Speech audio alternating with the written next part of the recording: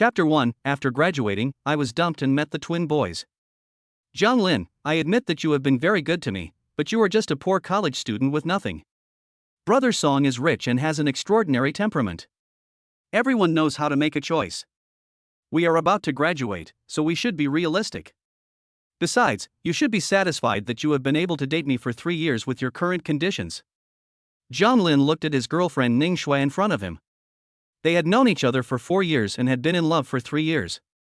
He didn't know when his girlfriend had changed. He worked hard during college and took on part-time jobs, and with some help from his parents, he was ready to buy a small, old apartment in the city with Ning Shui's name on the title deed before graduation. This was considered pretty good for many college students. But nothing could be planned for the unexpected. He never expected that Ning Shui would cheat on him with Song, the man who had been harassing her. Song, didn't you say he was greasy and disgusting? Ning Shui's face changed slightly, looking a little ugly. Xiao Shui, why are you still talking to this poor guy? Ning Shui's best friend Lu Xia impatiently interrupted, saying, he can't give you a good life, so it's his fault, don't blame you for choosing someone better. She took out a stack of bills from her bag, raised her chin, and said, Mr. Song said he'll give you 2,000 yuan as a breakup fee, and after that, don't harass Xiao Shui anymore. After all, you have to realize that you are not from the same world.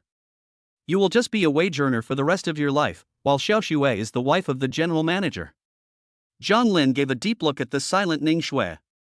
The gentle, shy Ning Shui from that time was indeed different from the current Ning Shui, who was dressed in designer clothes and had a hard face. Even if her makeup was exquisite, she was not the girl in his memory. Ning Shui, I hope you get what you want. After saying that, he didn't take the money and just turned and left.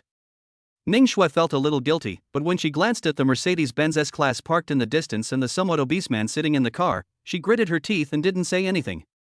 People go high, she doesn't regret it. If she follows John Lin, then she will be tired all her life and she will never be settled. John Lin had a few drinks, and this incident hit him hard. Everyone in the class knew about Ning Shui's situation.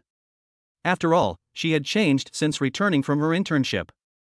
Her bags were so expensive, and her friends' circles were full of selfies in luxury cars and star-rated hotels. No one was stupid. Over the past few years, John Lin has spent every spare moment tutoring and working part-time to save money to give Ning Shui a home. He also got a pretty good job during the campus recruitment, thinking that everything would develop as expected. He had drunk a bit too much, and his roommates were also scolding Ning Shui for being shameless, while consoling John Lin to think positive. John Lin was also very sad in his heart. The greasy image of President Song and Ning Shui sitting in the car kept popping up in his mind. It wasn't until he was sent to the hospital after drinking too much that he vaguely heard a doctor say something about washing the stomach with fake wine. Then he cursed angrily in his heart, when you're unlucky, even the wine you drink is fake. Is there any justice in the world? When John Lin woke up, he was the only one in the hospital room. There were messages from his roommates on his phone. They had drunk little and were all fine, and they would bring him food later. He got up to go to the bathroom, and just as he came out, he saw a little girl crouching in the corner crying. The child was over 3 years old, pretty and delicate looking, with fair skin, plump cheeks, and sparkling eyes full of tears. She was wearing a cute pink puffy dress, and was clearly a child everyone loved at first sight. Oh! John Lin endured the pain, crouched down, and said to the little girl, "What's wrong?" The little girl cried in a baby voice, "My brother is gone." "Stupid brother, you don't even know the way and you just walked off." "The butler is gone too, he got lost too." John Lin's mouth twitched. "Are you sure you're not the one who got lost?" "No way, I know the way. Grandma said you're the smartest." John Lin couldn't help but laugh, her gloomy mood was lightened by her. "Okay, then I'll take you to the security office and let the security guard find your brother, okay?" "Okay." Tang Tang gave a sweet smile, her eyes curving like crescent moons, and she held out her chubby little hand to take John Lin's big hand. John Lin had just gone downstairs when he happened to meet his good friend Hongzi, who had come to deliver his lunch. He explained that the child had gotten lost and that he was taking her to the security office. Hongzi looked at Tang Tang's appearance and looked a little stunned. "Oh, okay, go ahead." He couldn't help but follow, and said, "I'll go with you." On the way, Hongzi asked, "Tang Tang, did your brother and the butler come with you? Where are your mom and dad? Are they busy?" "Mom is very busy. Dad was taken away by bad people." Tang Tang held Jiang Lin's hand as she walked. Her mother said, "Children have to be careful of bad people when they're out and about, because your father was taken by a bad person when he was little. That's why you don't have a father anymore. Your brother has been looking for him for a long time, but when your mother found out, she got really angry. The bad person must be really powerful, and there's nothing your mother can do to get your father back." Hansi's face changed again for a moment. Before they reached the security office, a middle-aged man with an amiable appearance hurried over. "My little ancestor, where have you been? If you get lost, your mother is going to skin me alive." The little boy on the side snorted arrogantly. "You idiot, you can't even keep up," he said, looking at the man who had returned with his sister. He frowned slightly. She obviously looked very cute, but her eyes looked unusually intelligent and alert. "Since I've delivered the person, I'll be going first," John Lin said, waving his hand. He had a natural sense of intimacy with Tang Tang. "You mustn't get lost next time, Tang Tang." Tang Tang looked at John Lin as he walked away, reluctant to let him go. The boy's eyes were calm. "This person looks like us, but he's a bit younger. Could he be our father?" Tang Tang was dazed. Her father had long been captured by the bad guys, but I think this brother looks like a good person. The butler also had a complex expression on his face. Back then, when the young lady was expelled from the family and returned home, she brought with her a pair of dragon and phoenix twins. Now she has taken control of most of the power in the group, but she has never mentioned where the children came from. Even when the old lady asked, she kept her mouth shut. So even though the young master and young lady are of noble birth, they are still mocked as bastards. The two children are very understanding, and although they don't say anything, they are unhappy because of it. Recently, the old lady in the family has also urged the young lady to find a husband and give the children a father. The boy looked at his sister like an idiot, turned to the housekeeper, and said, "Help me investigate him. Don't let my mother know about this." Chapter 2, Two babies are after him. John Lin was drinking kanji when Hansi felt as if her bottom had been burned, unable to sit or stand. John Lin was speechless. "Are you in a hurry? If you're in a hurry, go to the toilet. You don't need me to go with you, do you? No, didn't you notice that the twins just now looked exactly like you? John Lin, do you have two children? Admit it honestly. If those two cute kids are really yours, then I'll be their godfather." John Lin couldn't help but laugh out loud. "Stop bullshitting, Ning Shui and I have never crossed the line. Besides, these two kids come from an extraordinary family, and they have nothing to do with a poor college student like me." Hansi counted on his fingers. "The kids are over 3 years old. If they are really yours, then you had them when you were a freshman. You were still playing in the mud in your freshman year, so it doesn't seem right. It seems like I'm overthinking it." Hansi was a little disappointed. Those two cute kids would be the envy of everyone when they went out. If he could have such cute kids, life would be worth living. Freshman year? John Lin's eyes flashed with a flash of memory, and his face became a little difficult to hold. In his freshman year, like any other student, he was keen to participate in various clubs. Because he was young and didn't know any better, he drank too much at a mixer. Everyone else was singing in the karaoke room, but he couldn't hold his drink and it was past curfew, so he went to sleep in a room by himself. Somehow he went to the wrong room and lost his innocence. At the time, he was still a fledgling, and he was fast, but the woman didn't let him off the hook. He was tossed around several times that night. But she just patted her bottom and left after sleeping with him, and he didn't even know who she was. It wasn't a good experience, so he selectively forgot about it too. John Lin shook his head. First, he was a fledgling, so it was impossible for him to hit that high. Second, a woman like that would never give birth to children herself. And lastly, there are no coincidences in the world.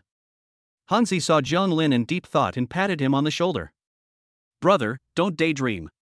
You're right, those two families are clearly very wealthy, and their mothers are definitely rich too.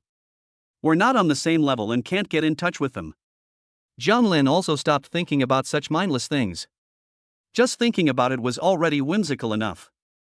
He changed the subject. "I'm going to start working at the company the day after tomorrow. You're going to take the bank exam, right? Is it also these days? Have you reviewed well?" Hansi sighed. It gave him a headache just thinking about it. "I guess Xian. My parents just want me to take the civil service exam. I failed to get into the civil service exam before, and I failed to get into the teaching exam. Now they say I have to take the bank exam, or else I'll have to go to the village and.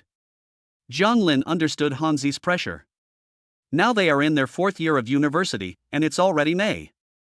In 2 weeks, after the graduation photos are taken and they receive their diplomas, they will go their separate ways. Those who are taking the postgraduate entrance exam will do so, those who are entering the system will do so, and those who are looking for a job have already received offers. By May, it will actually all be settled. For those who haven't settled, it's really too late. Then hurry back and study. The doctor said I can't be discharged until tomorrow. I can order takeout myself, so don't worry about me. Hansi hesitated and said, Ning Shue's matter, you should let go.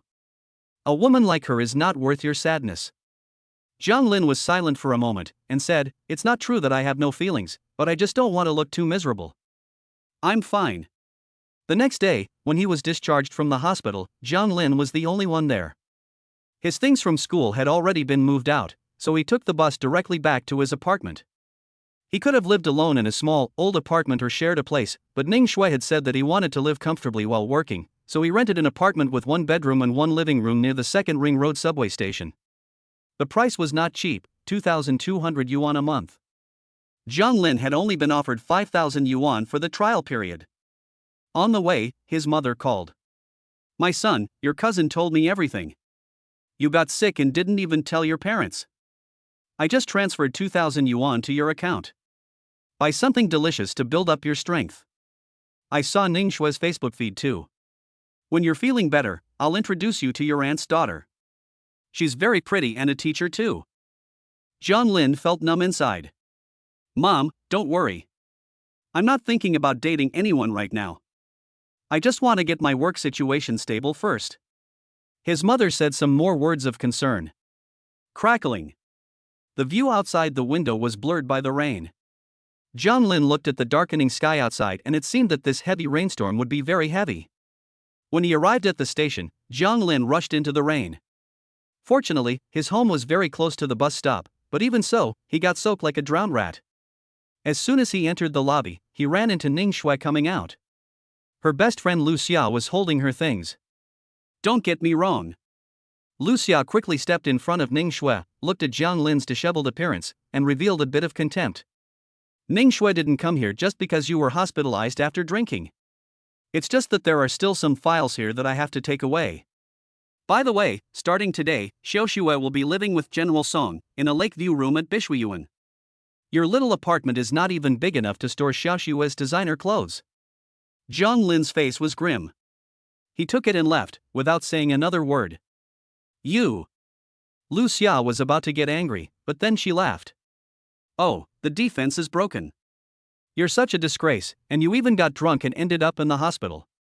There's no way you can let go of Xiao Xue. You're not from the same world anymore. You'd better face reality sooner rather than later. Ning Shui hid behind Lu Xia, her face full of mixed emotions, but her eyes also betrayed a hint of disgust. She didn't understand why Lin was still here pestering her. Didn't she make herself clear enough last time? Lin sneezed, ignoring them and walking away.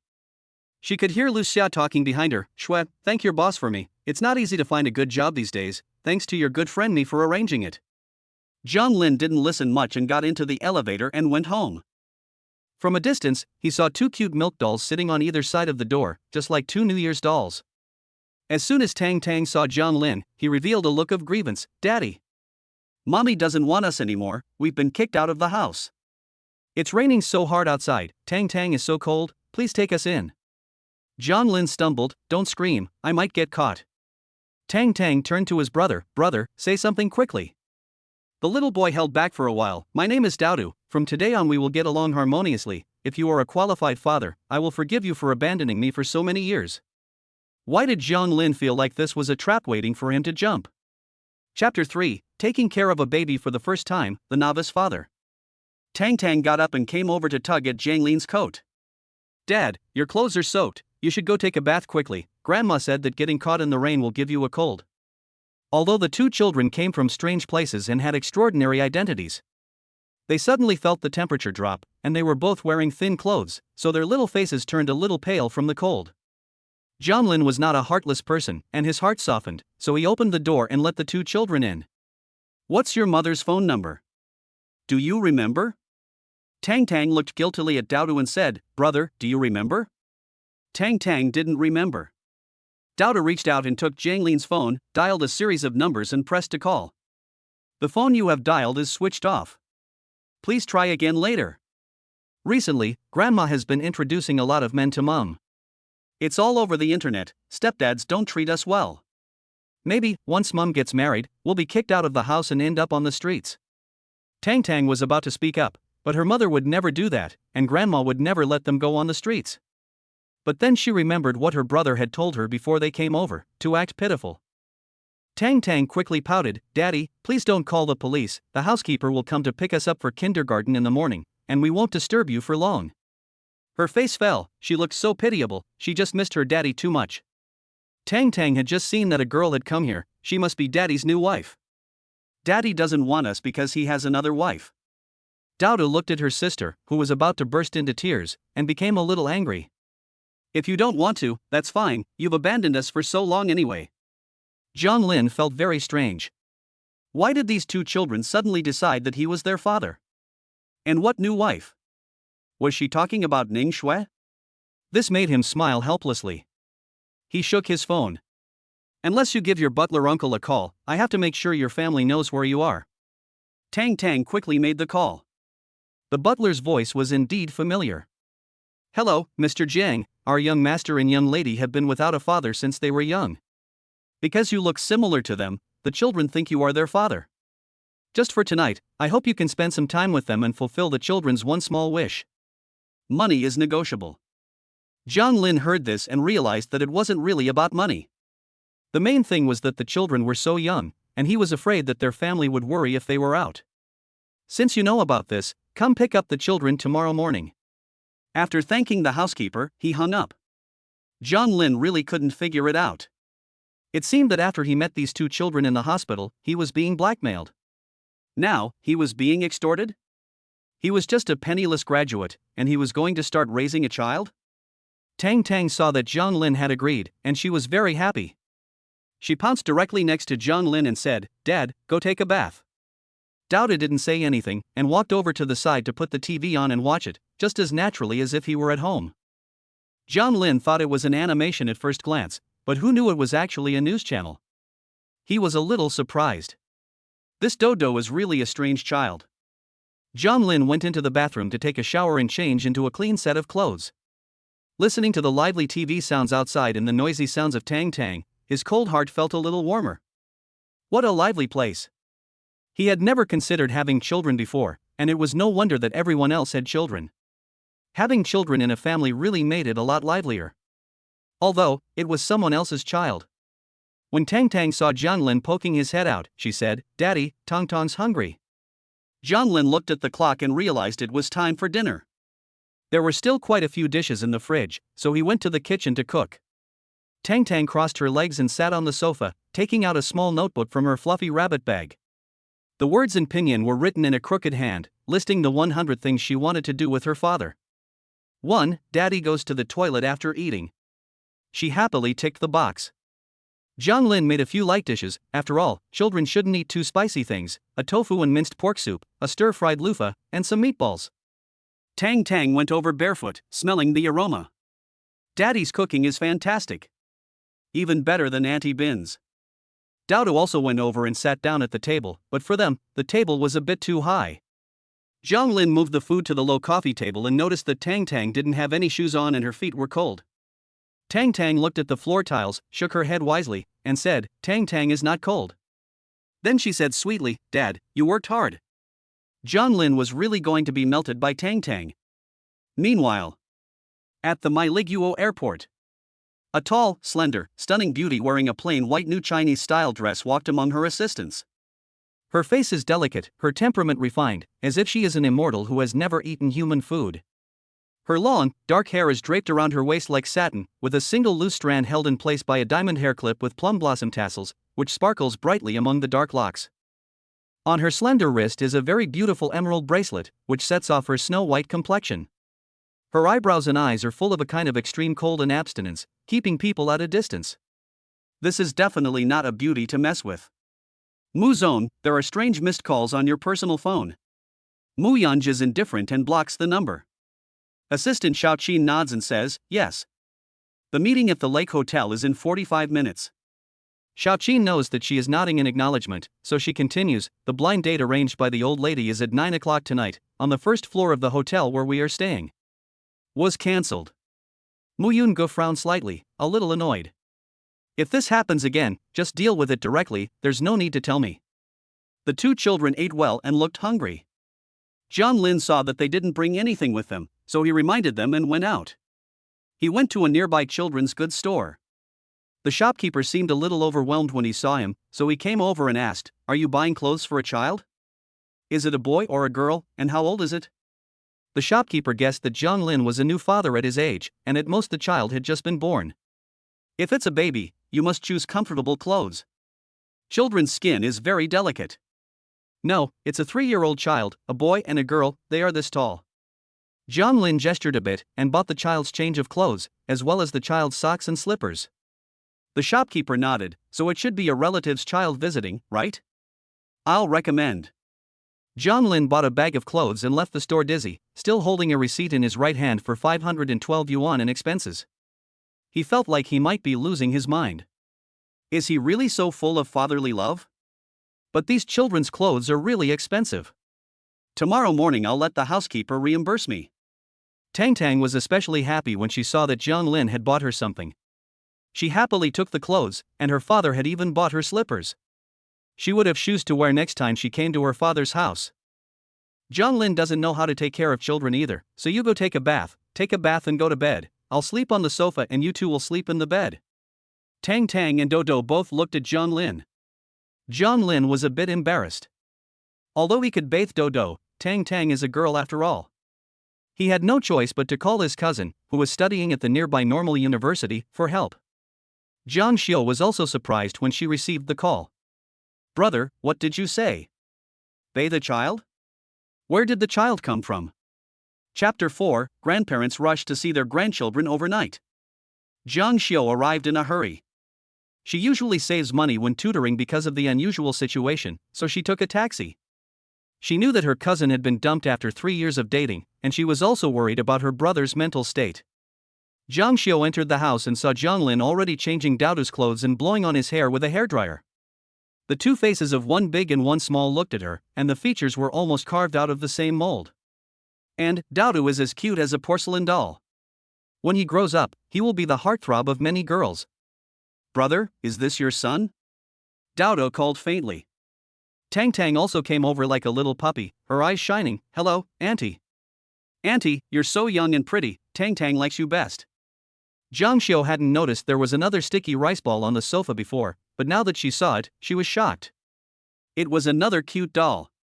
She speaks in a baby voice, it's so cute. Are these twins? Brother, you. She was very confused, so she calculated the time. The children are about 3 years old, so they were born when he was a freshman in college, and his cousin started dating Ningxue in his sophomore year. So in fact, my cousin had a girlfriend in his freshman year and had 2 children. But for some reason, he didn't bring them along, probably because the woman took them after the breakup? Now, because my cousin broke up and is single again, the kids have come back? So what is a failed relationship? This has gone directly to fatherhood. Zhang Xiu looked at the appearance of the 2 children and was so happy that he wanted to steal the children in a sack. Brother, when are you and your sister-in-law getting married? Zhang Lin's mouth twitched. Don't talk nonsense, these are other people's children. Tut tut. Zhang Xiu was speechless. You think I'm blind? Your aunt's phone screen is a picture of you when you were a child, and you look exactly like your son. Zhang Lin was at a loss for words. It's just a coincidence. Hurry up and give Tang Tang a bath, then take a taxi back to school. Don't be late, I'll reimburse you for the fare. Scumbag. I despise you. Zhang Xiu picked up Tang Tang. The little girl was soft and rosy, with a hint of milkiness. She simply couldn't get enough of her. Zhang Xiu gave Tang Tang a bath and discovered that the child was extremely well-behaved, an angelic baby. Zhang Lin didn't let her stay long, gave her 100 yuan and let her go. Tang Tang wasn't sleepy and said from her bed, Daddy, tell Tang Tang a story. Daodu also lay obediently, his big eyes looking at Zhang Lin. The child was arrogant, and although he didn't say anything, his expression already betrayed him. John Lin leaned against the bed and wondered what story to tell. How about the story of Snow White? Tang Tang obediently covered himself with the quilt, revealing a cute little face. Mom never tells us stories, and Tang Tang envies the other kids, whose parents always read to them. John Lin tucked Dowdu in two, turned off the light, and began to tell the story of Snow White. 10 minutes later, the sound of gentle, even breathing filled the room. Tang Tang and Dowdu looked at each other. Tang Tang said, "Daddy must be really tired, that's why he fell asleep." Dowdu blinked, "I think it's because the story is so boring that he fell asleep." "No way, this story is really interesting." Dowdu gave a shushing gesture, "Don't bother Daddy, let's go to sleep." Tang Tang didn't want to sleep, but when he looked at Jiang Lin's sleeping face, he closed his eyes sweetly. Knock, knock, knock. John Lin was awakened by the sound of knocking on the door in the morning. It was more like banging than knocking. He opened his eyes and found that he had fallen asleep in the middle of the bed, with two sleeping babies on either side. It was like a dream. He had to pinch his cheeks hard to make sure he wasn't dreaming. Dowdu opened his eyes and asked, "Dad, who is it?" John Lin was a little worried, so he went to see who it was. He guessed that it was probably the child's family who had come to the door. He knew that it would cause trouble. As soon as he opened the door, he was taken aback because it was not someone else at the door, but his angry mother Zhao Xia and his tired father Jiang Jianjun. It seemed that the two had been on the road all night. "You bastard, the child is over 3 years old, and if it wasn't for your cousin telling me, I would still be in the dark. Why did you abandon your own child and get entangled with a fickle woman for 3 years? You are so irresponsible." Jiang Jianjun also looked sternly at his son. "You shouldn't have done that. You were only 18 years old at the time, and you couldn't possibly take responsibility for that. The child's mother has been raising 2 children, and it must have been very difficult for her over the past few years. We taught you to be a responsible man when you were young, and you." Both parents are very disappointed in John Lin and feel a lot of self-blame. "Dad, who are they?" Tang Tang woke up and heard the commotion, so she got out of bed and came over. Zhao Xia was instantly melted when she saw the girl.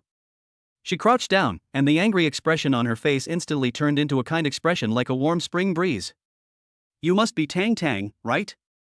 I'm your grandma. I bought you some candy when I came. Do you like it?" As soon as Tang Tang saw the candy, she was so happy that she gave Zhao Xia a kiss on the cheek. Grandma is so nice, and Tang Tang loves Grandma the most. Jiang Jianjun also had no time to pay attention to this ungrateful child.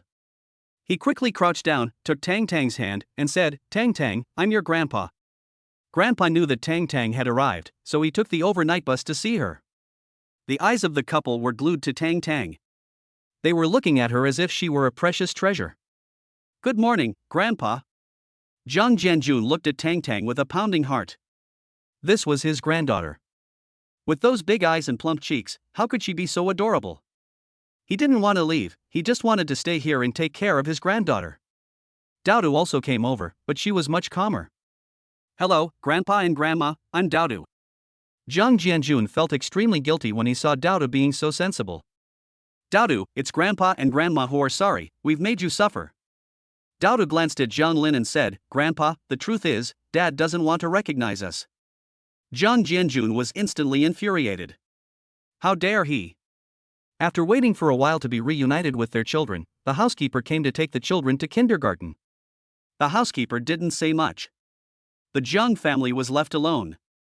Jiang Lin didn't even have time to ask the housekeeper for reimbursement for the clothes. Jiang Lin looked at the cold faces of his parents. He had a hard time explaining. "This child is not mine."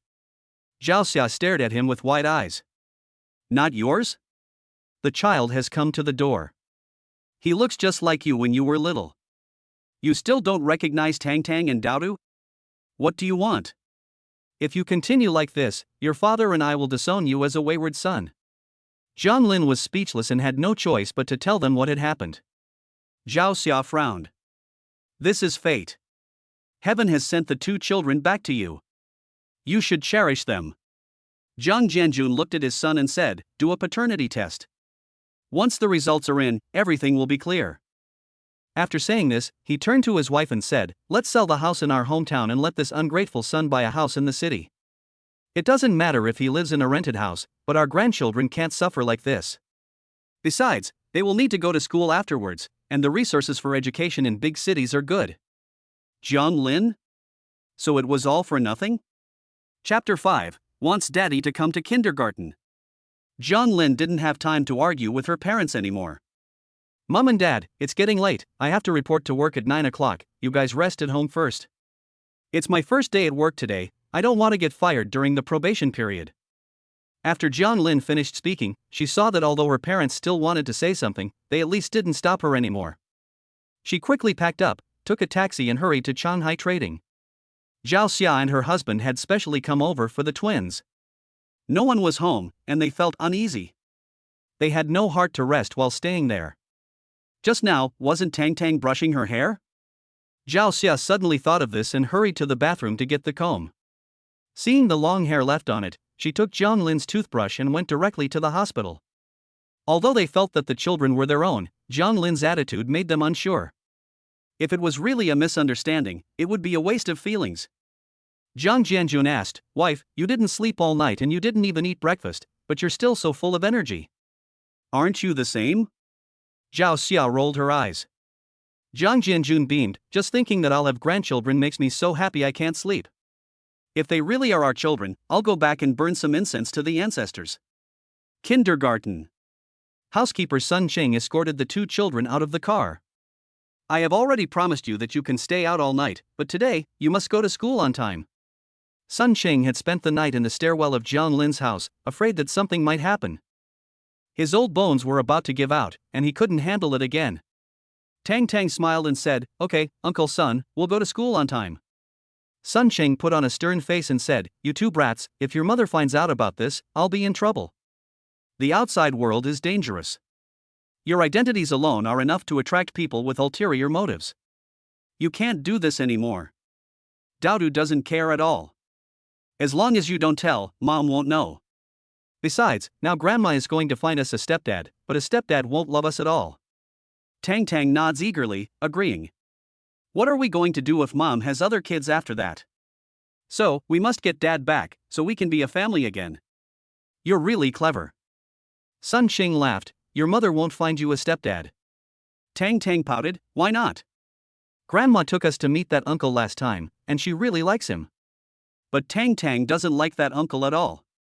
Sun Ching sighed. "The old lady is only looking out for the young lady's best interests. But the young lady's personality. She has had countless suitors since childhood and is a well-known figure in the Beijing social circle, but she has never accepted any man's advances. Back then, when the master passed away, the young lady was ostracized and left the family, and only then did she have these two children. No one knows what she has been through. How could he not wish for the young lady to have a happy family?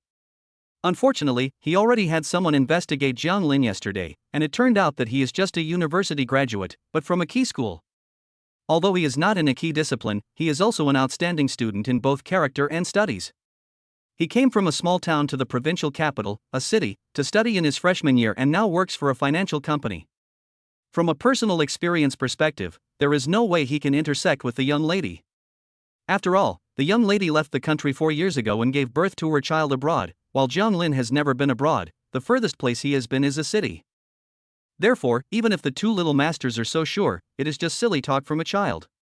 Daodu frowned, "Jiang Lin is our father, I trust my instincts." Sun Chang was amused by his words. Daodu had an extremely high IQ, but after all, he was still just a child of over 3 years old, so what kind of intuition could he possibly have? He didn't say much either. He understood that the child wanted his father. So he changed the subject. The old lady had returned from worshipping Buddha in the mountains today. "You will be picked up from school tonight and taken back to the old house. But don't ever mention Jiang Lin again. Otherwise, the old lady will be angry."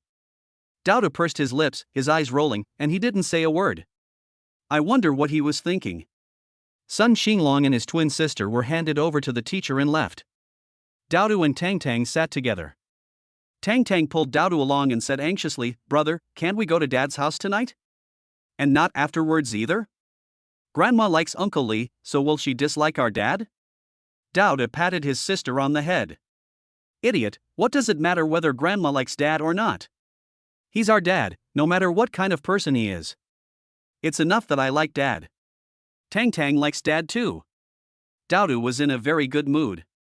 Is this what it feels like to have a dad? Dowdu, why are you so happy today? Teacher Xiaqin bent down to talk to Dowdu. Can you tell me? Dowdu and Tang Tang are the only twins in the school, so they naturally attract a lot of attention. What's more, the twins are adorable, so all the teachers like them. Usually, Tang Tang likes to smile, but Dowdu never smiles, not even when playing with the other children. He has no interest in playing with them, preferring to play with blocks and the Rubik's Cube by himself. Today, he has a rare smile on his face, which makes the teacher curious. I have a father. Dowdu's tone is tinged with a hint of pride that he himself is not aware of. The teacher also smiled when she heard this. Really? That's great. In the future, you can ask your dad to come to school and participate in parent-child activities with you and Tang Tang. Dowdu nodded proudly. Yes, my dad will definitely come, he's very good to us. The teacher was a little puzzled. She had never met the mothers of Tang Tang and Dowdu before. She only knew that the mother's information listed was unmarried. And the father's information was listed as none. So, is the child's father the biological father or the stepfather? Xiaqin also reminded them that the parents could come to the parent-child activity next Monday. Oh, good. Dowdu clenched his hands, not really knowing if his father would come. Tang Tang, however, was very happy, her eyes shining as she looked at Dowdu. Is Dad coming to the kindergarten the day after tomorrow? Dad is so handsome, he must be better than Kiki's dad. She always teases me for not having a mom and dad. When she sees our dad, she'll know how handsome he is. Dowdu couldn't bear to pour cold water on his sister's happiness. His mind was full of thoughts about whether Dad would agree, and he was a little distracted. When it came time to play games, he was still thinking about it. In fact, Dowdu felt that Dad didn't really want to recognize them. Chapter 6, Grandparents Get a Paternity Test. Zhang Lin didn't waste any time at university over the past 4 years. On the first day of work at Shanghai Trading, many things went quite smoothly. The staff member who showed him around was a 30-year-old woman who was very kind and patient. On the first morning, he didn't do much work, just familiarized himself with the environment, collected his things, and got to know the people in the department. It was very relaxing. Just by watching the working atmosphere of the other people in the company, he knew that he had to work hard in the future. For lunch, he went to the company cafeteria. Zhang Lin hung his work badge and followed Sister Su, sitting with another female colleague. When lunchtime came, everyone seemed to have relaxed a lot. Xiaoya is also 2 years older than Zhang Lin and is very talkative. Xiao Jiang, do you have a girlfriend yet? Zhang Lin shakes his head. No, we broke up after graduation. Xiaoya looks at Zhang Lin and says, you're not bad looking, just kidding. You've just started working, you're still young and fresh, but after working for a long time, you'll be seasoned and old. That's why you should find a girlfriend as soon as possible. Find a rich woman and you can save decades of hard work. Su Lan rolled her eyes. Do you think rich women are easy to please? Most rich women don't look good, and it's better to be down to earth and have a healthy relationship. Zhang Lin nodded sincerely. I agree. Xiaoya laughed. What Su said isn't entirely true. I saw President Mu at an event last week, and she is super beautiful. She is the Miss Mu of the Mu Jewelry Group. Even I, a woman, felt my heart racing when I saw her. Unfortunately, she is already a mother of 2. But I don't know who the father is, or if she's married secretly or if she's keeping the child. She lowered her voice again, acting mysterious. I heard that our company's CEO's son, Mr. Liu, was on a blind date with Miss Mu, and yesterday he went abroad to pursue her, but she stood him up. He returned today, his face as dark as the bottom of a pot, and he lost his temper at the company early in the morning. Zhang Lin found it a bit interesting, but he didn't really care. After all, this kind of thing has nothing to do with someone at his level.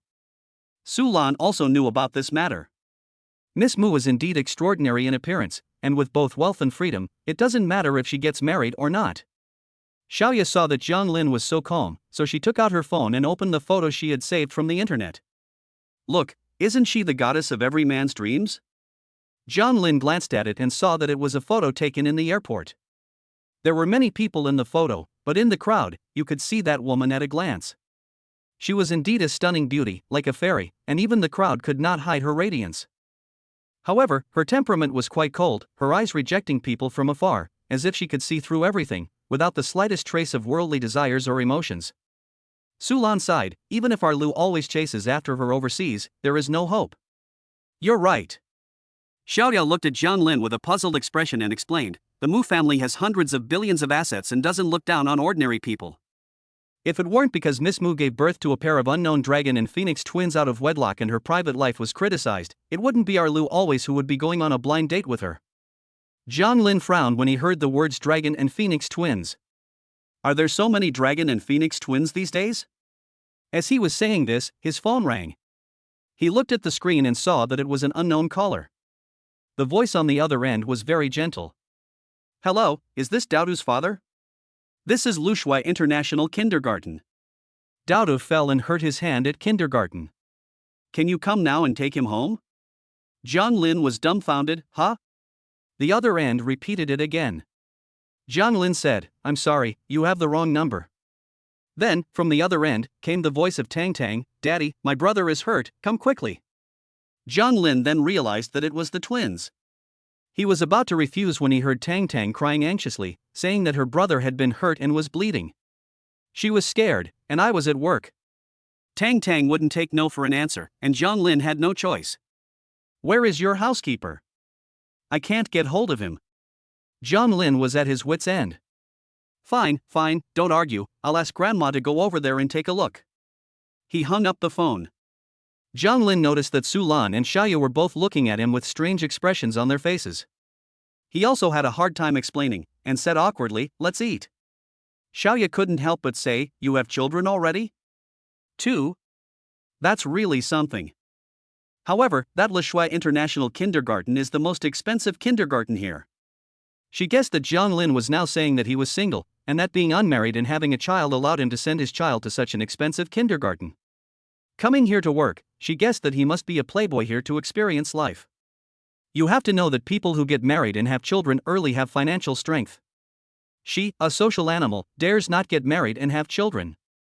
So, she couldn't help but give Jiang Lin a high opinion, thinking of something to remind her, you usually drive to work, you can register your license plate number at the company. I don't have a car, I take the subway and bus to work. I got up late today and took a taxi. Xiaoyao was amazed, so low-key. The paternity report would take 3 days to come out. Zhao Xiao was anxious, but there was nothing she could do.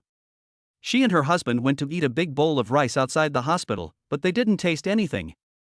After receiving a message from Jiang Lin, she took a taxi and asked the driver to take her to Yueshue Kindergarten. After work, Jiang Lin returned home. As soon as she opened the door, she smelled the aroma of food. She also heard the sound of the TV, as well as the laughter of her parents and her child. Jiang Lin had barely changed his shoes when he was almost tripped up by a squishy child. Dad's home. Go check on your brother, he fell really hard today. Daodu's face was very tense. On the one hand, he felt ashamed of falling and crying in pain, which made him look unmanly in front of his father. On the other hand, he really wanted his father to care about him. After all, he had been thinking about his father during the day, which is why he had fallen off balance and tripped. Daodu. Jiang Lin walked over to the sofa and sat down. Seeing Daodu's pouting face, he didn't know what to say. After all, he didn't know how to raise a child. What's more, this was someone else's child. Thinking about this, there were more important things to do. He got up abruptly and hurriedly went to the kitchen. Daodu looked at Jiang Lin's back, and his eyes suddenly became moist. He thought his father would care about him. He never expected that he would just walk away. He didn't even look at his hand. It's fine if he doesn't come to kindergarten during the day, but now he's acting like this. He felt extremely downhearted. His father really doesn't like him. Otherwise, he wouldn't have abandoned him for so many years, and now he doesn't even want to admit that he's his son. He was very sad. Tan Tan, his father doesn't love me at all. Chapter 7, There is Kids. Jiang Lin slammed the kitchen door and was filled with worry. Even if it was just an ordinary family's child being taken away by a stranger, it would cause a huge commotion, not to mention a family like Tang Tang and Daodu's. Jiang Lin felt a chill run down his spine as he thought about it. Mom, Dad, why did you bring these 2 kids home again? Isn't this child abduction? Their family is extraordinary. If we're held responsible, we can't bear the responsibility. You're the one who told us to take them in. Zhao Xia took the spatula and immediately looked stern. You ungrateful child, you think you can just do whatever you like? Can't you just spend some time with the kids? Daodu has already told me, they really like you. And the mother is single. If you want what's best for the kids, you have to give them a complete family. I already told you, I don't know Jiang Lin. Headache. Zhao Xia snorted, thinking that Jiang Lin still couldn't let go of Ning Shui. Don't pretend, we've already paid for the paternity test, and we'll be waiting to see the results in 3 days. Jiang Lin sighed, you're going to be disappointed. A waste of money. Zhao Xia saw that Tang Tang had stuck her head outside the glass partition, looking in with big, confused eyes. She quickly put on a kind smile, opened the door, and said to her granddaughter, Tan Tan, go sit on the sofa and watch cartoons, and Grandma will be done cooking soon. Was Grandma scolding Dad? Tan Tan tilted her head and said, Grandma, don't scold Dad, he's busy at work. Jiang Lin felt an indescribable feeling well up in his heart. He sighed and quickly called the housekeeper. Sun Chang arrived with a dark face and took the 2 children with him. At the dinner table, there was a table full of sumptuous dishes. The TV was still playing cartoons, but the mood in the house was very tense. Jiang Lin was also hungry after a day's work, so he took his chopsticks and prepared to tuck in. Before he could pick up any food, he heard a heavy sigh. I've lost my appetite, I'm going back to the hotel first, you guys eat. Zhao Xia put down her chopsticks, her face full of unhappiness. Zhang Jianjun also couldn't decide whether to eat or not and followed his wife. Jiang Lin knew that his parents were blaming him for sending their grandchildren away. But this was a society ruled by law, and you can't just keep the kids at home because they're cute. He felt very helpless, and his appetite had also dropped a bit. The 2 or 3 days passed in a flash. It was soon Friday. Jiang Lin no longer worried about the twins. After all, work was back on track, and it was starting to get busy. Where would Jiang Lin find the time to think about unrelated things? It was his parents, who had been living outside the house, who wouldn't give up until they got an answer. They didn't reply to his messages, and they wouldn't go back to their hometown. Jiang Lin had just finished work when he saw his parents waiting at home. They were both silent, as if they were very depressed. There was also a document on the table. The results of the paternity test were out? Jiang Lin couldn't help but laugh. It was a waste of money, wasn't it? Don't be too disappointed. This was just a minor misunderstanding. Just think of it as a trip. Tomorrow is the weekend, I'll take you to the attractions. He said, picked up the information and looked directly at the identification results at the end. Based on the available information and DNA analysis results, it is supported that Jiang Lin is the biological father of Tang Tang. He paused, frowned severely, and looked at the report again, doubting that he had read it wrong. But the words were written in black and white, and that was what it said. He looked a little dazed. Mom and Dad, where did you get a fake report? Although I can understand that you want to hold a grandchild, there's no need to deceive yourself like this. This is a report from a top 3 hospital. Zhao Xia looked coldly at him. I knew from the first moment I saw those 2 children that they were the Jiang family's seed. Jiang Lin looked at the report carefully. It was true. His mind was a mess. He didn't know how he dealt with his parents, and how he left the house and arrived at the restaurant near the school. Hanzi arrived at the restaurant with his 2 roommates and saw Jiang Lin sitting by the window with a dazed expression on his face, not knowing what had happened. Even his roommates had already arrived and hadn't noticed a thing. He was completely absorbed in his own world. Xiao Pingqing pointed at Jiang Lin and whispered, has he not come out of his breakup yet? Is he feeling bad again when he thinks about Ning Shui? No way. Hanzi scratched his head. If he was heartbroken, he should go drinking, not eating. Yang Jie looked up at the name of the restaurant. This is a proper restaurant, so it shouldn't be about a broken heart. Could it be that he was dismissed during the trial period? For students like them, who are about to graduate, what can hit them is nothing but work. The few of them quickly went over and sat down. Hanzi patted Jiang Lin on the shoulder, don't sleepwalk, buddy, no matter what happens, just try to let it go. Whether it's this relationship or work, it's still about fate. Before he could finish, he heard Jiang Lin say, I think I'm going to be a father. Hanzi's eyes nearly popped out of his head. Resisting the urge to ask wildly, he waited for Jiang Lin to speak. Ning Shui is pregnant with your child? You can't let her keep it. Yang Jie spat out a mouthful of water on the table, and almost dropped the teacup in his hand. Women like her are fickle, and you can't be sure whose child is in her belly. You mustn't be confused. Xiao Pingqing, as the head of the dormitory and the class's academic committee, is much more composed. Frowning, he says, children are no small matter. We'd better hear it from Jiang Lin himself. Jiang Lin let out a breath and looked around at his 3 college roommates. They had all been in the same dormitory for several years and were very good friends. So, when this kind of thing happened, the first thing he thought of was to let his roommates come and talk to him. Not Ning Shui, someone else. I don't know who it is. Anyway, I was drunk at the time and don't remember anything about it. It's so embarrassing, that's why I didn't tell anyone. I never thought that we would have kids, and there are even 2 of them. And they are already over 3 years old. After Jiang Lin finished speaking, he felt like he was joking. But this is no joke at all. As soon as Xiao Pingqing heard this, even though he was mature, he was silent. What he thought of was that Ning Shui was pregnant. Or, Jiang Lin got dumped and impulsively had a child on the side. But, more than 3 years old? No matter how calm he appeared on the surface, his heart was in turmoil. Yang Jie took out his phone and looked at the calendar. It wasn't April Fool's Day, was it? It was those 2 from the hospital, right? Hongzi was the quickest to react. I told you, they look exactly like you, and you still didn't believe me. How did you know for sure? Did you do a paternity test?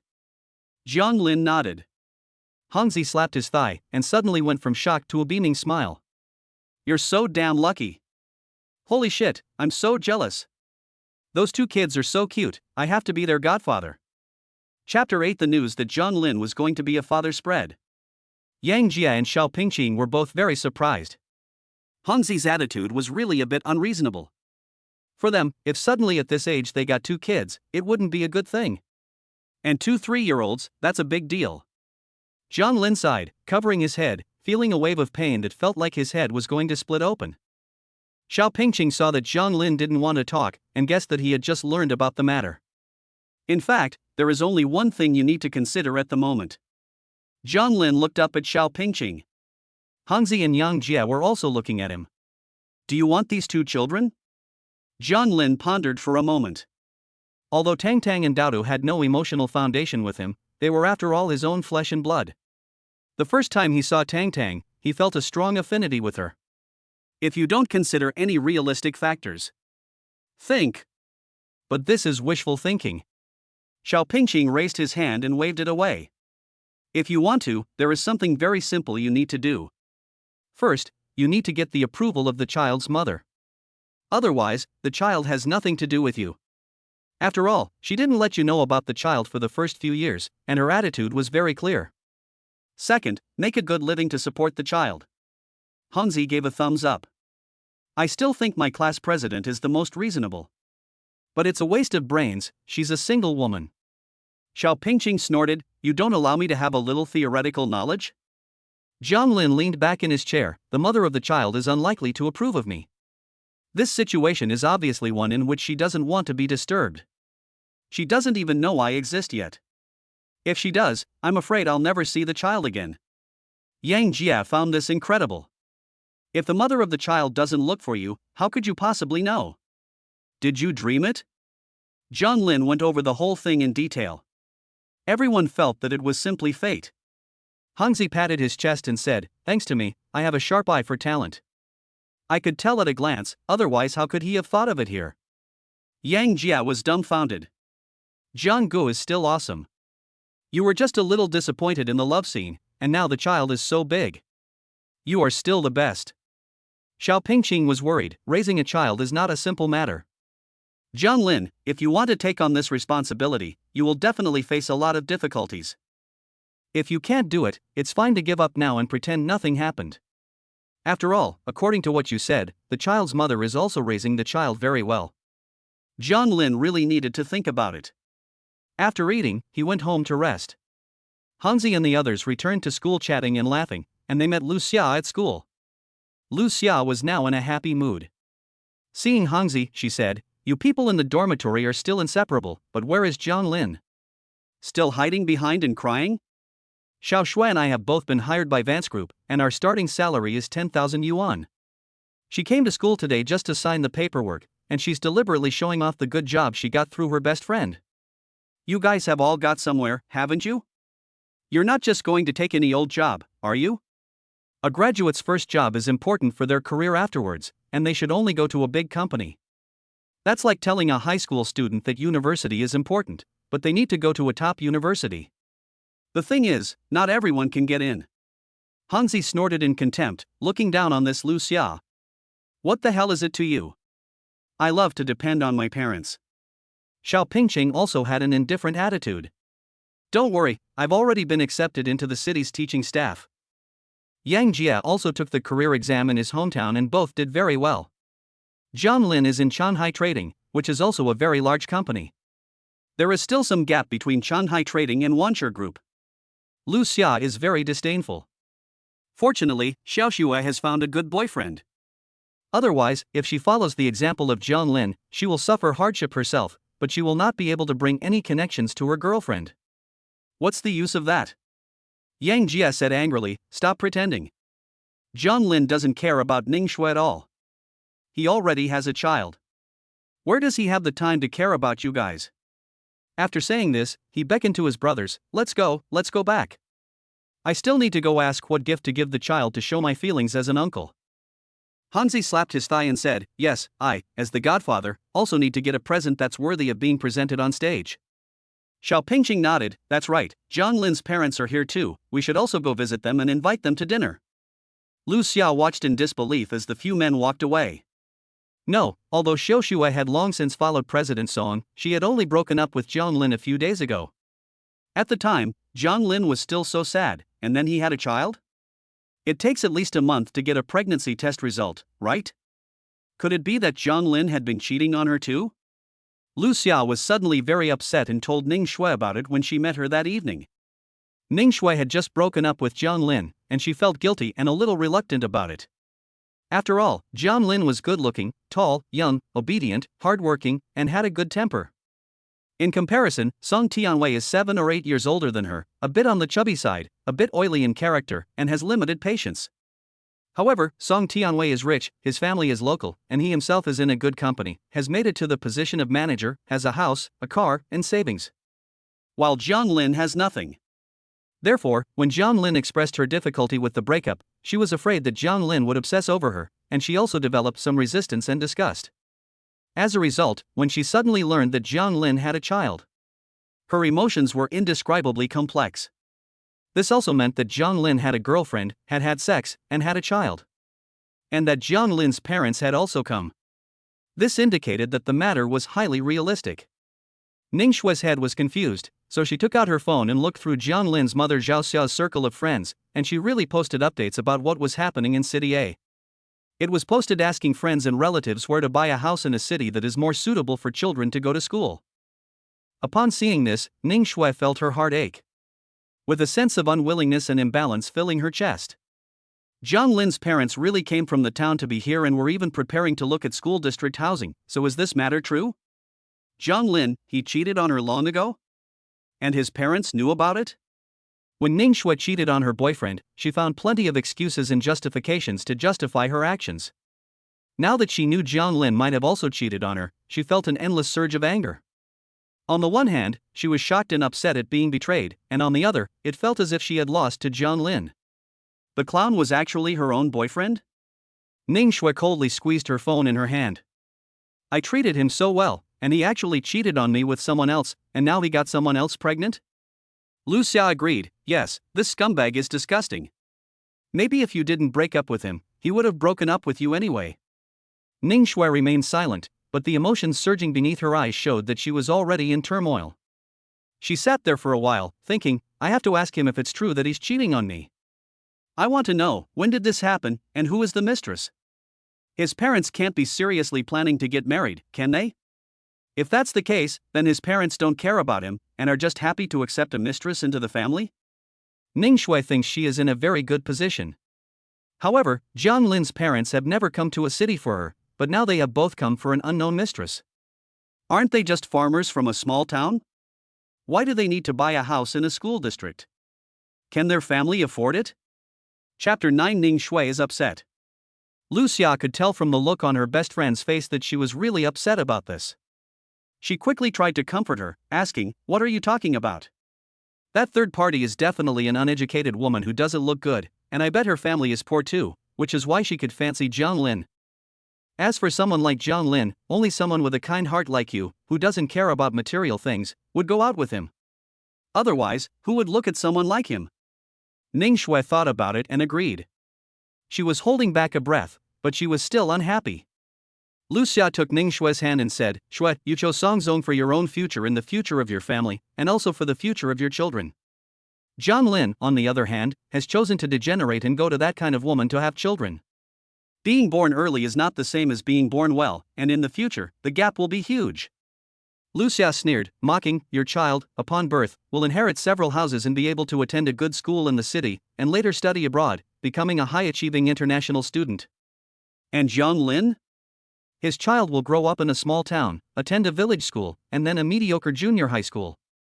He will have to work hard to get out of the small town, work hard to find a job and buy a house. Maybe he won't even get into college, and just like his child's mother, he'll be a wage earner. Gee, when the reunion comes in a few decades, will he still be able to hold his head up?" As Ning Shui listened to Lucia, she could almost imagine the gap between them. She felt much better, and even felt a little pity for Jiang Lin. Jiang Lin is short-sighted, thinking that having children will make him better than me, but with his qualifications, he can only settle for someone inferior. Isn't that right? Lucia smiled happily. "Let's go shopping. You have such good conditions, and now you're Mrs. Song, your status is different, so you need to wear nicer clothes." Ning Shui had let go, but she was still a little unwilling. After all, in her vision, Jiang Lin would definitely not be able to let go of the 3 years of feelings he had with her, and would be depressed for a few years, and then marry someone arranged by his family.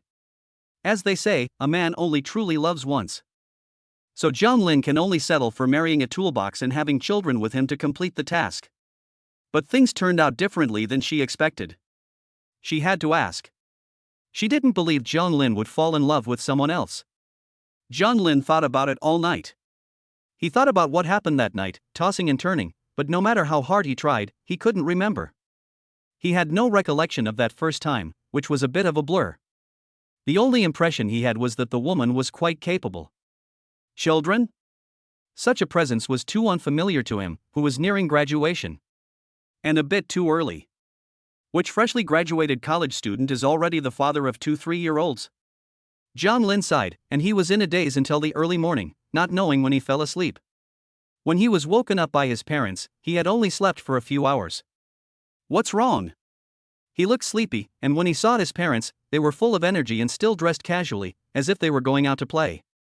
Zhao Xiao was unusually gentle and kind, telling him not to sleep anymore, as she had a date with her granddaughter at the playground today. She gave him 5 minutes, telling him not to keep her precious granddaughter waiting. Jiang Lin looked confused. "Tan? Yes." Zhao Xiao smiled. "They saved our phone number last time, and called this morning to invite us to the playground. But Daodu has something to do today, so only Tan will be there." Jiang Lin felt very mixed emotions. After learning that Tang was his daughter, this was the first time he met her, but this time in a completely different capacity. After washing up, he followed his parents outside. On the way, he felt a little nervous. He glanced at Jiang Jianjun and realized that he was not mentally prepared to become a father like his own. He could not protect his child from the wind and rain. Zhao Xia and Jiang Jianjun were chatting together with smiles on their faces, as if they did not care about Jiang Lin.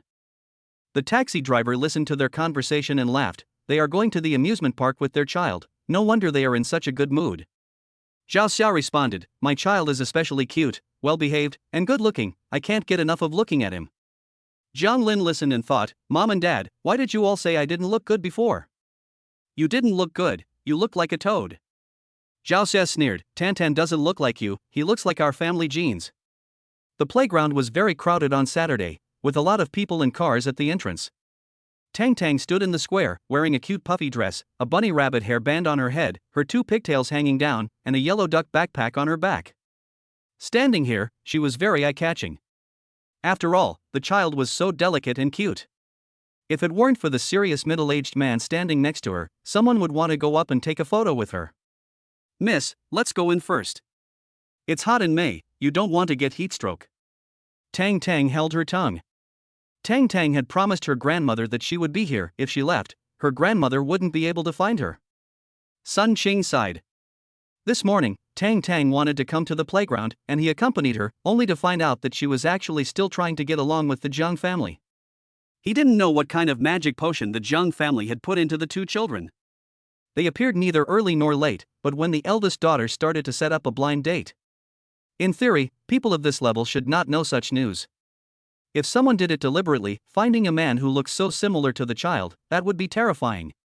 After all, the eldest daughter has been ruthless in recent years, making countless enemies. Many people are waiting to see the eldest daughter fall. It seems that we will have to wait for the eldest daughter to come back and tell us about it. Tong Tong's thoughts were simple. She was looking around when she saw Jiang Lin get out of a taxi. She immediately beamed with joy, her eyes shining. She immediately opened her arms and ran towards them. Dad! Grandma, Grandpa! As soon as Zhao Xia got out of the car, she heard the sound of her baby's voice. She looked in the direction of the sound and saw the cute little ball of fluff running over with short little legs. Tang Tang. Jiang Lin was a little hesitant, or you could say he was at a loss. Tang Tang immediately hugged Jiang Lin's knee and said, Daddy! I knew you would come. It's a pity that my brother can't come out to play today, otherwise he would be very happy too. My brother misses you so much. Jiang Lin crouched down and hesitantly touched Tang Tang's chubby little face. Tang Tang. Jiang Lin had a lot of things he wanted to say, but they were things he couldn't say to a child. After all, a child wouldn't understand his feelings. All the child knew was that she was happy to have her father with her. Daddy, Tang Tang wants to play with the little train on the water. Tang Tang waved her hands, saying that she could only play if an adult was there with her. Jiang Lin was infected by her smile and picked her up, saying, Okay, let's go play with the little train. Tang Tang was even happier, saying, Let's go, let's go. Jiang Lin glanced at Sun Chang and asked, Do you want to come along? Sun Qing's face was impassive, but of course he knew what Jiang Lin was up to.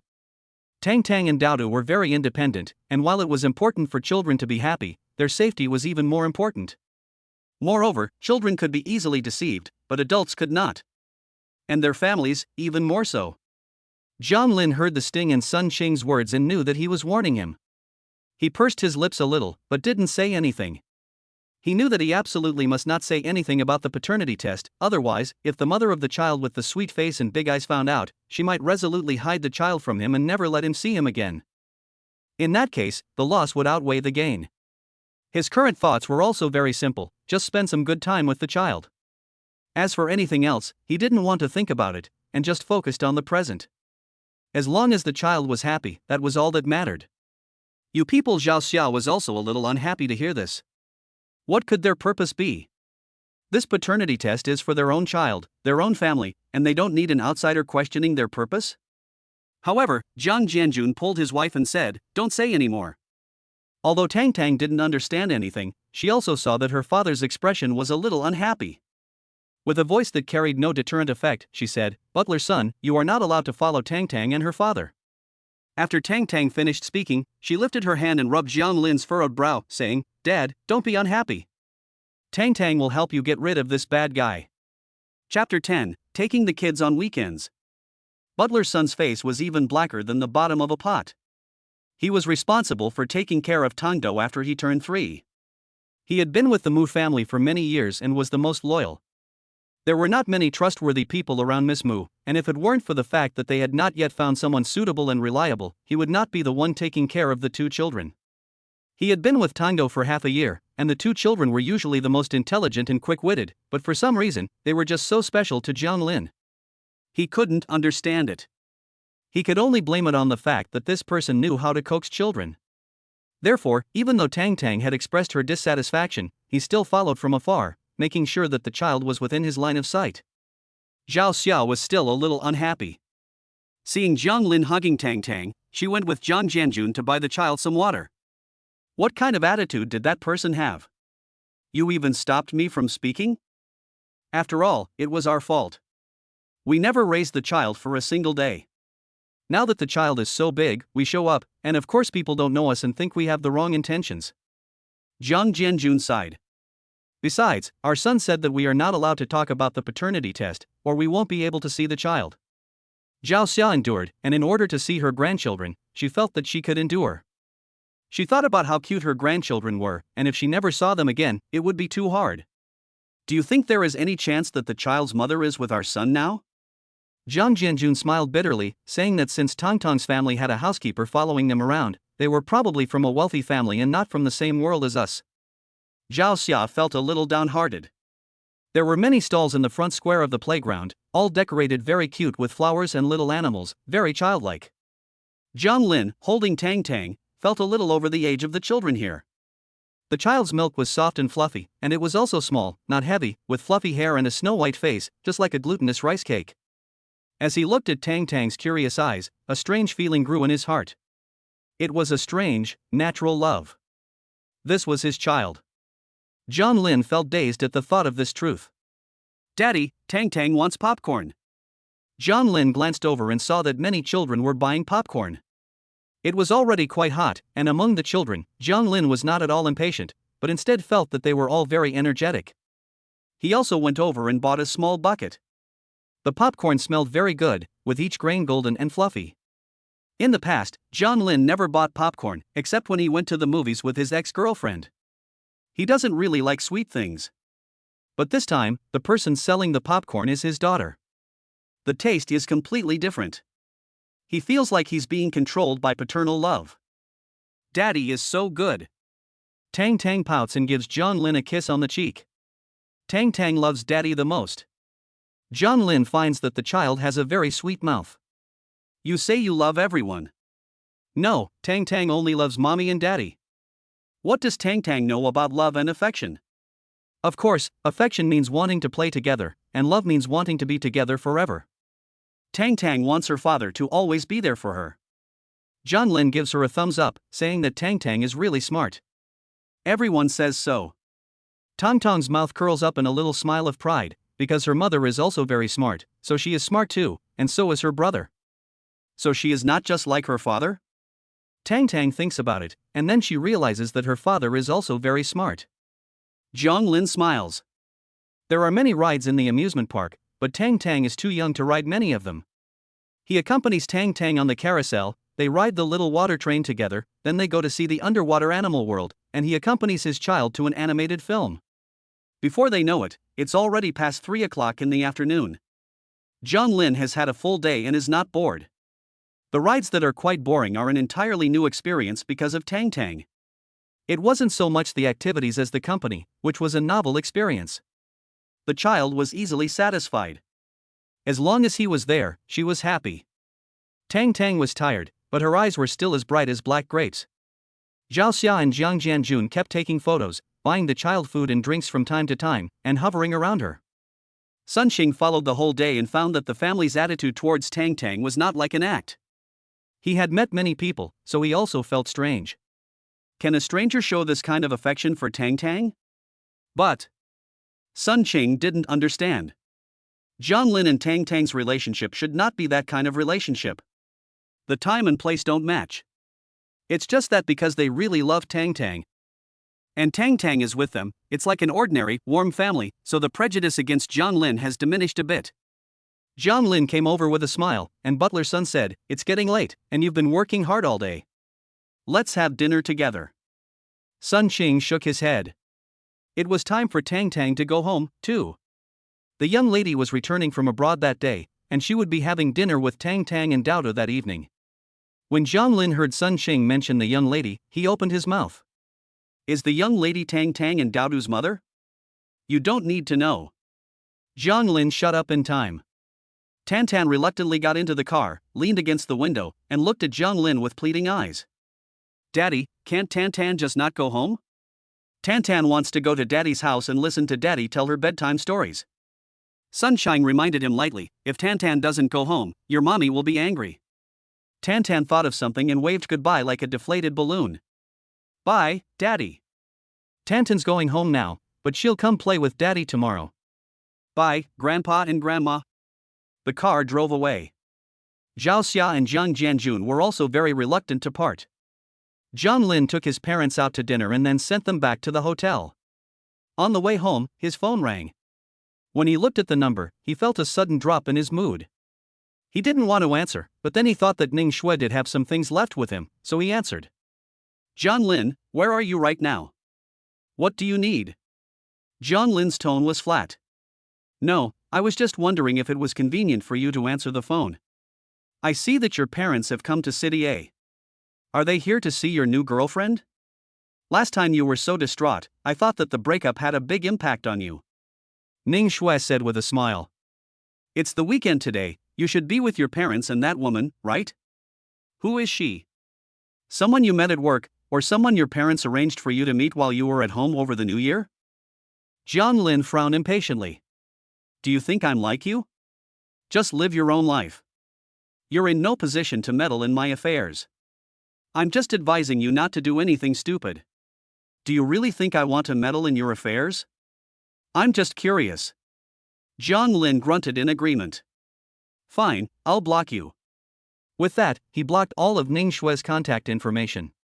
Chapter 11. The young lady was in the temple for 5 years. Ning Shui thought that if she contacted John Lin on her own initiative, she would receive special treatment from him. Just like before.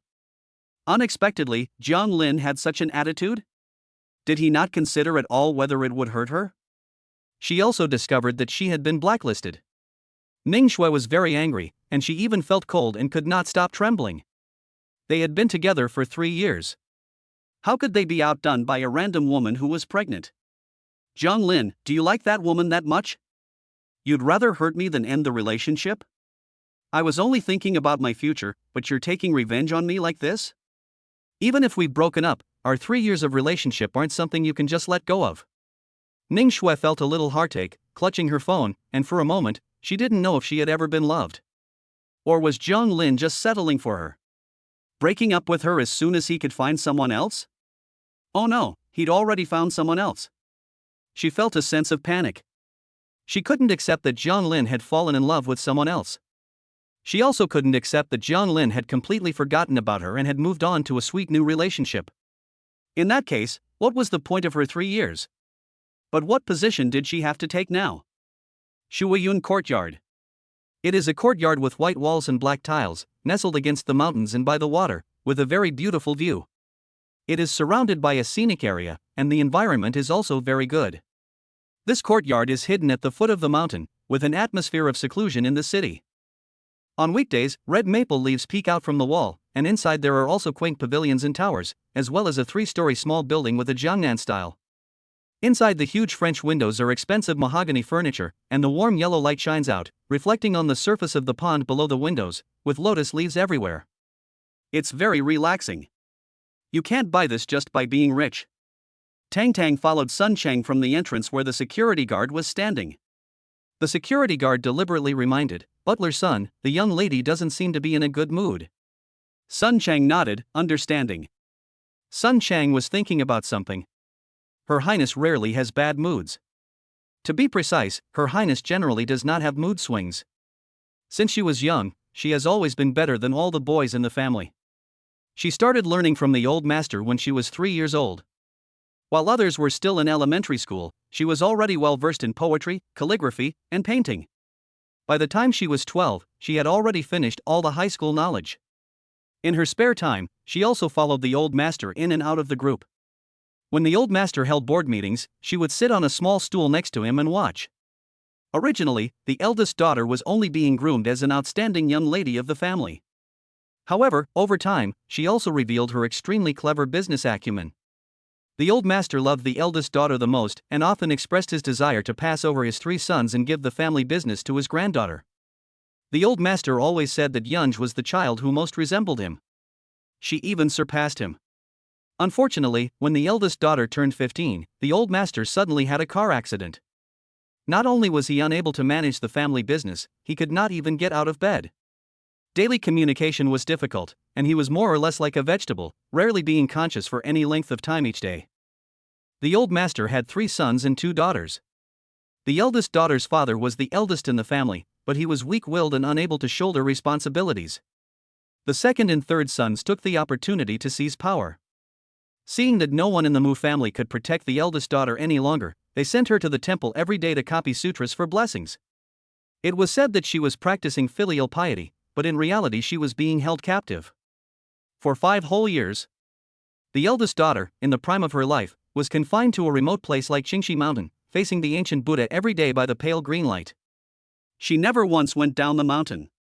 From the pride of heaven, the focus of everyone's attention, she became an unwanted outcast of the wealthy family. It wasn't until she was 20 years old that the old master finally breathed his last. After the burial, the second wife took complete control and sent someone to let the eldest daughter come down from the mountain. But what awaited her was being expelled from the family. That year, the eldest daughter left the country and returned a year later. Her personality had become even more introverted and profound. On the surface, she appeared indifferent and harmless, but her depth of character was terrifying. Using a scorched earth approach, she forced and coerced the Mu family. In 3 years, she forced the second wife to retreat step by step, and even got hold of the second wife's weak points, making them have to give up the position of president. As a result, the first, second and third wives of the Mu family turned against each other. The eldest brother is a weak character who just wants to live in peace. He also blames his daughter for turning his brothers against each other, so he no longer has any contact with her. Now the entire Mu family regards the eldest daughter as a thorn in their side and hates her. The only one who still has contact with her is the eldest daughter's mother, the senior wife. Sun Chang was thinking about the eldest daughter, and before he knew it, he had already walked to the front door of the main building. The door was open, and he coughed once. "Eldest daughter, Come in." a cold voice came from inside. Mu Yunj was sitting on the sofa. There was no TV in the living room, only a wall of calligraphy and paintings, and shelves lined with antique cultural objects. She was wearing a very long skirt made of soft cotton and linen, very plain, and her long black hair was draped over her shoulders, revealing a slender, snow-white neck. On her neck were a pair of long, slender hands with clearly defined joints, and jade bangles that made her wrists look especially precious. Her face is very delicate and beautiful. A melon-shaped face, a high and straight nose, a light-colored lower lip, and those drooping eyes under the distant eyebrows are like a landscape painting, but they carry an endless sense of alienation. If you were to look into her cold eyes, you would not see the slightest warmth, only endless coldness. "Mom." Tang Tang was a little afraid. "Tang Tang is back." "Tang Tang, where did you go today?" "I went to the amusement park." "Really?" Mu Yunj didn't move, looking up at Tang Tang. "You had a good time today, why are you so scared in front of me?" "I'm scary?" Tang Tang lowered her head, timidly saying, "It's not that you're scary, Mom, it's just that you don't smile much." "Tang Tang is scared of you." A trace of sadness flashed in Mu Yunja's eyes, and she raised her hand, beckoning her over. She took Tang Tang's hand, touched her little face, and said, "Mom will never hurt you, Tang Tang, don't be afraid. Be good, go eat, and get some rest early." "Mom." Mu Yunj pulled a wry smile, but it wasn't gentle. "I need to talk to your housekeeper uncle." Tang Tang pursed her lips, and the maid in the family hurried over. "Tang Tang, hurry up and eat, let's go, Auntie Song will take you to wash your hands." Sun Qing felt a bit like a thorn in his back. Looking at the young lady's face, which was as bright as the moon in the light, he couldn't feel the least bit of relief, and his heart was very heavy.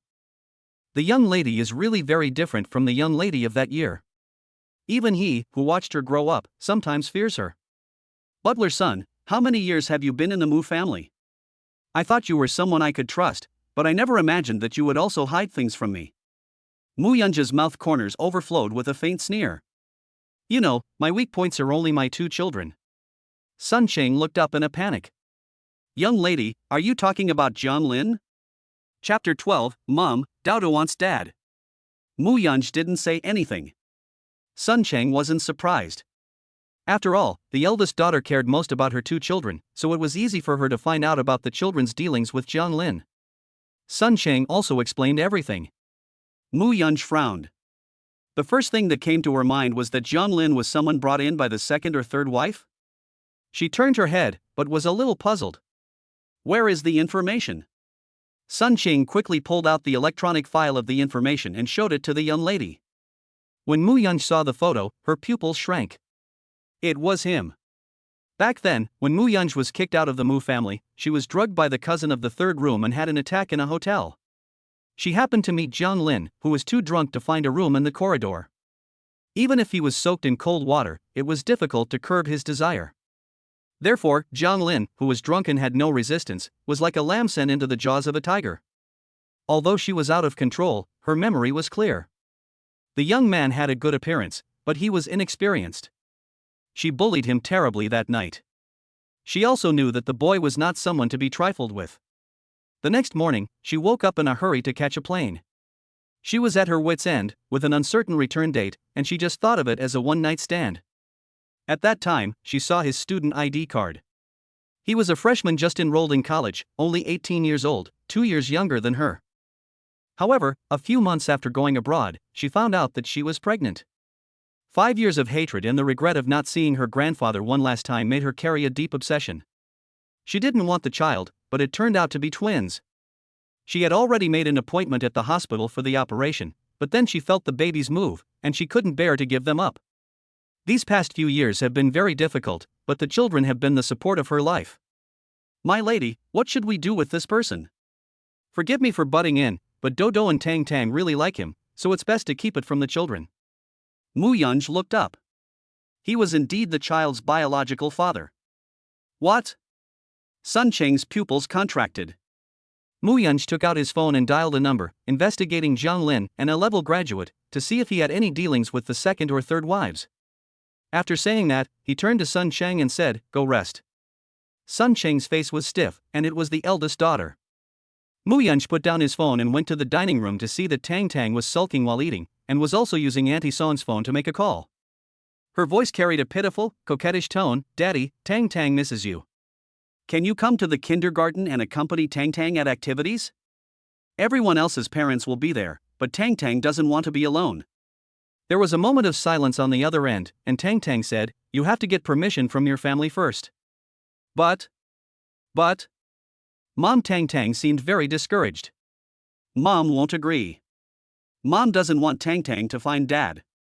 Mu Yunj listened to the child's words, and a hint of loneliness and isolation could be seen in her frosty brows and eyes. If she is strong and determined outside, then the children at home are her only source of softness. She never knew that Tang Tang yearned for her father's love so much. And according to the housekeeper, Daodu also really wants a father. Her emotions were a little complicated. She also asked herself if she was too obsessed with hatred and had therefore neglected the fatherly and motherly love that her children needed. She had always known that the two children were very sensible and never caused her trouble. Therefore, Tang Tang secretly called Zhang Lin, and she just pretended not to see it and did not bother Tang Tang from making the call. She went upstairs and went straight to the study. She had so much to deal with, and countless pairs of eyes were watching her, waiting to take advantage of any loophole to drag her down. She had to be flawless in order to keep those people firmly under her feet. As for this man who had appeared unexpectedly, she hadn't yet decided what to do with him. It was late at night when she finished with her work. Mu Yunj walked downstairs and saw a small figure sneaking around in the living room. She looked closely and saw it was Daodu.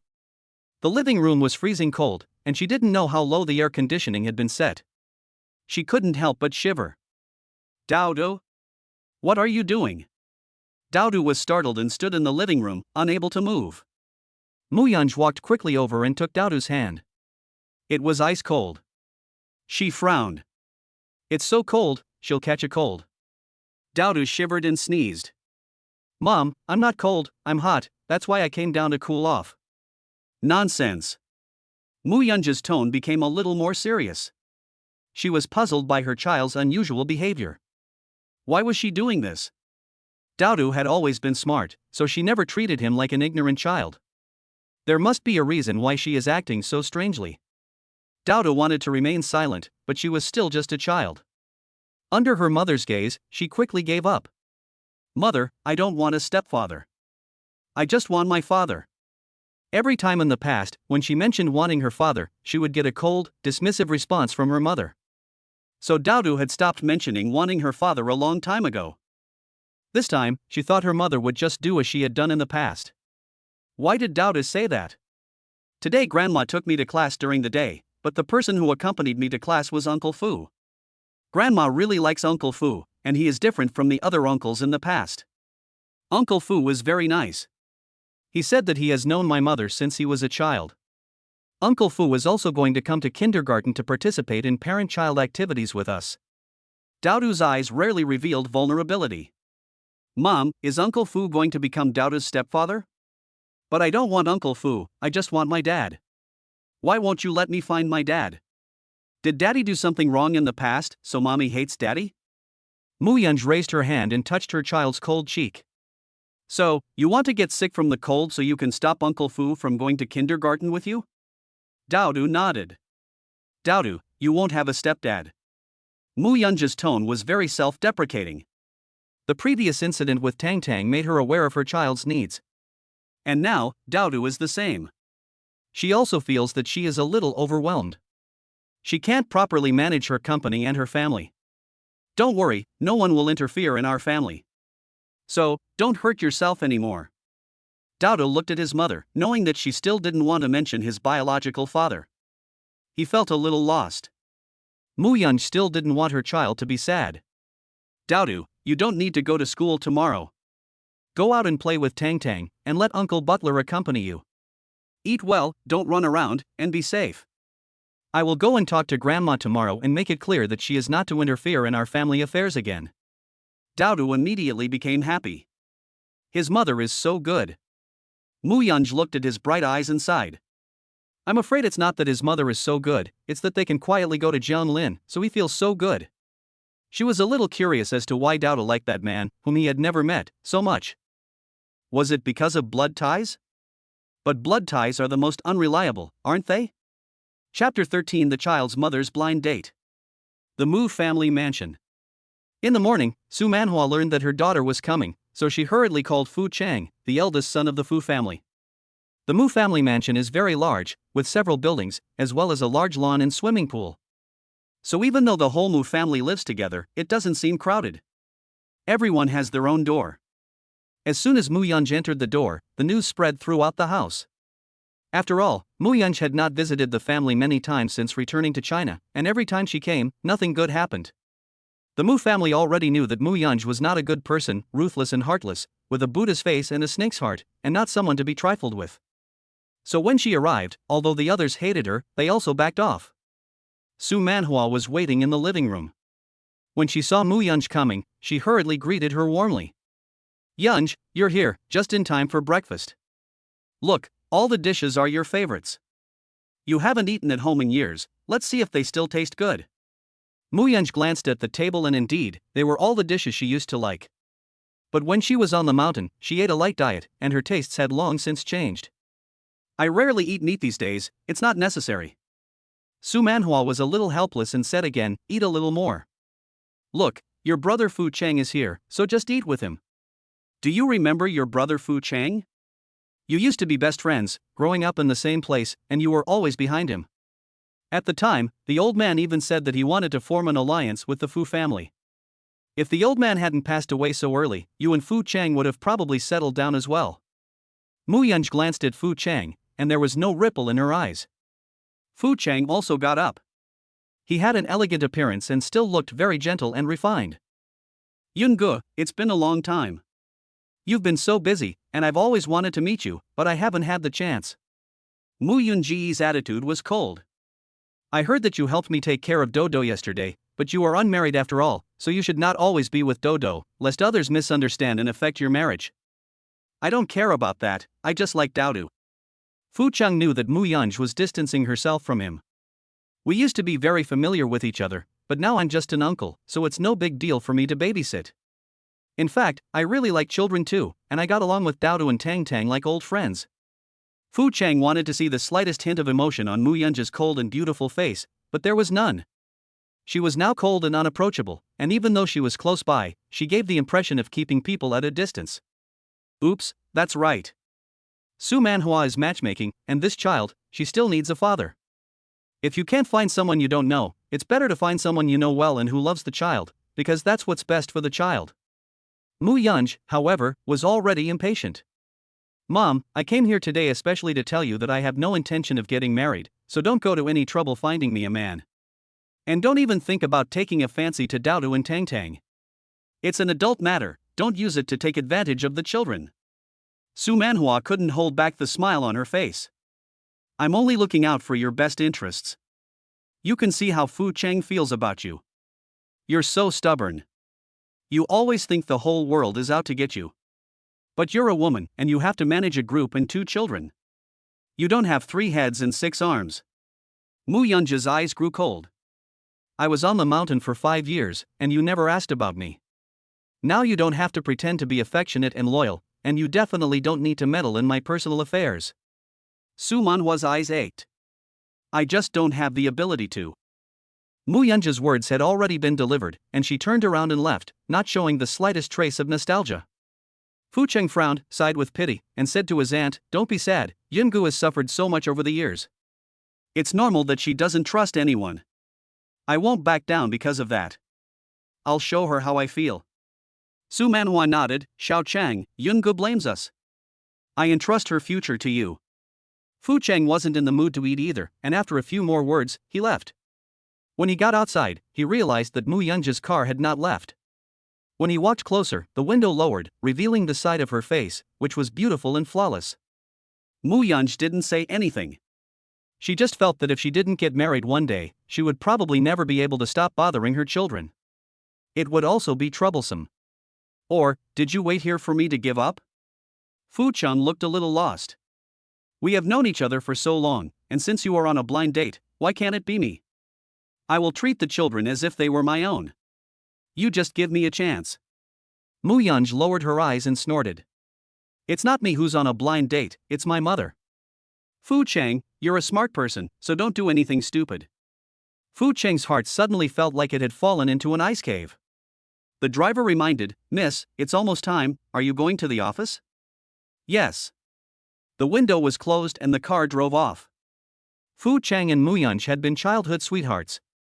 If it weren't for the Mu family's misfortune, they would have been together long ago, so why were they now as unfamiliar as strangers? He muttered to himself, "Yunj, I won't give up." In the apartment, Zhao Xia had already prepared breakfast, some pastries, a little rabbit glutinous rice cake with red bean filling, and little peach blossom shaped buns, all very exquisitely made. In the evening, after receiving a message from Daodu, she bought a soy milk maker and soaked the soybeans overnight, then squeezed the soy milk in the morning. She was happy to do it. Zhang Lin was also sent out to buy the freshest fruit for the children. Daodu and Tang Tang were so happy being looked after at home by their grandparents that they didn't want to go back to the orphanage. When Zhang Lin returned with the fruit, she saw Sun Cheng standing in the doorway. "Butler son, why don't you come in and have some?" "No thanks," Sun Cheng declined. He now knows that the eldest lady has given her permission for the children to come out, and she is also turning a blind eye to Zhang Lin's affairs. Since the eldest lady has no objections, he will have no objections either. He didn't sleep last night, and he just didn't expect that Zhang Lin is actually the father of the 2 children. Zhang Lin is only 22 years old? "Butler son, why are you looking at me like that?" "Nothing, just take good care of Sugar Bean." "Of course, don't worry." Zhang Lin was a little surprised. Butler son's attitude towards him had improved a lot. Did he know something? It shouldn't be. If the family of the children knew that they were the biological father, they would not let the children meet him. Zhang Lin was curious. Did the children not need to be with their mother at the weekend? Or was their mother very busy? Sun Cheng replied, "She is quite busy." It is better for you not to ask too much about the eldest daughter. Zhang Lin still doesn't know who the mother is, let alone what she looks like, her surname, or what kind of person she is. However, as both Tang Tang and Dodo are so cute, he believes that the mother can't be all that bad. I heard that the mother has been on a blind date recently? Yes. Butler's son nodded, that was true. Zhang Lin nodded, no wonder Dodo always says that having a stepfather will get him kicked out of the house. The child was born into a single-parent family and still doesn't feel secure. Chapter 14, the young lady decides to give him a chance. Zhang Lin had breakfast with his parents and the child. Zhao Xia suddenly said, "Let's go look at some houses today." "We've been asking around about the houses here for the past 2 days, and we've seen some. 3 of them are quite good." Now that the child's status has been determined, you should at least have a place of your own so that you can let the child live a good life. Zhang Lin quickly said, "I have nothing to do with the child's custody, so let's not be in such a hurry to buy a house." "We have to buy a house sooner or later." Zhao Xia said, "Your father and I can't stay in a hotel forever if we want to visit the child, can we?" "That's true." Zhang Lin thought about it, and realized that his apartment only had a bed, so it was basically uninhabitable. "The money you gave me before, plus the money I've saved over the past few years, is enough for a down payment. We just can't afford a big house, so we'll settle for a 2-bedroom apartment. Zhao Xia smiled, we're going to sell the house in our hometown, and we'll live on the second floor of the hotel. Jiang Lin could see that his parents had already discussed this, but he still insisted that he would not agree. His parents only had one house in the town, and there was also a shopfront. There was a room on the second floor of the shopfront, but it was very small and not at all livable. It was usually used to store goods, so how could they let their parents live there when they were already quite old? Zhao Xia tried to persuade her parents, but seeing that her son was determined to buy a small, old apartment, she had to give in. The apartment was bought quickly. Tang Tang had set her heart on a house with a small garden. Although it was a bit remote and the house was old, the previous owner had obviously cared for it. It had 2 bedrooms, a living room, a small study and a small garden of 6 square meters. The study could fit a bed. Jiang Lin's parents thought it was great to have a place to sleep, and they wanted to make the guest room into a children's room, so the two of them could just sleep in the study. They wouldn't disturb them all the time, just when they missed their children and wanted to come over and see them. There wasn't much time to decorate the house, just a few years. The previous owner had used it as a temporary place to live, so there was no need to renovate it, just add some furniture. But the price was 50,000 yuan more than similar properties. However, since Tang Tang liked it very much, the Zhang family decided to settle on this apartment.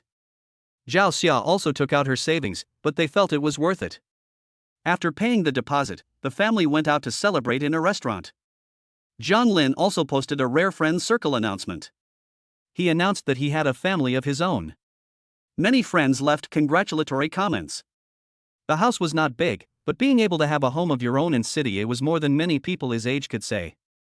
When Lu Xia saw this, she was having dinner with Ning Shui.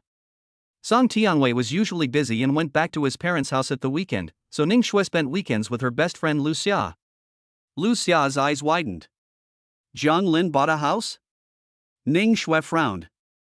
What? Look. Ning Shui looked at it and felt very uncomfortable. Although she had already started dating Song Tianwei, the house that he had promised her had not yet materialized. Now it turns out that Jiang Lin has a house first. She couldn't help but frown. In the past, when he was dating me, he never said he wanted to buy a house. Now it's fine. This is too surprising. I thought he would go back to his hometown in the countryside. Lu Xia was also a little surprised. Doesn't that mean that he has also settled down in city A? Lu Xia herself was not capable of buying a house here, so she was actually feeling a little sour, like she had eaten a lemon. Wasn't his family farmers? How could they afford to buy a house in city A? Even the down payment would cost a lot of money. Ning Shui pursed her lips, for the sake of his wife. After all, there are children. Lu Xia frowned and snorted, Xiao Shui, I really feel that you are not worth it. You have been with him for 3 years, and he has never wanted to give you a home. Now he is giving a home to that wild woman outside. Ning Shui let out a breath. She would go back to school in 10 days or so to receive her diploma, and then she would know. That's right, when the time comes, you will drive Song's car, dress up nicely, carry your fragrant grandmother's bag on your back, and slap him hard in the face. Lu Xia snorted, it's not like it's just an old, small, broken house, and it's worth bragging about.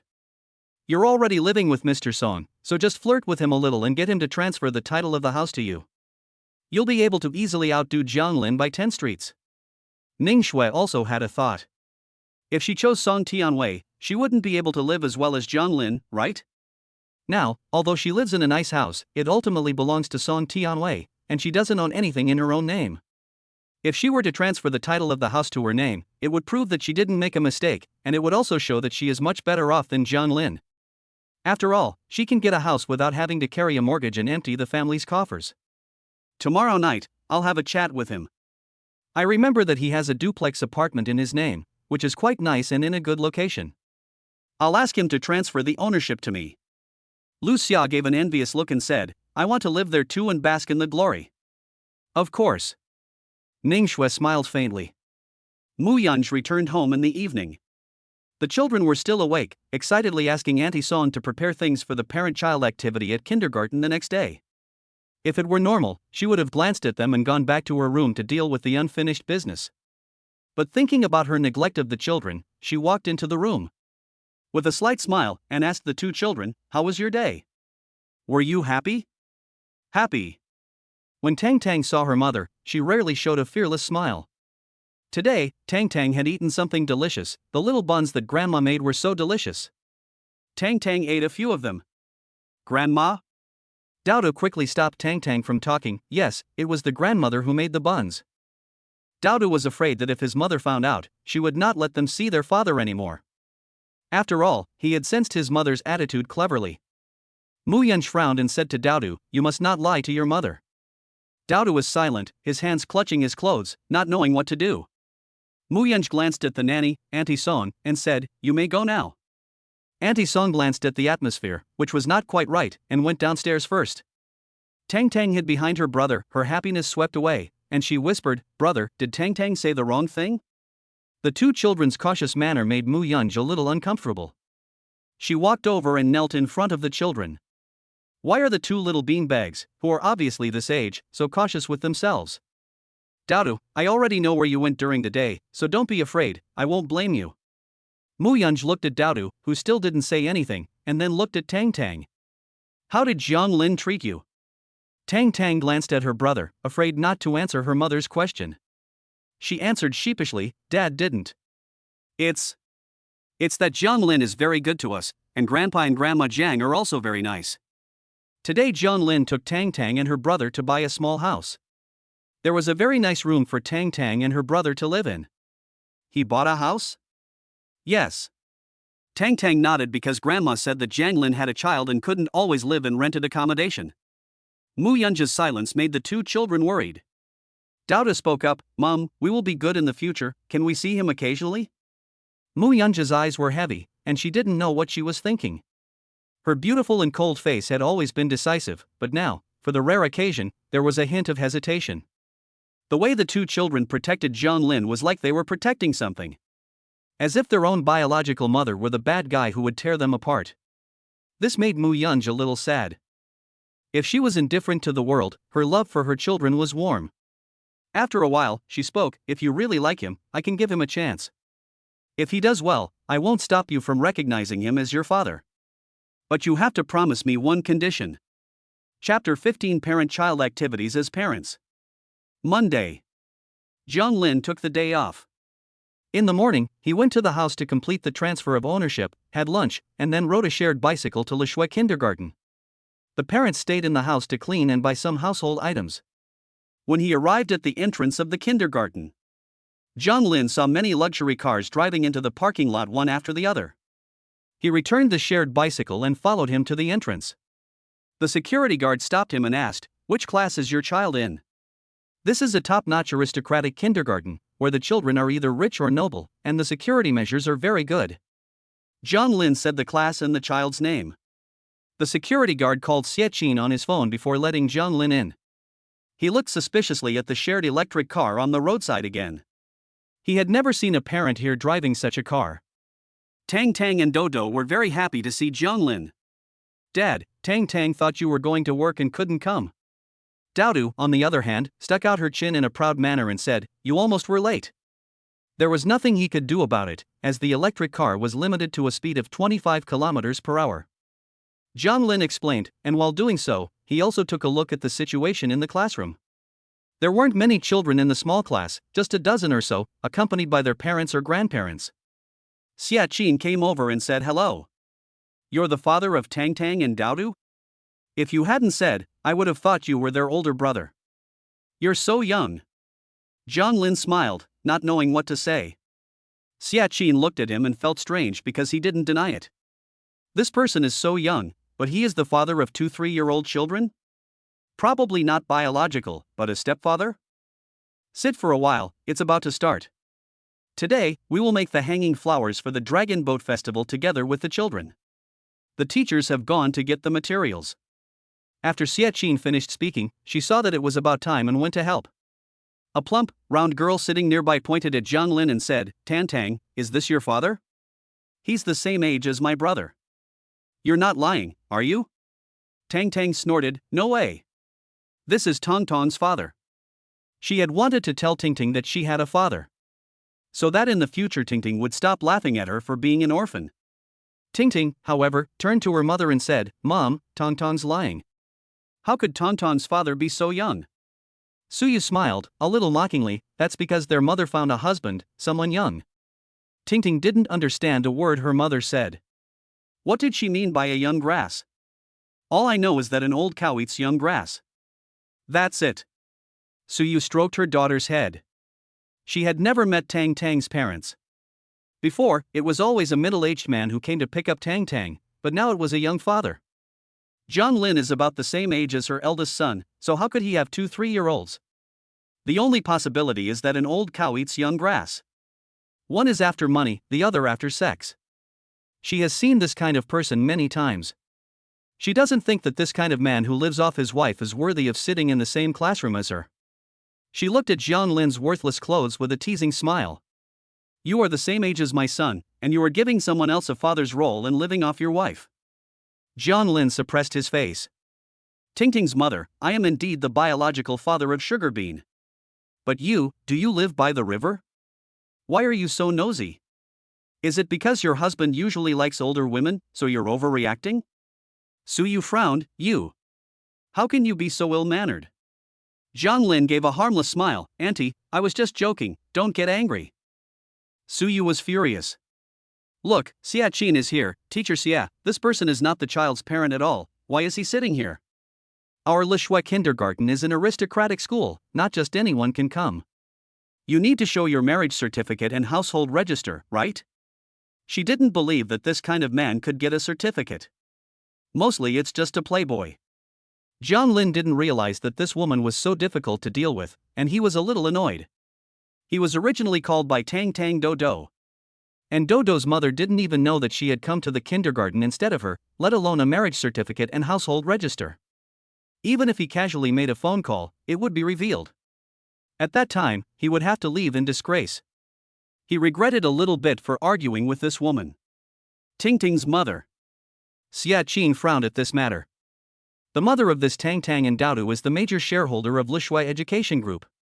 How could she be just any random person? And this Tingting's mother is 40 years old, and has never been someone to mess with. I'm late. A cold and pleasant voice sounded at the door. Jiang Lin looked in the direction of the sound and, his breath catching, saw a woman standing in the doorway wearing a floral dress with purple flowers on a white background. Her long, beautiful hair was tied into a low ponytail, and she had a beautifully contoured, oval face with extremely delicate features. She was wearing no makeup, but her eyes were smiling, and she was carrying a cloth bag. Although extremely beautiful, she was very approachable. Jiang Lin always felt that he had seen this face somewhere before. He frowned, wondering why she looked so familiar. But then, if he thought about it, he didn't know such a gentle-looking beauty. Mom!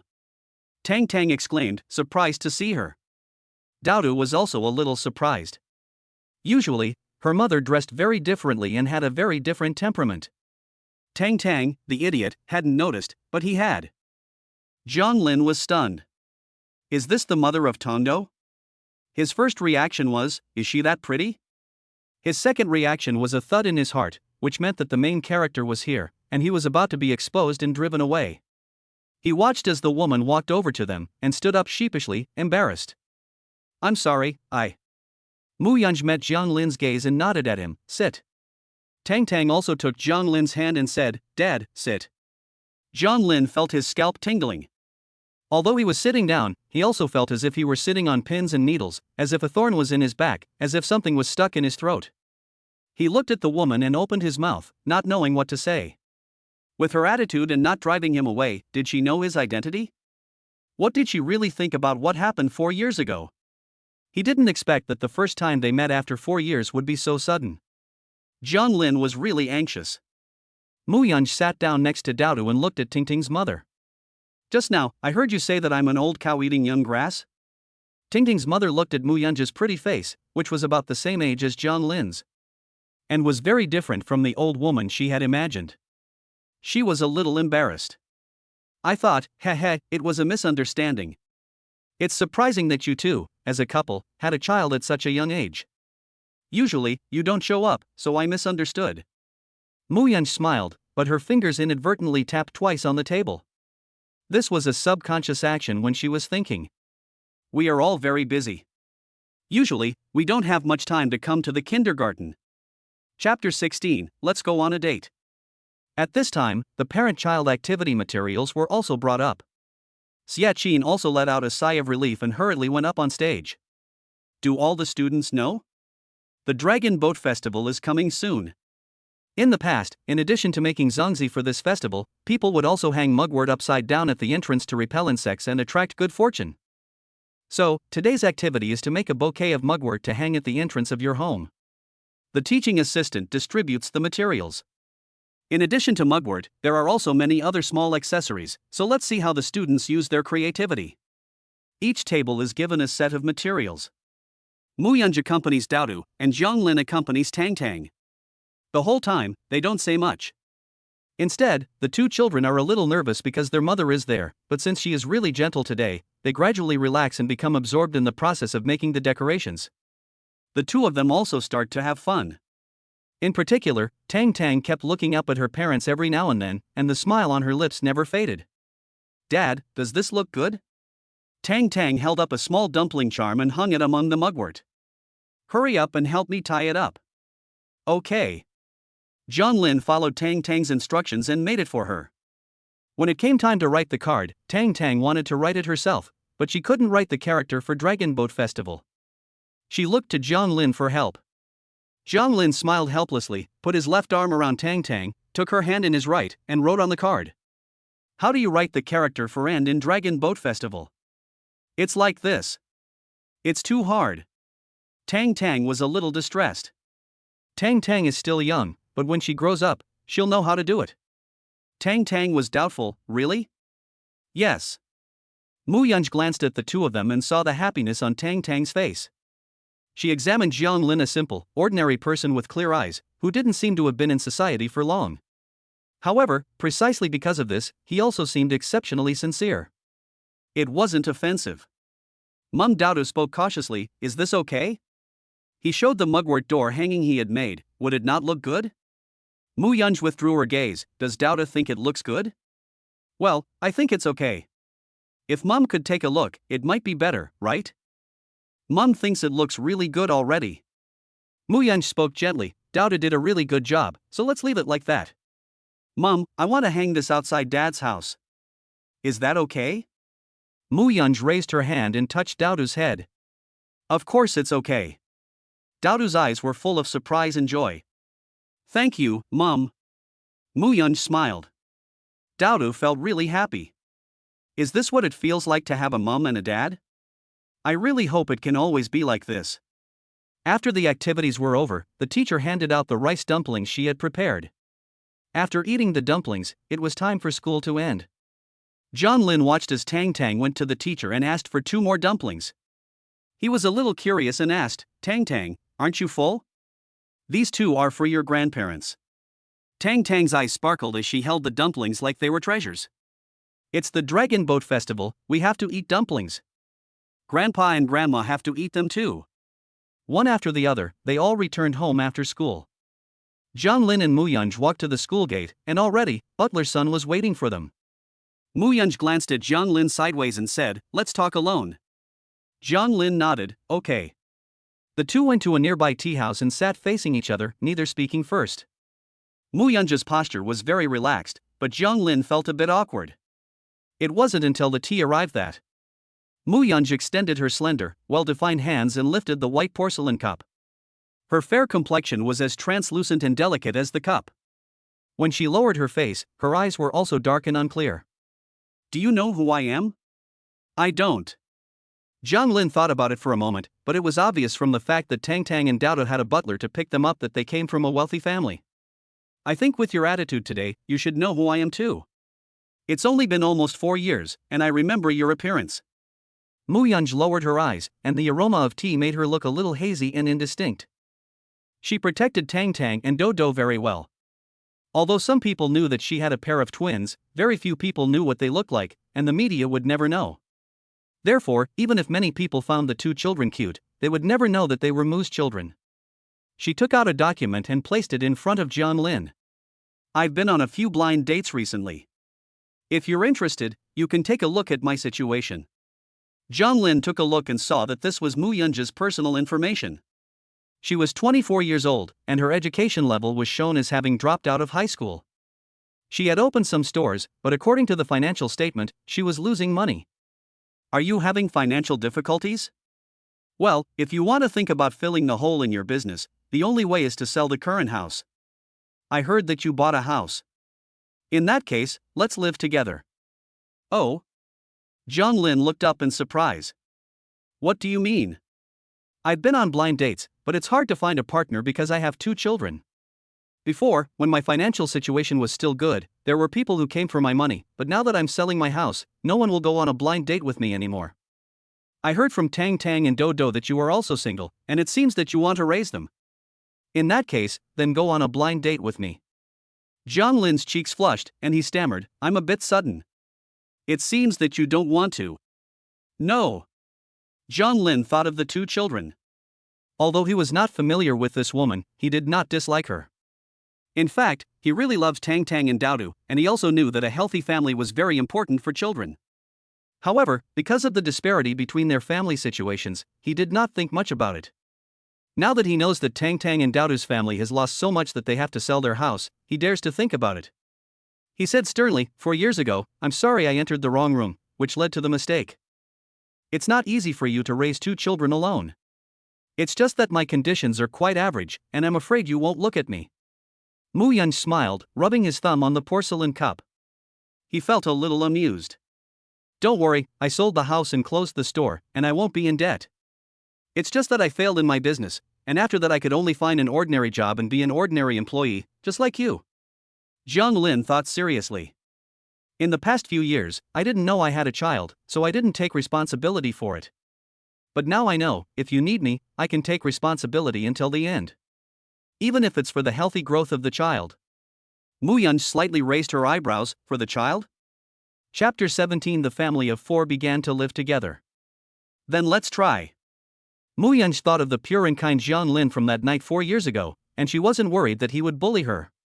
Besides, with her own skills, Zhang Lin is no match for her. She curled the corners of her mouth, leaning back in her seat. When is the best time for us to move in?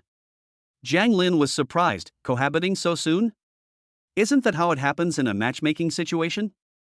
As soon as the conditions are satisfactory. So, do I need to visit your parents? No need. Mu Yun frowned, I've already broken with my family.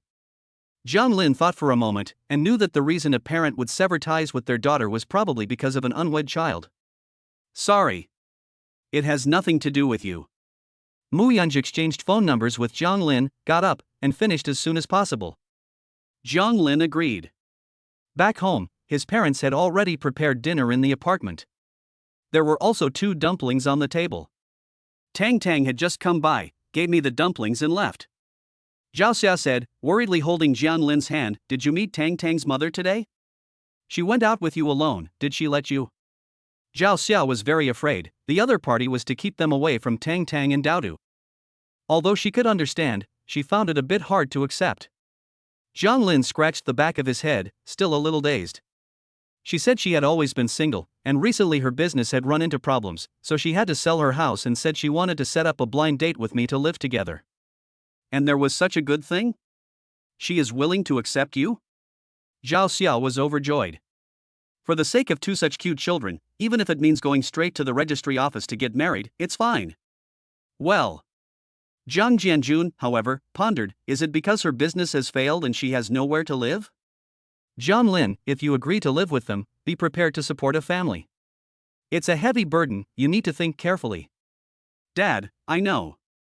Zhang Lin nodded, but she was willing to give me the opportunity to live with my child, and I'm already very grateful to her. Zhang Lin didn't know if other people would feel the same way about their children, but anyway. Ever since he found out that Sugar Bean was his child, he had really wanted a family reunion. He likes this life. Not only does he not feel pressured, but he feels motivated. Zhao Xia said, the house over there will probably be ready to move into in 5 days. It's perfect. The master bedroom will be for the mother of the child will stay in the guest bedroom, and you can sleep in the small bed in the study. The 2 of us will go back to our hometown and sell the medicinal herbs grown in the mountains there, and we should have about 100,000 yuan, which you can use for emergencies. Mom and Dad, you should also save some money. Zhang Jianjun waved his hand and said, the child is still young, so spend money on the child first. Zhao Xia sighed and looked at her husband. This is called sweet trouble. Jiang Jianjun smiled happily. Usually when I spend money, I feel a pain in my heart, but this time I feel so happy spending money, so how is this called trouble? Once it turned to Sunday. Zhang Lin cleaned the house early and waited for the minivan to unload the things. He also quickly put everything away in the house. The children's room had 2 beds, for Tang Tang and Daodu. The master bedroom has a large closet, which is for the mother of the children. Zhang Lin has very few things, and they can all fit in a suitcase, so they are kept in the small room. Before long, a domestically produced sedan parked at the door. Tang Tang and Daodu got out of the car and rushed happily towards the house. Dad. Tang Tang was walking in front. Tang Tang is here. Zhang Lin hurried out to greet him, and when he saw Daodu again, he asked, "Where's your mother?" Mom went to park the car. Daodu remembered the promise he and his sister had made to their mother, and said, "Mom, all your expensive cars are gone, and this is the only car left. In the future, we may not even have money to spend." Tang Tang rolled his eyes, and said, "Dad will support us and Mom in the future." 2 pairs of clear eyes looked at him. Zhang Lin felt very overwhelmed. "Of course, Dad will support you." Mu Yunj arrived at the front door of the house just in time. This was the first floor, with a separate small door to enter. She paused for a moment, as it was the first time someone had said they would support her. It was very rare. Zhang Lin looked at Mu Yunj. Today she was even more plainly dressed, but her face was hard to hide her extraordinary beauty, as beautiful as ever. She really must be in financial difficulty. But since he was going to try to start a family with her, he wouldn't mind. He is young and healthy, and can support a family. If there is not enough money, he can take on a part-time job. It will be fine. He said to Mu Yunj, "Have you eaten? I bought some food and I'm going to make some lunch. I've been working recently, and I have to work overtime today. I've dropped the kids off at school, so take care of them. Do you have to work overtime on Sundays too?" Mu Yunj smiled wryly. "Kiddo, you're going to have to support all 3 of us on your own. That's a bit much to ask." Zhang Lin didn't know what to say. His salary was only 5,000 yuan a month, which was actually not enough. "Go ahead then, I'll cook dinner tonight. If there's anything you don't like to eat, you can tell me, we have a phone to contact each other anyway." Mu Yunj nodded, understood, and said, "I'll see what happens." After seeing Mu Yunj leave, Zhang Lin led Tang Tang and Daodu into the house. Compared to before, the house had been furnished with a lot of soft furnishings, as well as many cute stuffed animals and some hanging pictures. It looked very warm and welcoming, and it was also quite nice and clean and bright.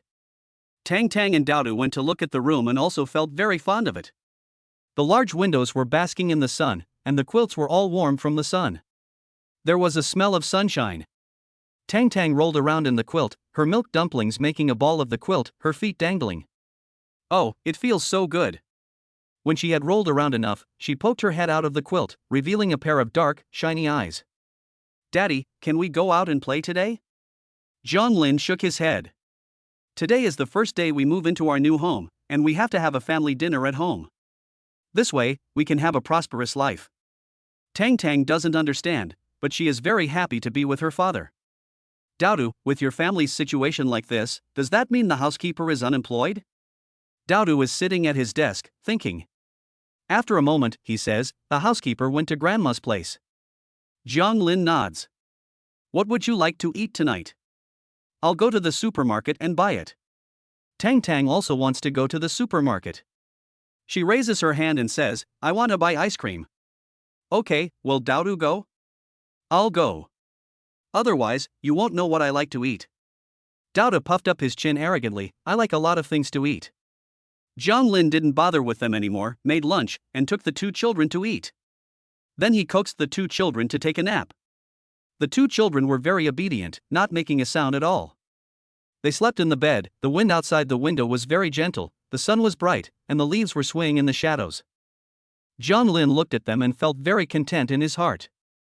If this side is quiet and peaceful, then Mu Yunja's side is full of dark clouds. Chapter 18, Part-Time Dad. Mu Group. President's Office. Mu Yunj sat in the armchair with a blank expression, his eyes looking out at the bustling city beyond the huge floor-to-ceiling windows. Mu Zhenjin, who was below him, kept her head down, and Lu Chang next to her didn't dare to breathe. "Sister, I know I was wrong. It was just a minor mistake in the branch's business, so you didn't have to call me to the head office to scold me, did you? Mu Jinjin was actually very afraid of Mu Yungu. She was the daughter of the third room of the Mu family, and she used to follow her own sister to throw stones at Mu Yungu when he was down. Over the past few years, Mu Yungu has remained expressionless on the surface, but behind the scenes, she has kicked the Mu family members out of the company one by one. The heir of the second room is still in prison, and he will not be released for another 6 months. As for her uncle, although he still holds an honorary position, he is only paid a small salary. His situation in the company is extremely difficult. And after she finished with the second house, is she now preparing to take the third house? Speaking openly, Mu Yunj picked up the transfer notice on the table and said, "From now on, you will end your work as the deputy manager of Dongxing business and be transferred to the jewelry branch in Dianzhou to learn from Sister Mei." Mu Jinjin's face changed. The Mu family's jewelry business is everywhere, while Dianzhou is just a place that imports raw materials. It can be described as remote and low-level, tiring and difficult, and she has to learn from Mei Jie's subordinates? Isn't this just banishing her? Moreover, I heard that it is very chaotic over there. Sister, don't do this to me. When we were young, we got along very well. If I go to a place like that, I don't know anyone, I have altitude sickness, and my health is not good. Lu Chang coughed. As the chairman of the business company, the young lady has already spoken, so just accept it. It's a good thing to gain experience away from home. He dared not express his opinion, otherwise he would be kicked out as well. Mu Jinjin couldn't even cry. Going from the bustling city of A to work and live in Dianzhou, which was still on the border, was even more difficult than killing her. Mu Yunj rested his hands on the table, his fingers interlaced, and he looked at Mu Jinjin's face with a half smile. "If you don't agree, you can also work outside the family and find a higher position." Mu Jinjin thought about what her parents had told everyone, and she opened her mouth. I agree. Mu Yunj, you're too ruthless, you don't even consider us family. Mu Yunj snorted softly. She left Lu Chang alone. Lu Chang had witnessed Mu Yunj's ruthless tactics against his family over the past few years, and knew that Mu Yunj also had a huge business overseas, otherwise she would not have been able to defeat the Mu family so easily after returning to the country. Don't look at this young lady, who usually eats vegetarian food and prays to Buddha at every turn. She has been able to get herself into this situation, and she is definitely not a soft-hearted person. Help me recruit someone, and don't let him suspect anything. Lu Chang was stunned. Yes, young lady. If he is smart, he will immediately realize that the young lady is looking for a reason to kick Mu Jinjin out on one foot, and then recruit someone else on the other foot. Isn't this just moving someone else's position? I just don't know what kind of person can actually get the young lady's appreciation. Mu Yunj's phone vibrated a little, and when she looked, it was Jiang Lin calling. Although she said she wanted to test Jiang Lin, she also wanted to give him enough time to pick up and drop off the kids and have a stable job that could guarantee an income. Otherwise, this child wouldn't be able to afford such heirs. After answering the phone, Jiang Lin's voice came from the other end. "Tonight I'll make meatball soup, stir-fried vegetables and minced pork, fried shrimp and cucumber, and pineapple spare ribs." Tang Tang and Douda don't know what you like to eat, so I'm asking you. I hope I'm not disturbing you. No. Mu Yunj glanced at Lu Chang and said, "That's it, I'll be home at 5. Jiang Lin agreed. Lu Chang was surprised and left the office in a daze. Is the young lady dating someone? So you have to recruit someone yourself, it's the future. His face trembled. After Mu Yunj finished dealing with the matters at hand, it was already past 4 o'clock. "President, shall I have the driver pick you up now?" One, the secretary, asked while holding the documents. "No, I'll drive myself home." One was puzzled. She didn't seem to see the president's car? Instead, she saw a domestic car parked in the exclusive parking space. It seemed to cost only 100,000 yuan, so it shouldn't be that car, right? Just as she was trying to figure it out, she saw Mu Yungu enter the lounge of the president's office, change into a very simple outfit, and carry a cloth bag in her hand, the same bag that was used as a giveaway when the company's corporate culture was promoted. She had given away her own bag to her mother for grocery shopping. One didn't dare to ask any more questions, but she just found it all so strange. How could a young lady of such high status wear clothes from an unknown brand, carry a backpack for groceries, and drive a cheap car? Moreover, the young lady usually didn't pay attention to her appearance, only cared about efficiency, and never smiled. She even tidied her clothes before going out? Have I run into evil today? Is it me who is wrong, or is it the young lady who is wrong?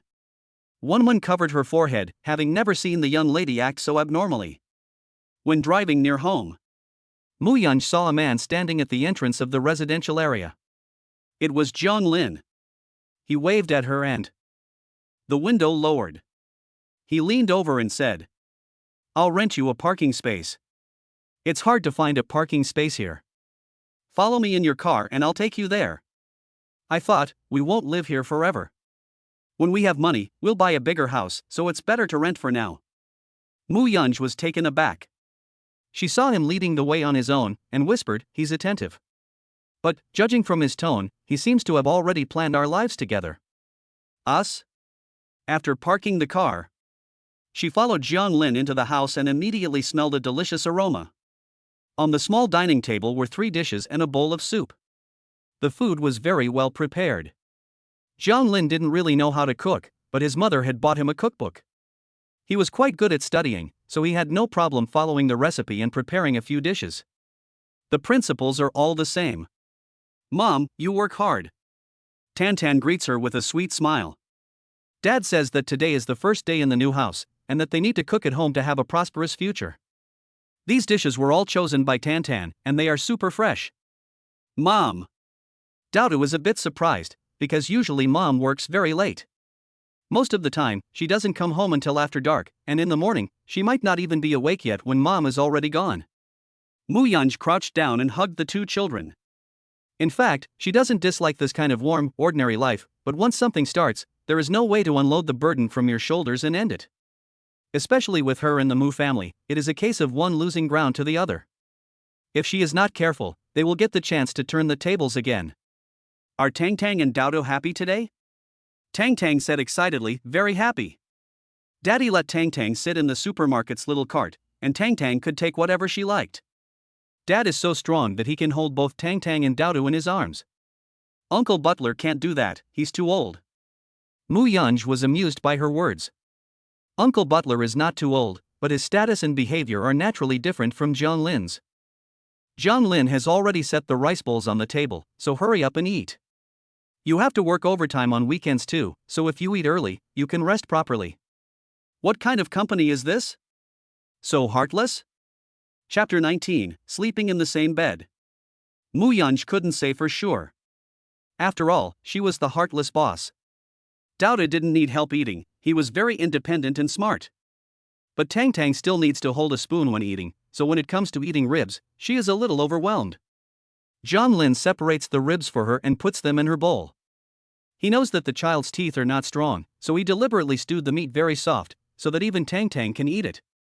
Jiang Lin really finds it hard to imagine that he was once a student, looking forward to buying a house with his girlfriend and starting a family. It's only been a short time, and here I am, eating with my child and watching over her.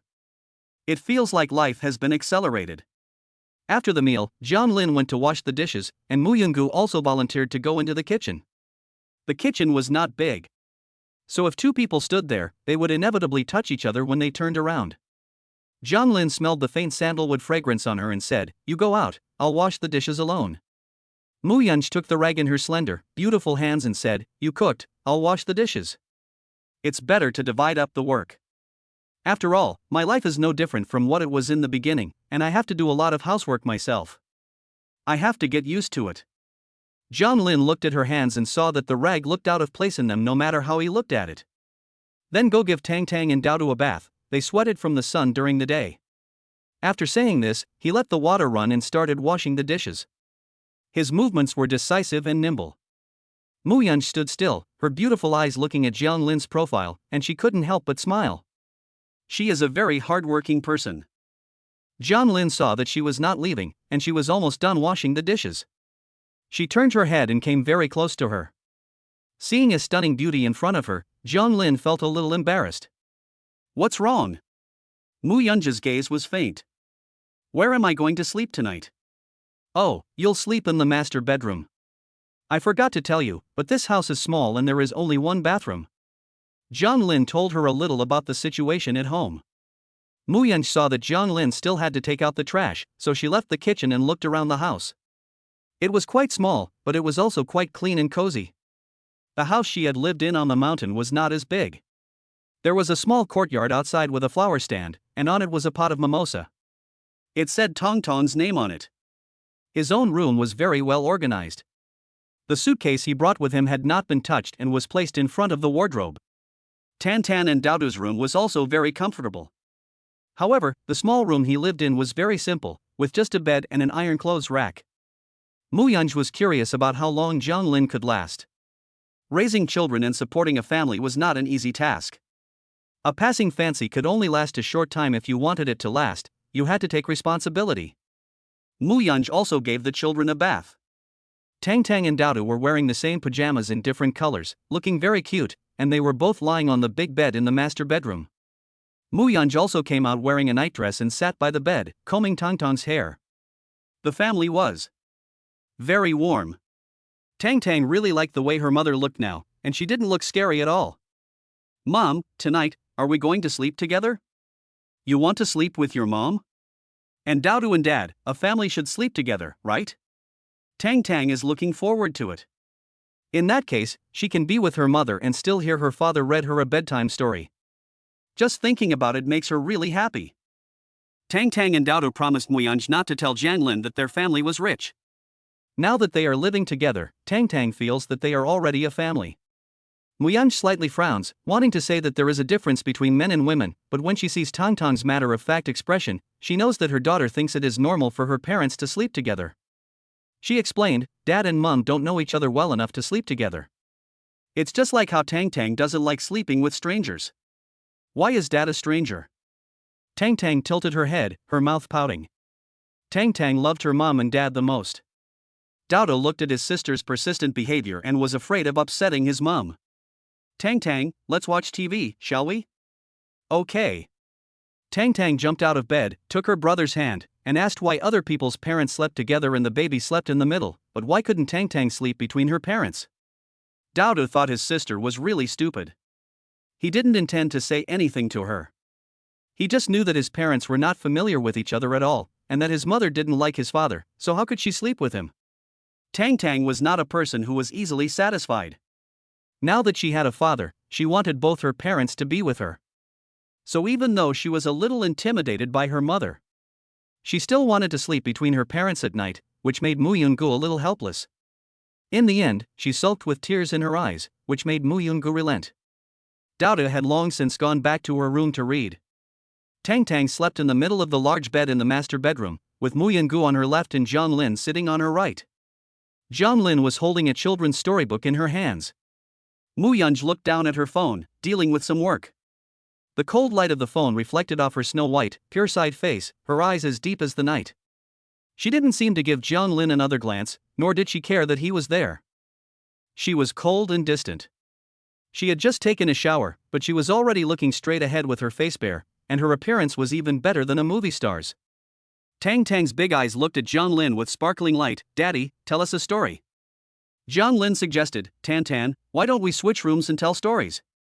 No. Tan Tan pouted, Tan Tan wants to sleep between Mommy and Daddy. Zhang Lin felt a little embarrassed. Daddy snores, so he needs to sleep alone. Does Daddy not like Tan Tan and Mommy? This question made Zhang Lin find it hard to answer.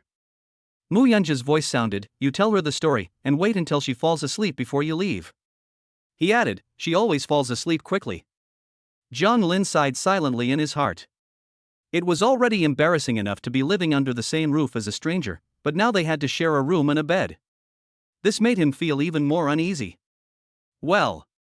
Zhang Lin leaned against the bed and began to tell a story. As he talked, he yawned.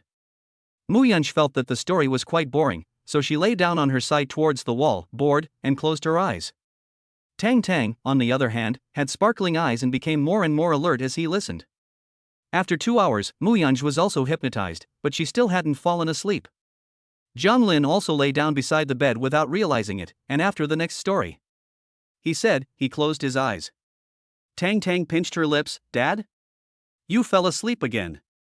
She hadn't heard enough yet, so she took the fairy tale in Zhang Lin's hand, tiptoed off the bed, and went to find her brother to tell her a story. Zhang Lin fell asleep and heard the sound of rain outside. The air also cooled down, so he unconsciously curled up under the covers.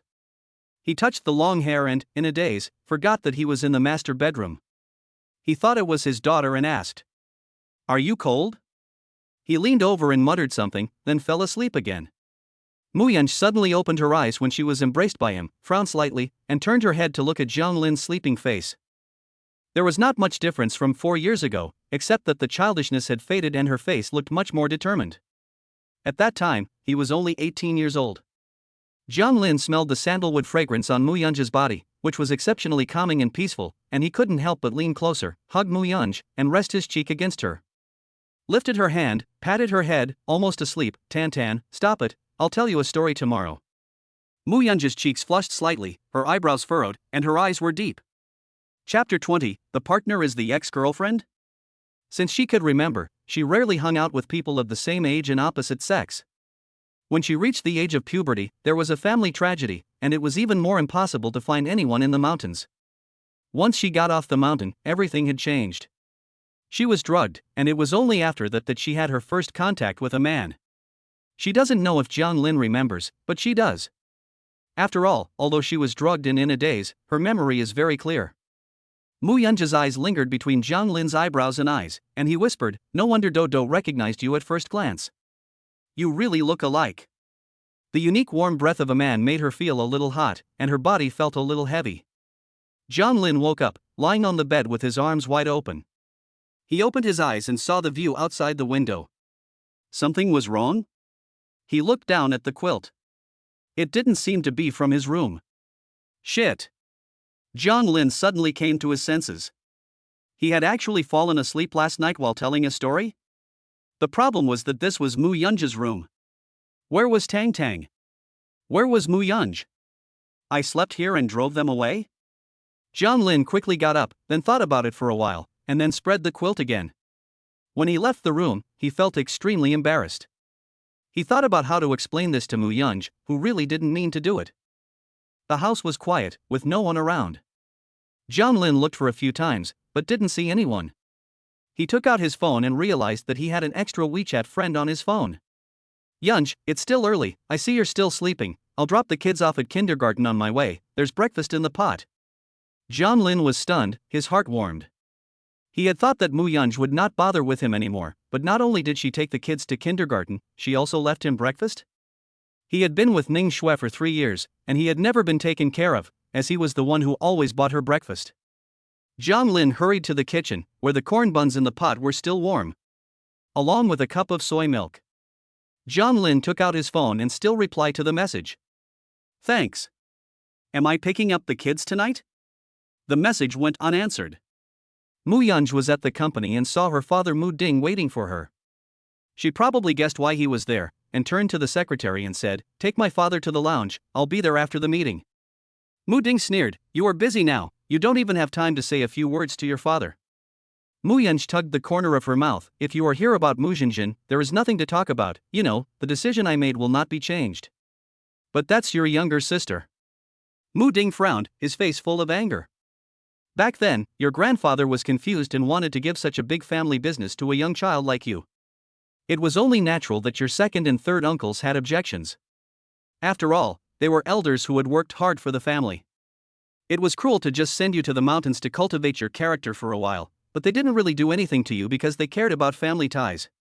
Now that you have returned to the group, why do you have to push your second and third uncles to the brink? Dad, if you were useful, why would I have gone to the mountains for 5 years? It is clear that you are useless, and what you say is useless." Muyunj smiled coldly. "For 5 years, I have been accompanied by the light of the Green Lantern and the ancient Buddha, along with snakes, insects, ants, and beasts. Now, I have only let my second uncle's son go to prison for 5 years, and my third uncle's daughter go to the border for 5 years. In that case, I have also considered the family ties and have not really done anything to them. You actually plan to let Jinjin stay in that kind of place for 5 years? She is only 21 years old, she is in her prime, and you are too cruel." Mu Ding was furious. "Your third aunt has always been in poor health, and she cares about Jinjin the most. If this daughter is sent away by you, and if your third aunt is worried sick, she will really be driven to do something bad. How can I face my own brother?" Muyunj glanced sideways, "What does it have to do with me?" Mu Ding looked at Mu Yunji's face, which was constantly changing between happiness and anger, and knew that she was heartless and vindictive. Where are you now? You're not even like the child your grandfather raised. You've become nothing like a woman. No wonder your mother arranges blind dates for you every day and can't find you a single partner. Who would want to be with someone like you? It would be too hard for them. Mu Ding left the group in a huff, having made a wasted trip. Mu Yunj found it amusing. Her father was unable to protect his child, indecisive, and only knew how to show his deep affection for his siblings. Naturally, she ignored him. She turned and headed towards the meeting room. Shanghai Trading. Zhang Lin greeted Su Lan and Xiaoya as soon as he arrived at the company. Xiaoya had a good impression of Zhang Lin before, but since she learned that he was single in words but actually had a child in kindergarten, she looked at him differently. She felt that he was probably a scumbag. So although she also smiled and said hello, her attitude was not very enthusiastic.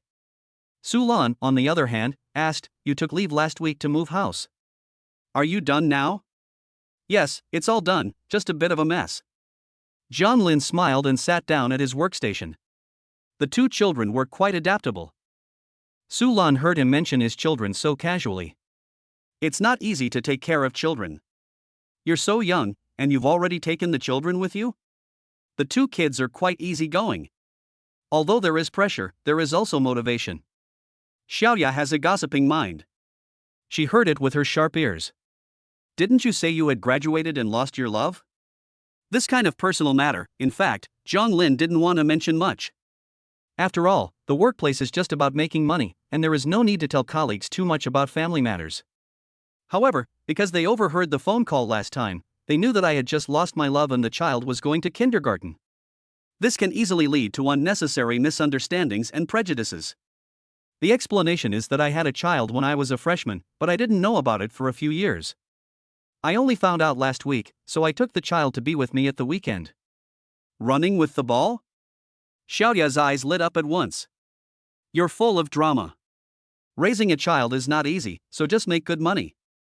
Xiaoya understood what was going on, and her prejudice against Zhang Lin disappeared.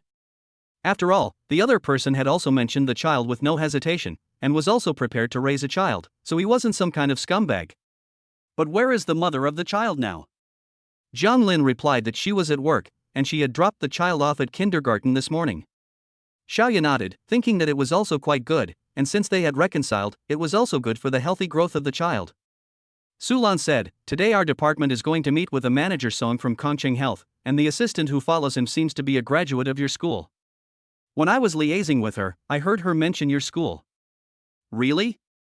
An alumna? That's quite a coincidence.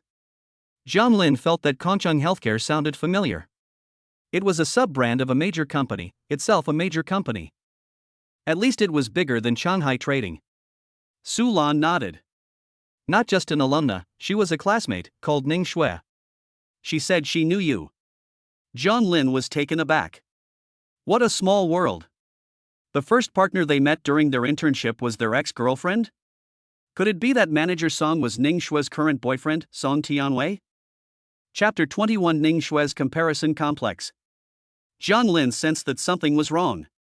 This kind of meeting with a partner, they shouldn't let me go, right? After all, he was still on a 1-month trial period. He wasn't even a full-time employee. You are classmates and you know each other, so the meeting will be a bit more relaxed, and you may have to work together a lot in the future. Sister Su said, turning to Xiaoya and saying, "You come along too.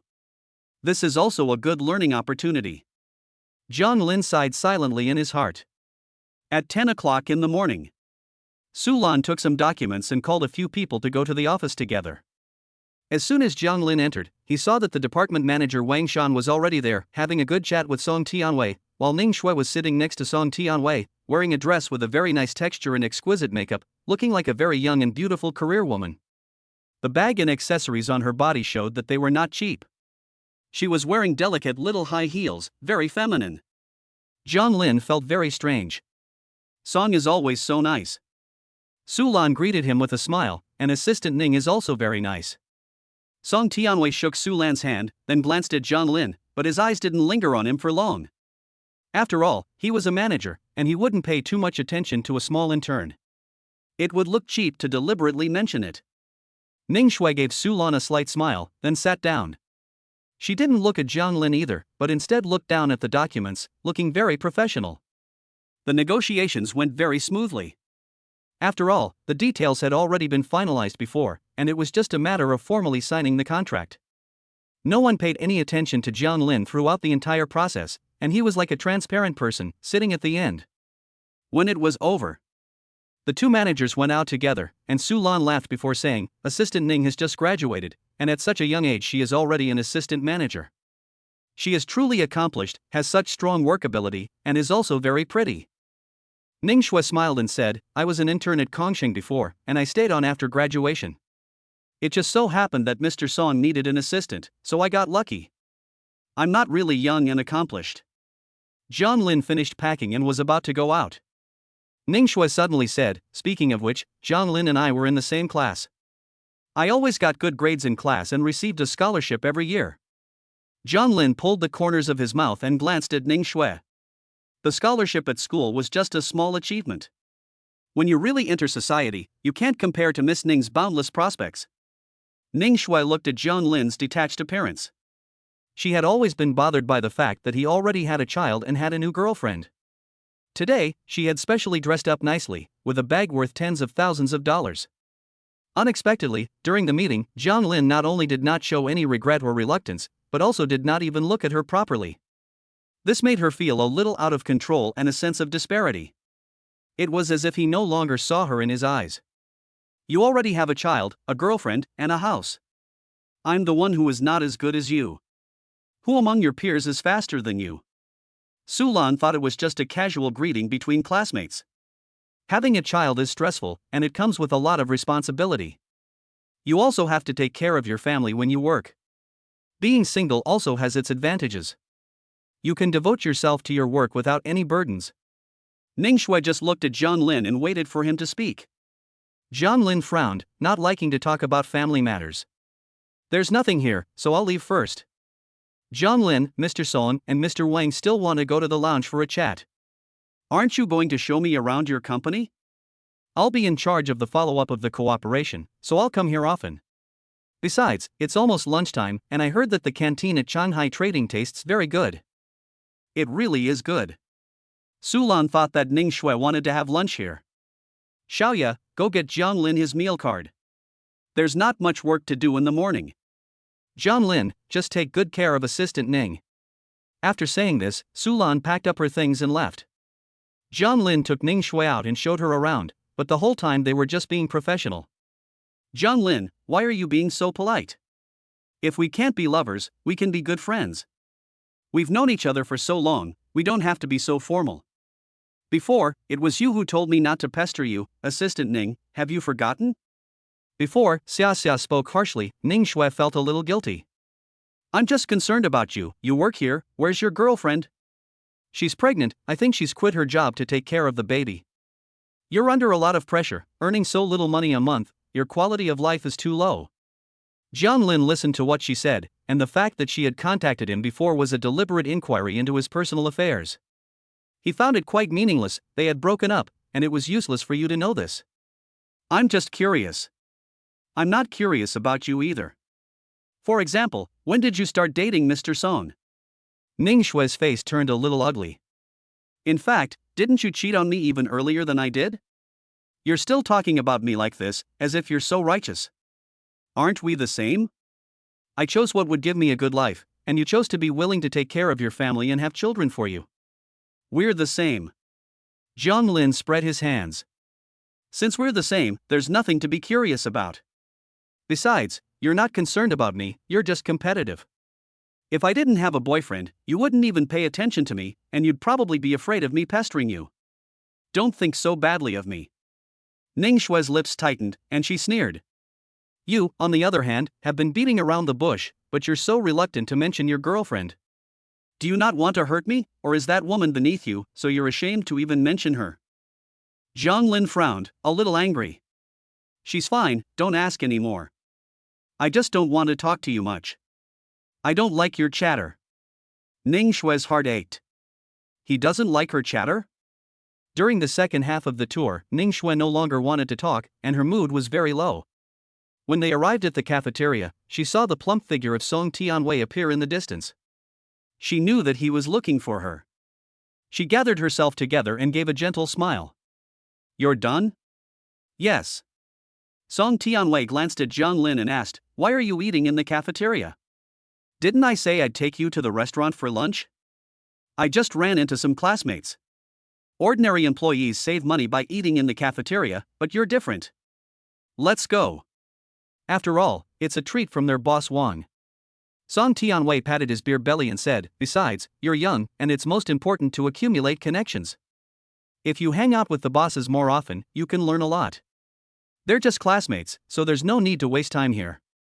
"I understand." Ning Shui glanced at Zhang Lin and walked away without looking back. She thought to herself, "You're right, even if Zhang Lin were to get married, it would just be a marriage between two people from different backgrounds. What's there to be upset about? She's with Song Tianwei, and they move in different circles, but Zhang Lin? He's just a transparent sidekick at any event they're at. If he weren't her ex-boyfriend, she wouldn't even give him a second glance. What's more, he's got a loser for a boyfriend. He has already hit rock bottom." They arrived at the garage and got into the car.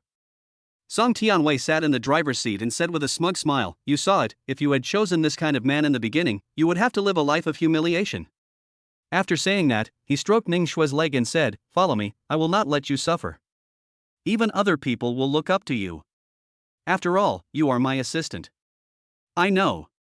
Ning Shui smiled in agreement, "And it is also my luck to meet a valuable person like you."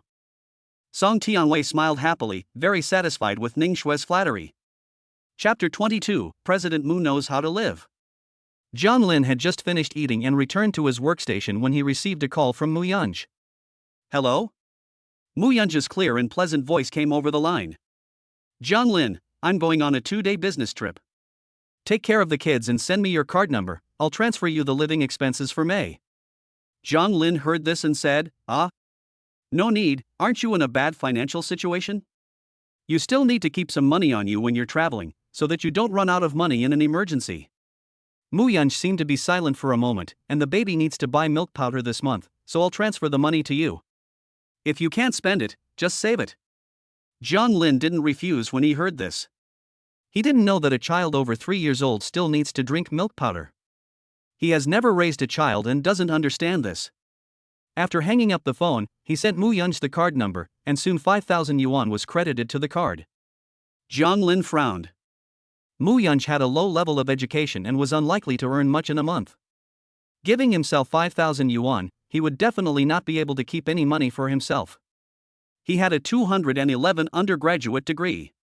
But his official salary was only 5,000 yuan, and with various subsidies it was 5,800 yuan. However, the salary of other classmates is almost 6,000 yuan. Unless they go to a coastal city with high pressure and a sales nature, the salary is much higher, but the pressure is also great. He also considered that Shanghai Trading is a big company with a stable 9-to-5 workday and weekends off, so he came here to work. He began to think, is this job really suitable for him? If he wants to raise a child, the salary feels a bit too low. But if I look for a job with a higher salary, I won't have time to take care of the baby. When it really comes to taking care of the family, when you calculate the cost of living, there are really expenses everywhere.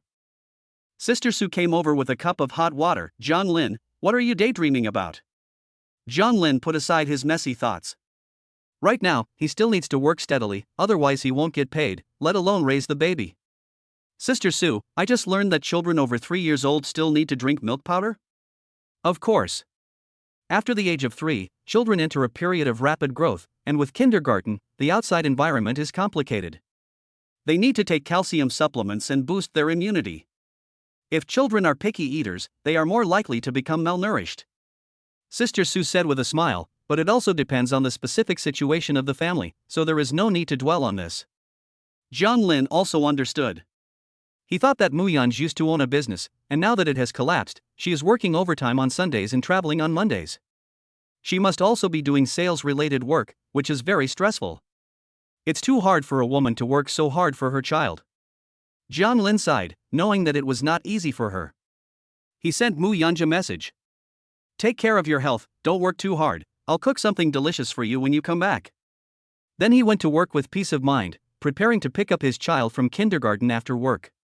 Muyunj was sitting in first class, and just before she turned off her phone, she saw Zhang Lin's message. She pulled the corners of her mouth and didn't reply. This was the first time she had flown on a plane, and someone had sent her this kind of message. It was rare. She never asked about the expenses for the child, but she could think of a lot of money in a month. And she was also curious if Zhang Lin could support the child well. Wenwen glanced at Muyunj's smile, didn't dare to say much, and continued to process the documents for this trip to Shanghai. She always felt that the president was strange. But she couldn't say what was strange about it. President Mu has always been pure of heart and abstemious, because she is rich and good-looking. There are countless handsome guys who want to come to her door, but she never gives them a second glance. She is a career-minded person who is emotionally detached and can also fall in love. The only possibility is that the group's revenue has been good recently, so President Mu is in a good mood? It seems that the more money you make, the happier even someone like President Mu, who doesn't show her emotions, will be. Zhang Lin rode an electric bicycle to pick up his child. But when he returned, he had to take a taxi. The weather was getting hotter and hotter, and he didn't want to let his child follow him on the crowded bus and subway, but the electric bicycle couldn't carry 2 children, which made him a bit difficult. Now that the economy is tight, it's not realistic to go out of your way to buy a car. After dinner, when he took his child out for a walk, he noticed Muyunj's car parked in the parking space. And he wavered a little. If he could drive her car, it would be perfect. It was just sitting there, but after all, he and Muyunj were not familiar with each other. Although they lived under the same roof, they were not considered husband and wife. They were just strangers who were raising a child together.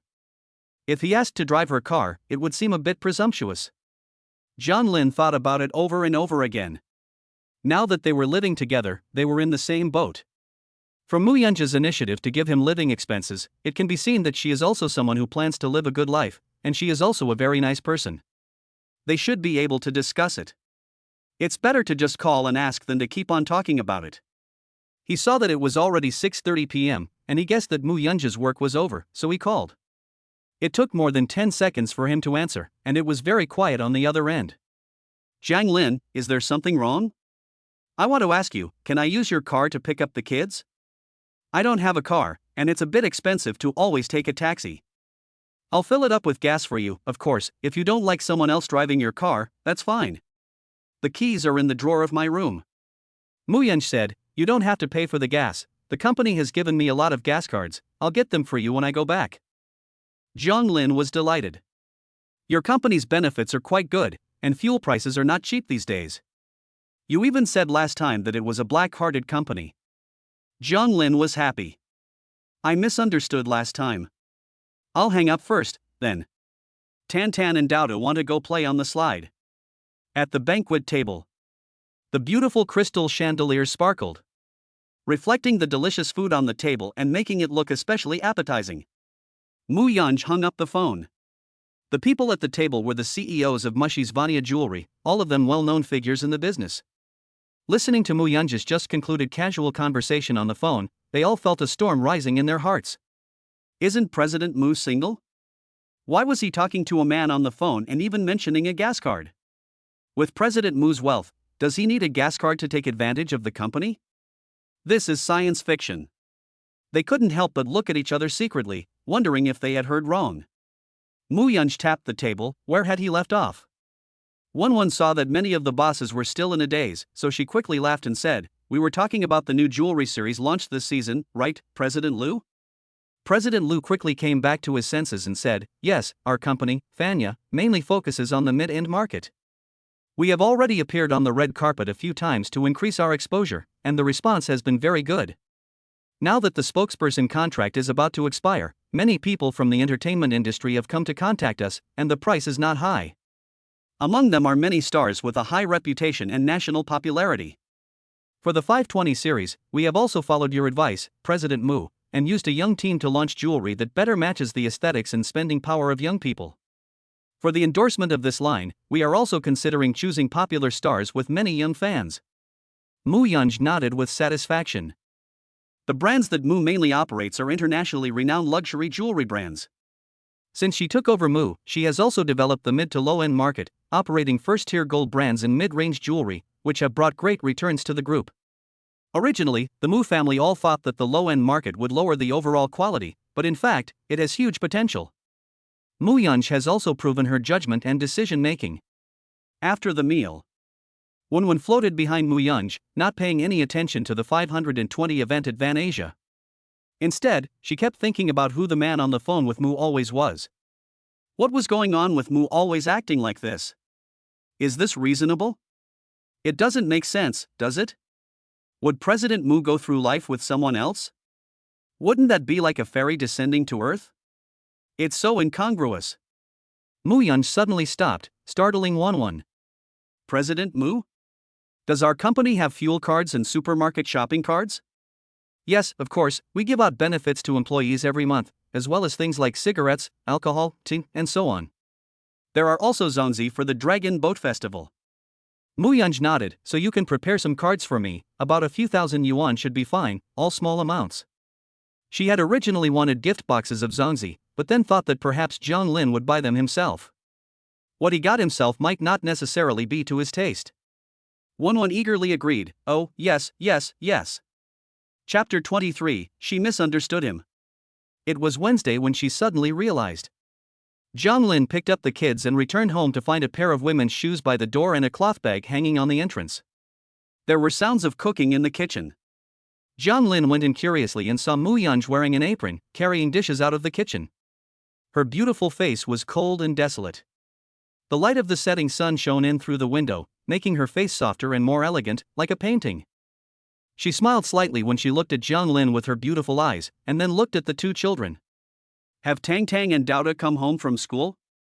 Tang Tang came in excitedly with a small bag on her back and wearing slippers. Mommy's back from her business trip. Dauda was also very happy. Mom, you cooked? Mu Yunj patted the child's head and tasted the food. In the past, she had always let the nanny do it, and this was the first time she had cooked in years, so she didn't know how it tasted. Dauda smiled. Mom's cooking is definitely the best. Dauda, go wash your hands and eat. Dauda quickly went to the bathroom with Tang Tang. Jiang Lin also put away his things and went to wash his hands. You came back so quickly. I thought you were only coming back on Thursday. I finished up today's business and came back early. Mu Yunj explained. The company isn't busy either. The dishes on the table were all relatively light. Jiang Lin sat down and tasted them. They looked light, and now they tasted light too. He smiled. They're quite healthy. Tang Tang took a bite and found that her mother's cooking was not as delicious as her father's. However, her teacher had said that you should praise the food even if it's not good, so that you can improve. So she gave her mother a thumbs up, saying, "Your cooking is beautiful." Dauda nodded as well. The combination is very healthy. Mu Yunj was no fool. From the tone of their voices, he feared that the children didn't think the food tasted very good. Sure enough, Tang Tang and Dauda put down their bowls and chopsticks after not having eaten much. Jiang Lin picked up the dishes and utensils. When they came out, they saw Mu Yunj sitting on the sofa. You just got back from a business trip. Go take a shower and get some rest, okay? Luckily, I don't usually sleep much. Mu Yunj pointed at the cards on the table and said, "Keep them. You can save some money." Jiang Lin sat down and picked up the cards. They were all 100-200 yuan gas cards and supermarket shopping cards. These cards should be enough to fill up the car for a long time. Okay, I'll get you more next month. You've just started working here, are you sure it's okay to take so many cards? Jiang Lin is a little worried. It's fine, I'm not bad at my job, and there aren't as many rules in a small company. The boss is very nice, and he takes care of me because he sees that I'm having a hard time. Jiang Lin nods. So your boss is quite nice. Yes, she's a woman boss, and she's very nice. Jiang Lin packs up her things. I'll take the kids out for a walk after dinner and play with them a bit. Do you want to come? You go ahead. Mu Yunj waited until they had gone out before returning to the room, taking out his computer from the suitcase and continuing to deal with unfinished business. Jiang Lin sat on a park bench, talking to his parents on video call. Watching Tang Tang and Dauda playing, while Mu Yunj rested at home. He felt that this life was just like that of an ordinary family of four. It was very ordinary, with the daily necessities, but also very fulfilling. Zhao Xia, on the other end of the video call, smiles and says, "My grandchildren are just so cute. Look at how energetic they are. This child still wants to live with his mom and dad. Look at how much more active Dauda has become. By the way, we sold all the medicinal herbs that we grew in our hometown. I'll transfer the money to your card tomorrow. You said that the child's mother is busy at work, so you should take care of the family a little more. It will be fine when the child is older. She says, and then asks, are you getting along well with Yunj? What's she like? She's very nice. Zhang Lin said, she gave me 5,000 yuan before, saying it was this month's living expenses. I thought about how hard it is for her, and if she didn't want it, she insisted on giving it to me. This time, she even gave me a lot of gas cards and shopping cards. Then the child is quite practical, and she is living a good life with you. Zhao Xia nodded with satisfaction and advised, you should also try to get along. Parents with a good relationship are good for their children. Anyway, your children are all grown up now, so there's nothing to be embarrassed about. Zhang Lin choked, Mom, it takes time to get along. Nonsense, when your father and I got together, we were introduced by the family, we looked at each other, and got married right away. It was about character and personality, not about getting along. Zhang Lin gave a perfunctory response, okay, I get it. You can fool me, but let me tell you, women are all thin-skinned. They're already living with you, so their attitude speaks for itself. You need to take the initiative, don't expect the girl to do it. Zhao Xia came up with an idea. We'll come visit you during the Dragon Boat Festival. We'll bring the baby with us, so you'll have your chance. Zhang Lin was about to hang up the phone. Mom, you're saying the wrong thing. It's not like the girl has to accept me. You can't force feed a cow if it doesn't want to drink. Emotional matters are not something else. You are a blockhead. Zhao Xia also didn't want to tell Zhang Lin everything too bluntly, so she could only wait until the Dragon Boat Festival and let Jiang Jianjun go point Zhang Lin out a little. As a father, they were both men, so it would be easier to talk about it. That night, Zhang Lin felt a little embarrassed to face Mu Yunj because of his mother's words. When he took the child home, he saw that the light in the bedroom was already off, but the door was not closed, but open. Mu Yunj must have been tired and went to bed, but he was afraid that Tang Tang would want to sleep with her, so he left the door open on purpose. He also noticed that there were clothes being dried on the balcony. Tang Tang, mommy is sleeping, let's take a bath together and go to bed, okay? Zhang Lin had previously not known that Tang Tang was his child, so he had to avoid certain topics, but now that she was his child, he didn't have to be so careful. After all, when Mu Yunj was not at home, he was on his own, and he couldn't always find someone to help. Great, Tang Tang wants to take a bath with the ducks. The ducks are a toy that Zhang Lin bought for Tang Tang at a street stall yesterday. There is a big duck and a few little ducks, which can float in the big basin of water in the bath. Very good. Daodu, on the other hand, doesn't like to bathe in the water, but prefers to take a shower directly. After the bath, he usually goes to watch the news. Very self-disciplined. After tidying up the two children, Tan Tan pulled Zhang Lin into the master bedroom and asked to tell a story. Zhang Lin lowered his voice and coaxed, Tan Tan, mommy is tired from work, let's not disturb her. The lights in the room suddenly turned on, followed by the sound of getting out of bed and footsteps. Zhang Lin looked and saw Mu Yunj walking out in a nightgown, her hair falling over her snow-white shoulders and neck. She bent down to touch Tan Tan's head, her loose collar unable to hide the springtime view. And there were some red marks on her skin, on her neck. It looked a little off. Did she go on a business trip? Zhang Lin averted his gaze. Although he had some suspicions, he didn't want to ask anything, and just felt a little down in his heart. They didn't know each other well, so even if the other person was looking for a boyfriend, it was fine. She had also said before that she was single, so that was why they were living together. Under the same roof, he hoped that they would at least be honest with each other. Mu Yunj noticed his gaze. What's wrong? Tang Tang blinked her eyes. Her mother's neck was red. Had she been bitten by a bug? Mu Yunj lifted his hand and touched his neck doubtfully. Was there? Chapter 24, Applying Medicine to Her. Mu Yunj got up and went to the bathroom to take a look. In the mirror, the red marks on his neck did look a bit suspicious. No wonder Zhang Lin had looked at him with suspicious eyes. She went out and saw Zhang Lin standing silently in the doorway. She didn't want to explain anything, but still said, it should be a bug bite, it's a bit itchy. Take a look? Mu Yunj said, and leaned over to Zhang Lin, tilting her head slightly, brushing the hair on her neck behind her shoulders, so that her snow-white neck came up, her delicate collarbone, and the beautiful and elegant contours of her neckline blending into her collar. John Lin could smell the fragrance on her again. Very fragrant, very peaceful. He settled his mind and looked carefully. Although the red marks on her neck were a bit ambiguous, if you looked closely, there were indeed red dots in the center of the red marks that had been bitten by insects. Was this a mosquito bite? Mu Yunj was not sure. There hadn't been any before the time of the bath. It should be that there were small insects in the master bedroom. This season, many insects have also come out. Jiang Lin heard her mention the mountains, and subconsciously thought that she was talking about her mountain trips. Then I'll get you some ointment to apply. The medicine cabinet is in the living room cupboard, and there are usually all kinds of medicines. You're very well prepared. No, my mother bought it. I usually don't know much about life, and I have to learn slowly. Jiang Lin said, and went to get the ointment, handed it to Mu Yunj, and said, no, it will stop itching if you apply it. Mu Yunj took the ointment, but when Jiang Lin turned around, he grabbed his hand. Help me. Jiang Lin was stunned. What? Mu Yunj's eyes were full of laughter, her hands wrapped around her chest. It's not like I haven't seen it before, why are you blushing? Jiang Lin's hand was stuffed back into the ointment, and Mu Yunj's hand was slippery. It was simply slender and supple, cool, and touching him made him break out in goosebumps. It felt like he had been tickled. He was no stranger to this feeling. Spending time with such a stunning beauty, it was impossible for him not to be moved. Not to mention, she was also the mother of his child. Once they entered the room, Mu Yunj closed the door and walked over to the bed, sitting down sideways.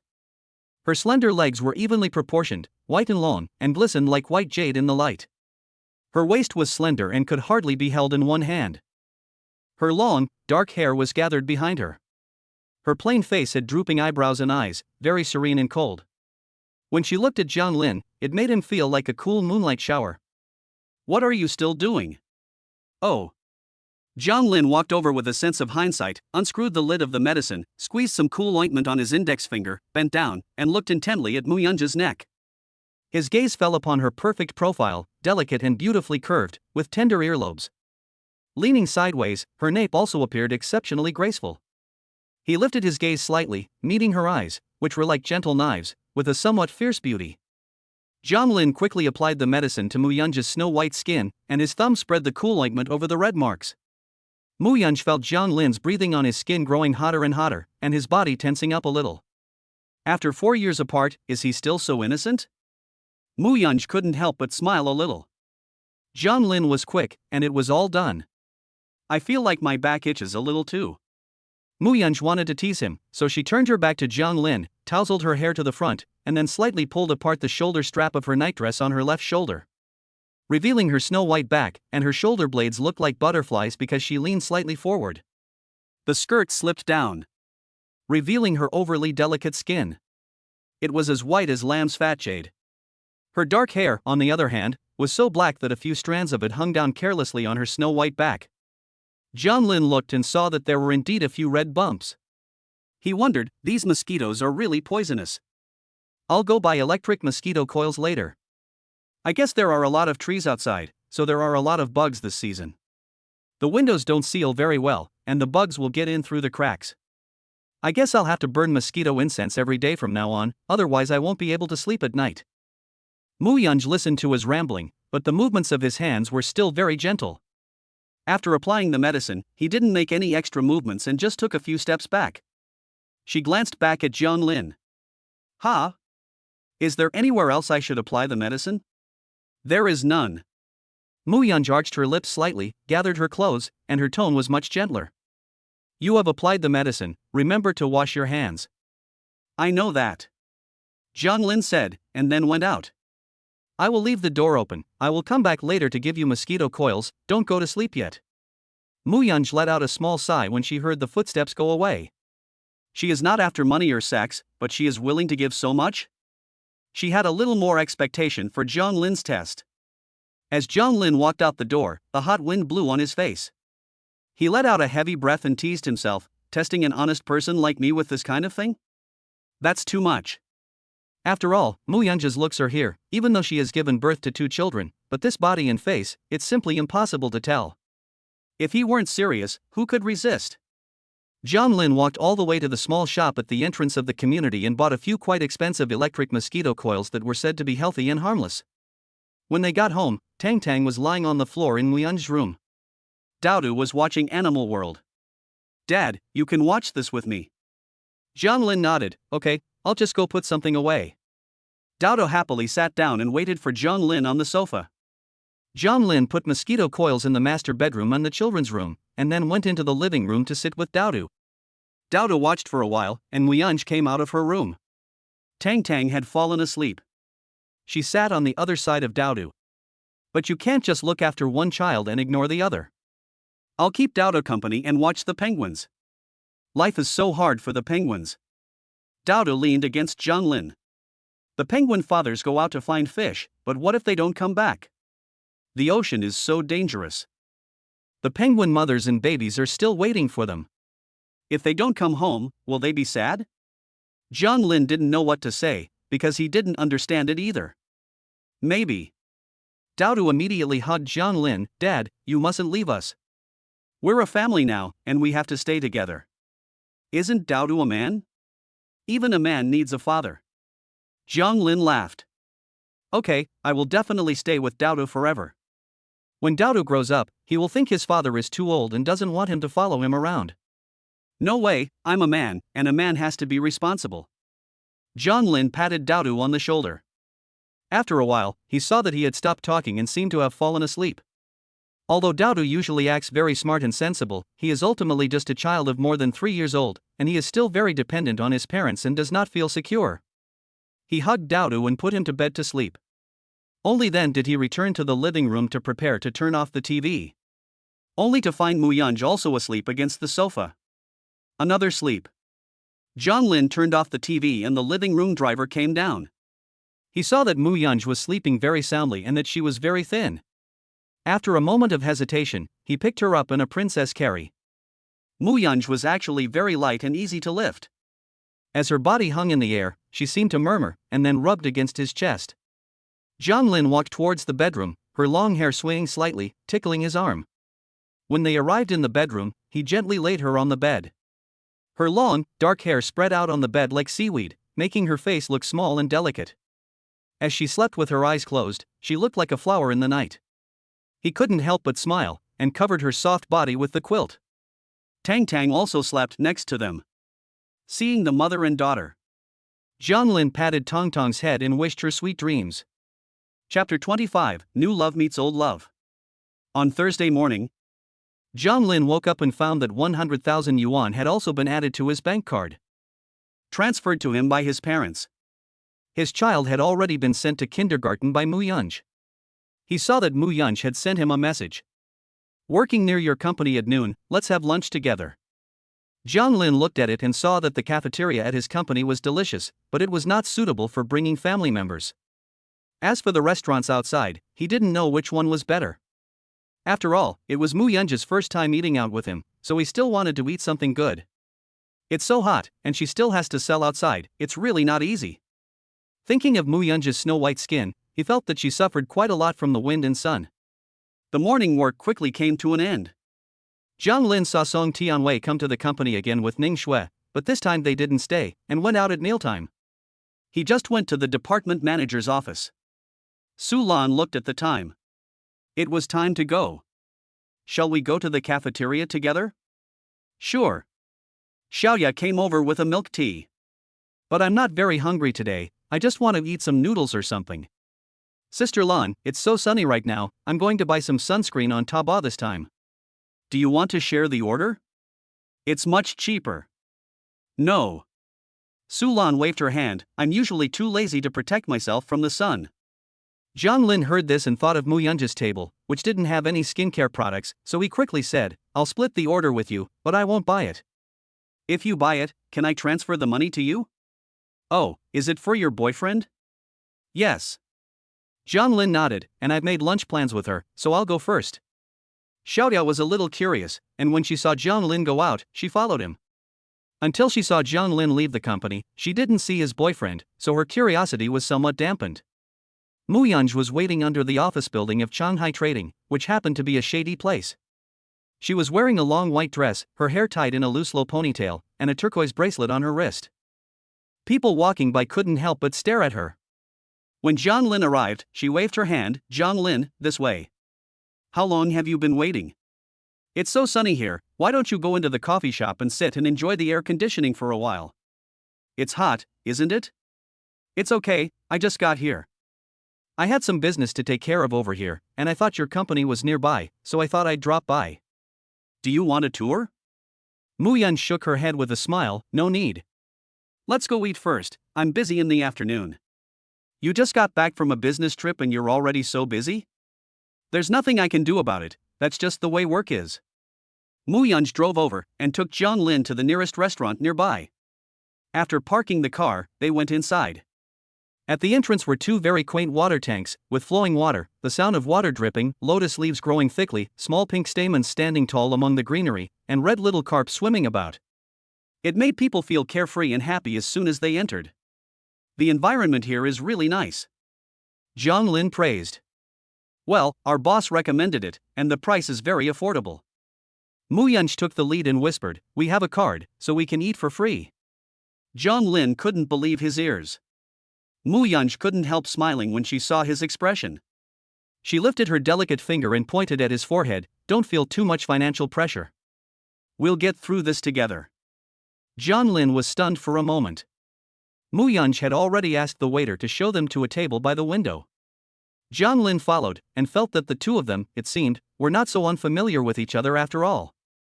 Instead, their mannerisms were much more familiar. Muyunj ordered a few home-style dishes. His movements were natural and unrestrained. Zhang Lin looked at the prices on the menu and the fancy names of the dishes, and felt a little emotional. Muyunj had been rich at one time or another, so he had more experience than Zhang Lin, and naturally knew how to go out. If it were him, he would not be willing to eat such expensive dishes. A plate of stir-fried water spinach, with a fancy name, costs 46 yuan, which is enough to buy a lot of water spinach at the supermarket. While waiting for the food, Muyunj looked out the window at the office building where Zhang Lin worked. It was very tall and could be seen from here. Are your parents coming for the Dragon Boat Festival? Well, they might come, but there's no room at home, so they said they'll go to a hotel.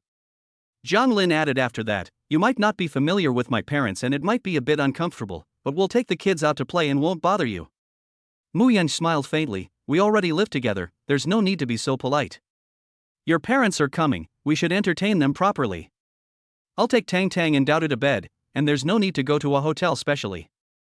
It's hard to book a hotel during the holidays, and the prices are expensive. Zhang Lin heard this and naturally agreed that was better. After all, parents just come to see their children, not to have fun, and they can better spend time with their children at home. Muyunj picked up the teapot, lifted her wrist slightly, and poured Zhang Lin a cup of tea. I may not be free on the Dragon Boat Festival. If I'm not at home, I'll have to trouble you to take care of the house. Do you have to work overtime on the Dragon Boat Festival? No, I may have to go home for a while, but you don't need to worry about it, I can handle it myself. Zhang Lin had originally wanted to ask if she should buy some gifts, but since Muyunj had already said that, she gave up. After all, her relationship with her family was tense because of her having a child out of wedlock. It's better if I don't ask. The food was quickly served. Just as she was about to finish eating, Zhang Lin suddenly heard a familiar voice. Isn't that Zhang Lin? Lu Xia came out of the private room and pointed to the window seat. Xiaoxue, look, it's Zhang Lin. There's a woman with him too. Could it be his new girlfriend who's pregnant? Ning Xia was still holding Song Tianwei's arm, frowning. After being humiliated last time, she didn't really want to run into Zhang Lin. However, when she heard that Zhang Lin's current girlfriend was also there, she couldn't help but look over there with her eyes. Zhang Lin also heard the sound and looked over, and the woman opposite him also turned her head. For just a glance. Ning Shui felt her breathing catch. This woman was so beautiful, slender figure, long hair down to her waist, although her clothes were simple, but her face was beautiful, and very elegant. She felt inferior in the face of this woman. With such looks, she could find a rich second-generation heir at least a local man with substantial assets. How could this woman look down on Zhang Lin's kind of conditions? Song Tianwei has seen a lot of beautiful women, but when he saw Muyunj like this, he was still amazed. This is not the kind of beauty with heavy makeup and exquisite dressings, but the kind of naturally beautiful woman with no embellishments. At a glance, she has a cold temperament and is not easy to approach. She is the type of person who is aloof and unapproachable. Even if she were in the entertainment industry, she would be able to compete with the most popular stars.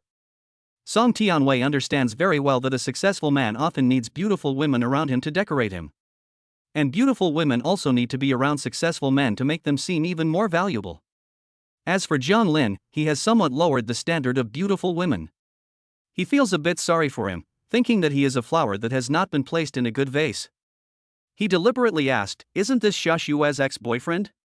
What a coincidence. You've met again. What was his name again? Jiang? Jiang Yan? It's John Lin." Ning Shui corrected. Song Tianwei smiled and said, "Oops, after all, he was just a little intern, so he didn't remember clearly. When I went to their company, President Wang didn't introduce him specifically. Jiang Lin, right? Are you guys here for dinner too?" Chapter 26, Defending Mu Yunj. Jiang Lin had no intention of getting close to them. After all, their statuses were not harmonious. He didn't even move from his chair. "Mr. Song, Assistant Ning, are you ready to leave after dinner?" The implication was, you eat and leave, don't talk here anymore. However, Ning Shui seemed to have not understood, staring at Jiang Lin fixedly. "Jiang Lin, we're old classmates, don't you want to introduce us to you?" Lu Xia also agreed, "Yes, don't be embarrassed to introduce him." Jiang Lin glanced at Mu Yunj. Mu Yunj didn't wait for Jiang Lin to speak, and slightly raised the corners of her mouth. "I'm Jiang Lin's girlfriend." Ning Shui was still a little dazed when she heard Mu Yunj admit their relationship in person. Lu Xia saw Ning Shui's expression and knew that her best friend was a little upset. After all, they both thought that Jiang Lin was compatible with her, but they never expected that after he left Ning Shui, he would be able to find someone else. She was also a little jealous of Mu Yunj's face. It was too good looking, wasn't it? What did Jiang Lin have? Most likely, the woman's other conditions were not good. Lu Xia deliberately said, "You're about the same age as us, so why did you get pregnant and get married so early? You should have just graduated and entered society, but you haven't even worked for long and you want to have a baby full time? I don't know if Jiang Lin's salary is enough to support you and the baby. You should know that the cost of living in City A is not low." Mu Yunj smiled faintly, not taking this provocation seriously at all. Their thoughts were written on their faces, and it was too easy to see through them. It was all just going with the flow. Lu Xia looked at Mu Yunj, who looked calm and collected, indifferent to everything, and didn't seem to care about the people around her. It was like she was looking for a fight but had kicked the wrong person. It's just that the woman is simply dressed, with a backpack made of cheap cloth, and the phone and car keys on the table are also of a cheap type. She let out a sigh of relief, guessing that she is just all show. "I don't know, what university did you graduate from? Where do you work now?" Jiang Lin felt that Lu Xia was a bit offensive. "These are all my personal matters. I don't think we need to tell you, do we? After all, the only situation we will come into contact with is at the company."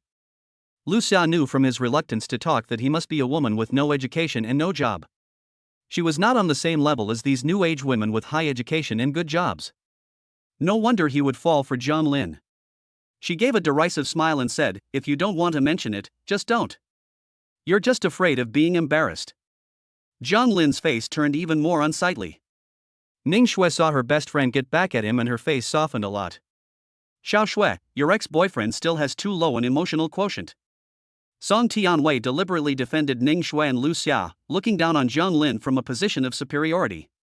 "You and Xiao Shui are classmates, otherwise we would not have brought an intern like you to the occasion of the cooperation between Kongqing Health and Shanghai Trade.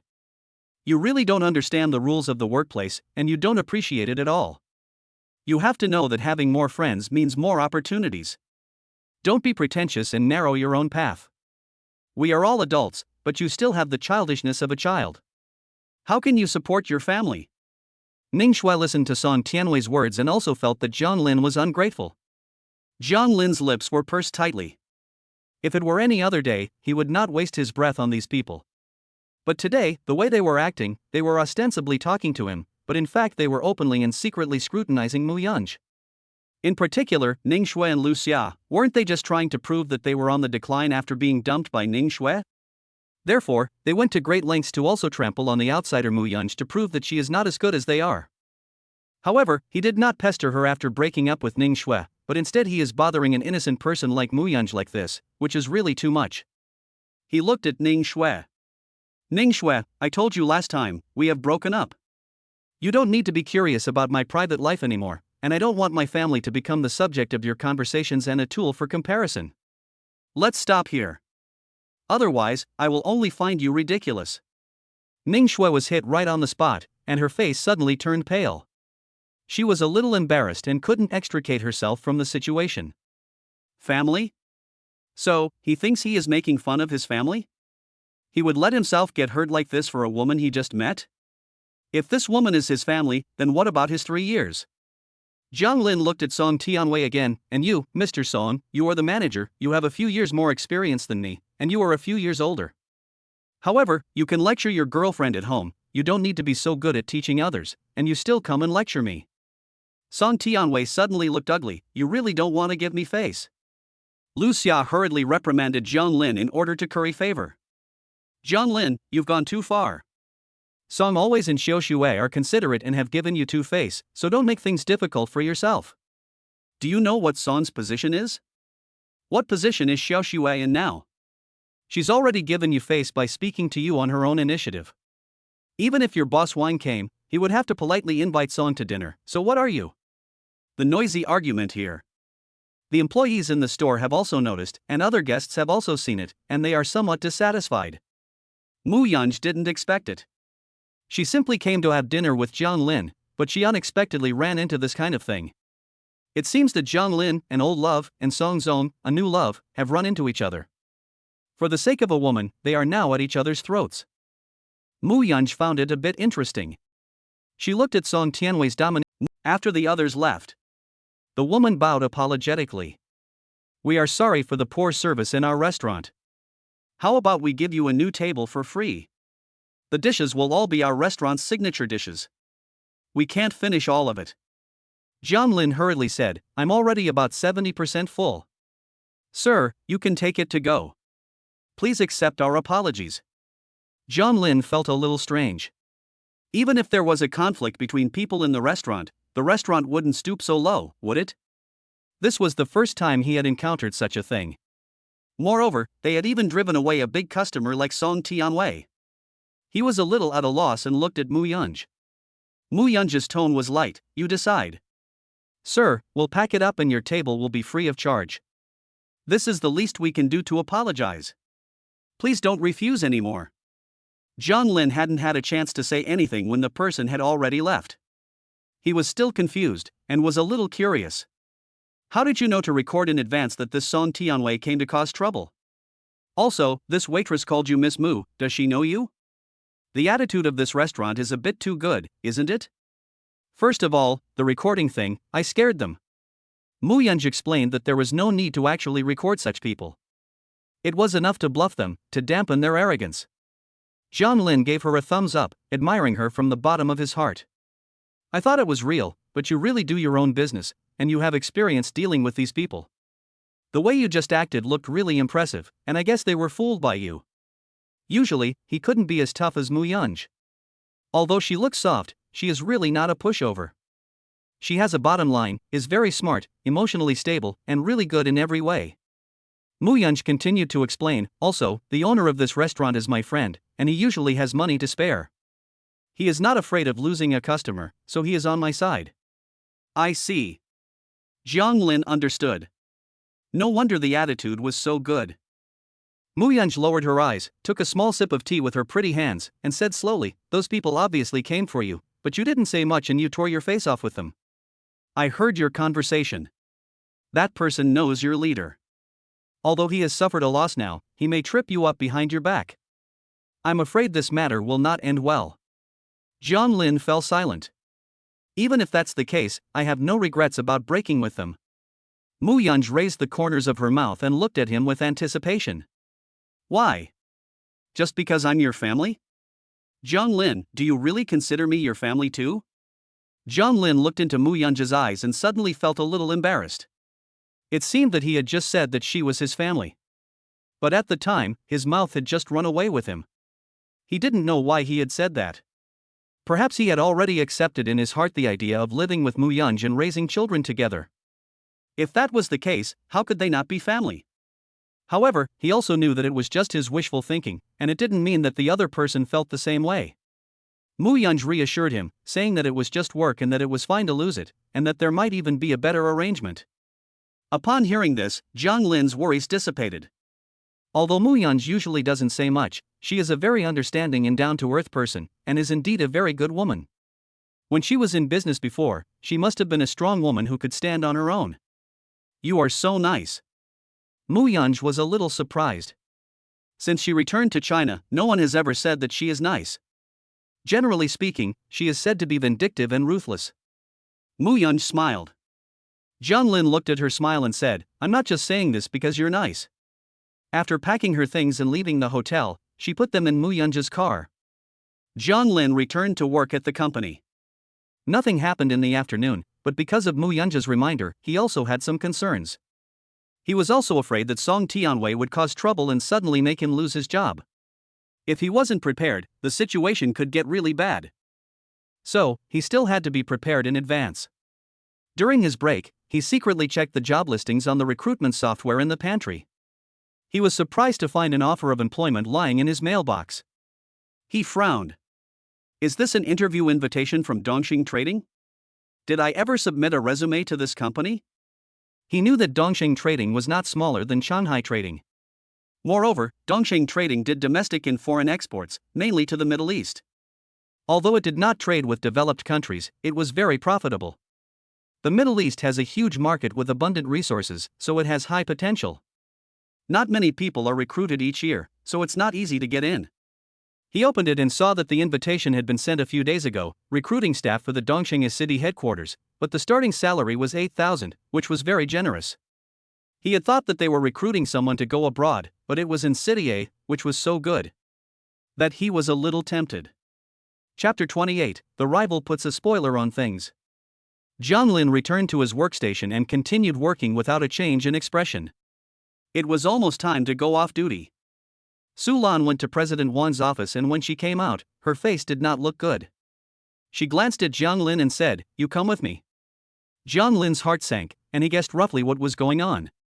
Su Lan was a bit reluctant to speak up. After all, Zhang Lin had performed very well and had a good education, so there was no reason why he should not be transferred. But just now, Wang Chang told her to find a reason to persuade Zhang Lin to resign. She didn't understand why. Unless Mr. Wang didn't like Zhang Lin, otherwise, he would not inexplicably dismiss a qualified intern. Zhang Lin, I have something to tell you, so get ready.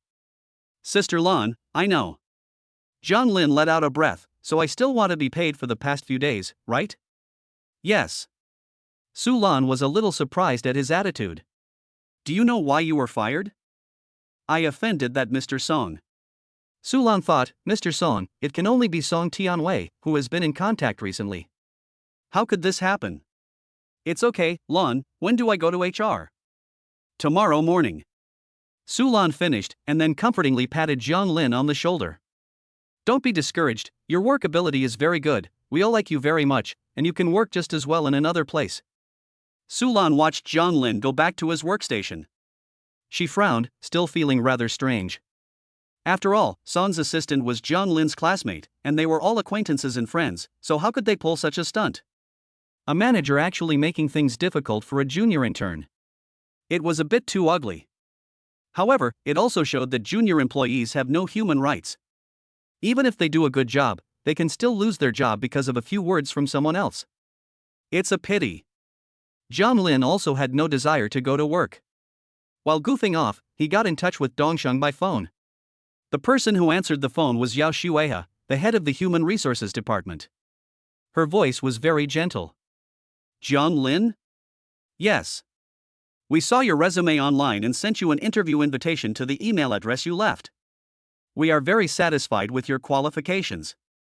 When can you start working? Zhang Lin was dumbfounded.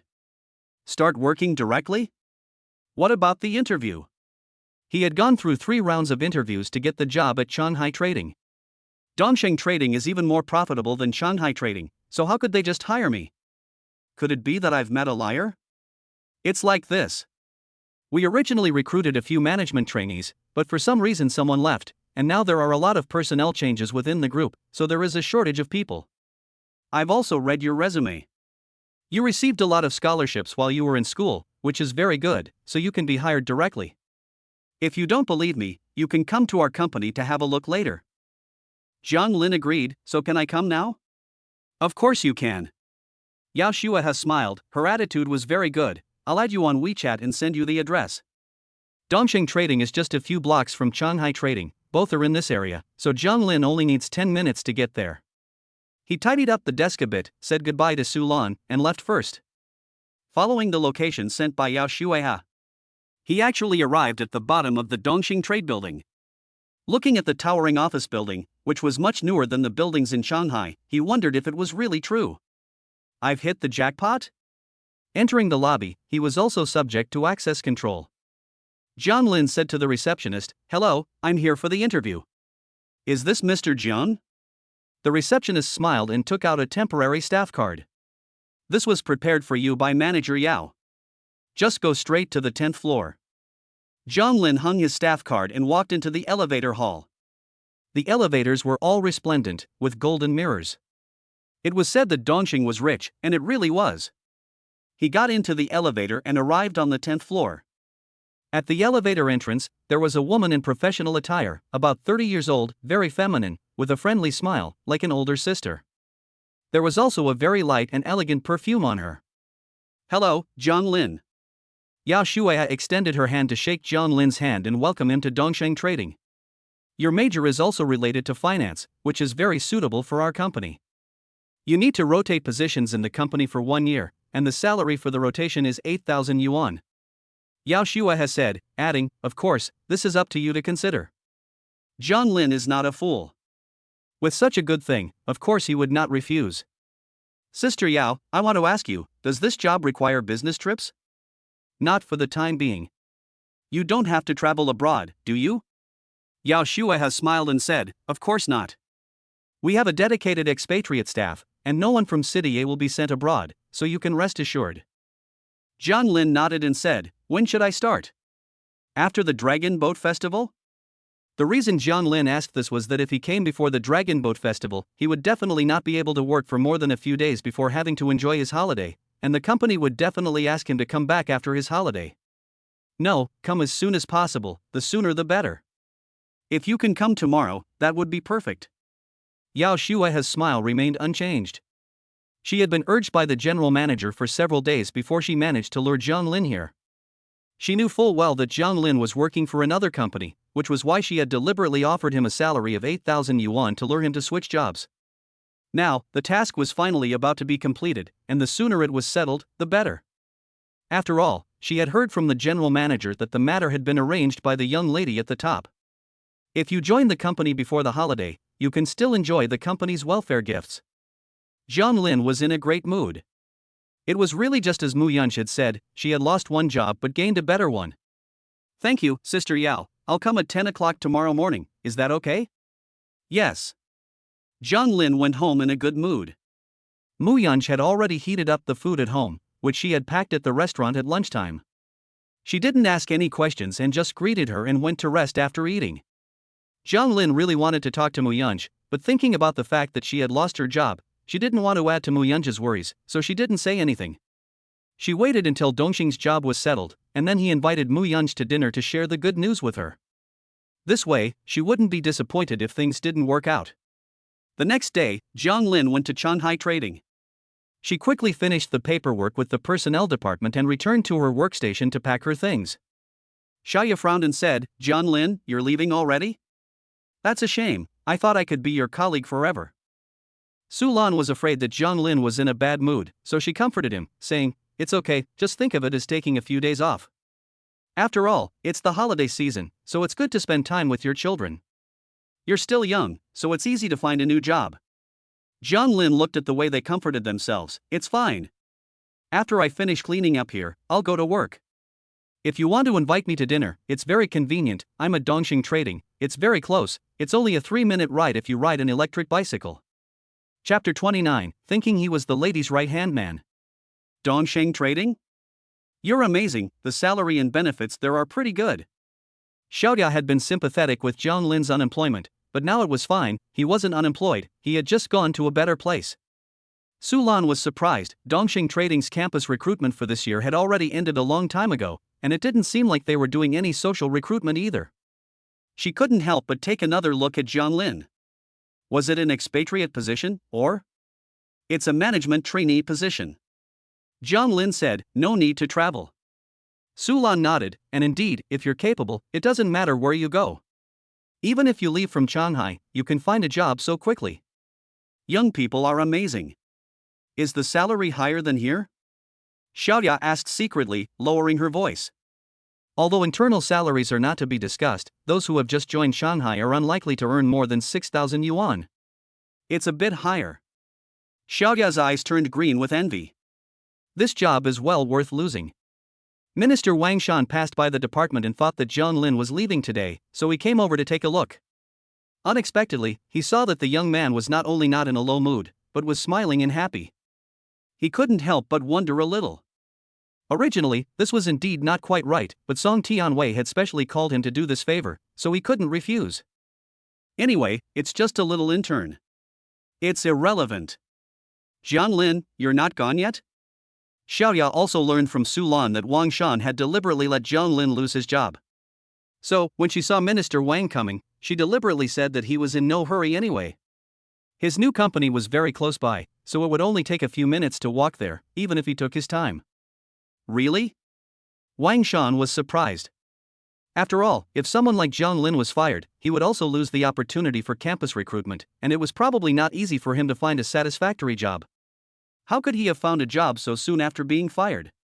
As he thought about it, he realized that there were indeed many companies in the area, large and small, and that it was pretty good to work anywhere. He thought that Zhang Lin had gone to a small company. I think Minister Wang is right. Xiaoya nodded. Zhang Lin, you must work hard at Dongxing Trading and remember the teachings of our Minister Wang. Wang Shan frowned. Dongxing Trading? If you say that Shanghai trade is good, then Dongxing trade is pretty good, and it's also quite difficult to get into. It seems that this year they have only recruited from a few prestigious universities. Zhang Lin, you got into Dongsheng? Well, I'll go over there after I finish packing. Wang Shan didn't realize that this kid was so lucky. It seems that Song Tianwei's deliberate difficulties not only didn't suppress him, but instead made his job even better. This was really a stroke of luck. After Zhang Lin left, Wang Shan also called Song Tianwei. Mr. Song, Zhang Lin has already left. This young punk doesn't know his place, and he should learn a lesson. Song Tianwei felt very good when he received the call. He sat in his office chair, looked at the computer in front of him, and could imagine Zhang Lin walking away in a daze. He dared to say that he was old and didn't want to listen to his preaching? Well, now, I'll teach him a good lesson. Let him know that in this society, he is one rank above Zhang Lin. A casual remark can make the other person lose their job. Right now, Zhang Lin probably doesn't know how he actually lost his job. Maybe he knows too, and if he does, he's very angry, but there's nothing he can do about it. Song Tianwei let out a relieved smile. This time, thanks to President Wang, let's have dinner together next time. Wang Shan didn't hang up, but said, I heard that he went directly to work for Dongxing Trading. What? Song Tianwei frowned, his voice raised a few decibels. He was thinking of using some of his energy to step on Zhang Lin. But it was a step in the wrong direction. Dongxing Trading, why would they hire someone like Zhang Lin? Don't they do background checks? They want someone you fired? I don't know, I can't interfere with the personnel matters at Dongxing Trading. Song Tianwei hung up the phone, sat up in his chair, and his good mood vanished in an instant. Ning Shui came in with a teapot, wearing a graceful dress. Mr. Song, here's your tea. Shui, does that Zhang Lin have any background? Zhang Lin? His family is from a small town, and his parents still have rural household registration. Ning Shui thought back, and her tone could not help but be a little contemptuous. His family has been farmers for 3 generations, so what background does he have? Song Tianwei nodded, and didn't say much more. After all, he had failed to fix Zhang Lin, and it would be a shame to talk about it, so there was no need for Ning Shui to know. He thought back and felt that Zhang Lin was too lucky. However, he couldn't be lucky forever, so we'll see. Ning Shui softened her voice and put her hand on Song Tianwei's shoulder. Tianwei, my parents called to ask me if you were going to my hometown for the Dragon Boat Festival. We have been together for a long time, so shouldn't we visit your parents? Song Tianwei was impatient, but after all, he was Ning Shue's first man, and now that they were living together, they could be considered to be in a good relationship. He could not ignore Ning Shue's feelings either. This time, I won't go, but I will transfer a few thousand yuan to you, and you can send it to your parents, saying that it is from me. I'm busy during the Dragon Boat Festival, and as you know, my career comes first. Ning Shui was a little disappointed. The house that had been agreed upon had not been finalized, and there was no rush to meet her parents and settle down. She had no idea what Song Tianwei was thinking. Song Tianwei coaxed her, "Don't be upset. I'll give you a few thousand more, and you can go on a trip with your best friend." Ning Shui finally broke into a smile and said, "Okay then." Dongsheng Trading. After Jiang Lin put his things away at his workstation, Yao Shueha came over to show him around. This personnel manager should normally be very busy, but she took good care of him. As they walked, she took him to the general manager's office. There was no one in the office. Jiang Lin's eyebrows shot up. "Sister Yao, this is the general manager's office? Do you still have something to do? Otherwise, I'll go to work first." "It's fine, just wait a while, the manager is in a meeting, it will be over soon." Yao Shueha asked Jiang Lin to sit on the sofa. "He said he wanted to meet you." Jiang Lin frowned, secretly thinking that although Dongsheng Trading is very high-end, the management inside is very approachable. A general manager still wants to meet an ordinary employee like himself? It's too down to earth. Just as he was thinking, there was a sound of footsteps outside, and then a man appeared in the doorway. He looked to be in his 30s or 40s, wearing a suit. He wasn't tall, but his face was quite handsome, and he looked very serious. Lu Chang carefully sized up Jiang Lin, wondering. He had thought that Jiang Lin was the young lady's right-hand man, a deep person with a lot of hidden depths, someone who might say one thing but mean something completely different. He had been worried for several days, not sleeping well, for fear that he too would be pushed aside by the newcomer. But he looked at Jiang Lin and saw that she seemed to be someone arranged by the young lady. How could she be so clear and simple? Her eyes looked so pure, like those of a college student. He then reacted, and on the information, Jiang Lin was indeed a college student. Lu Chang frowned and, looking at Jiang Lin's smiling face, admonished himself not to be careless. Maybe she was also a smiling tiger. Jiang Lin was very strange. This general manager, why did he look at her with increasingly serious and solemn eyes? Was there something wrong with her? Chapter 30, she invited him for a drink.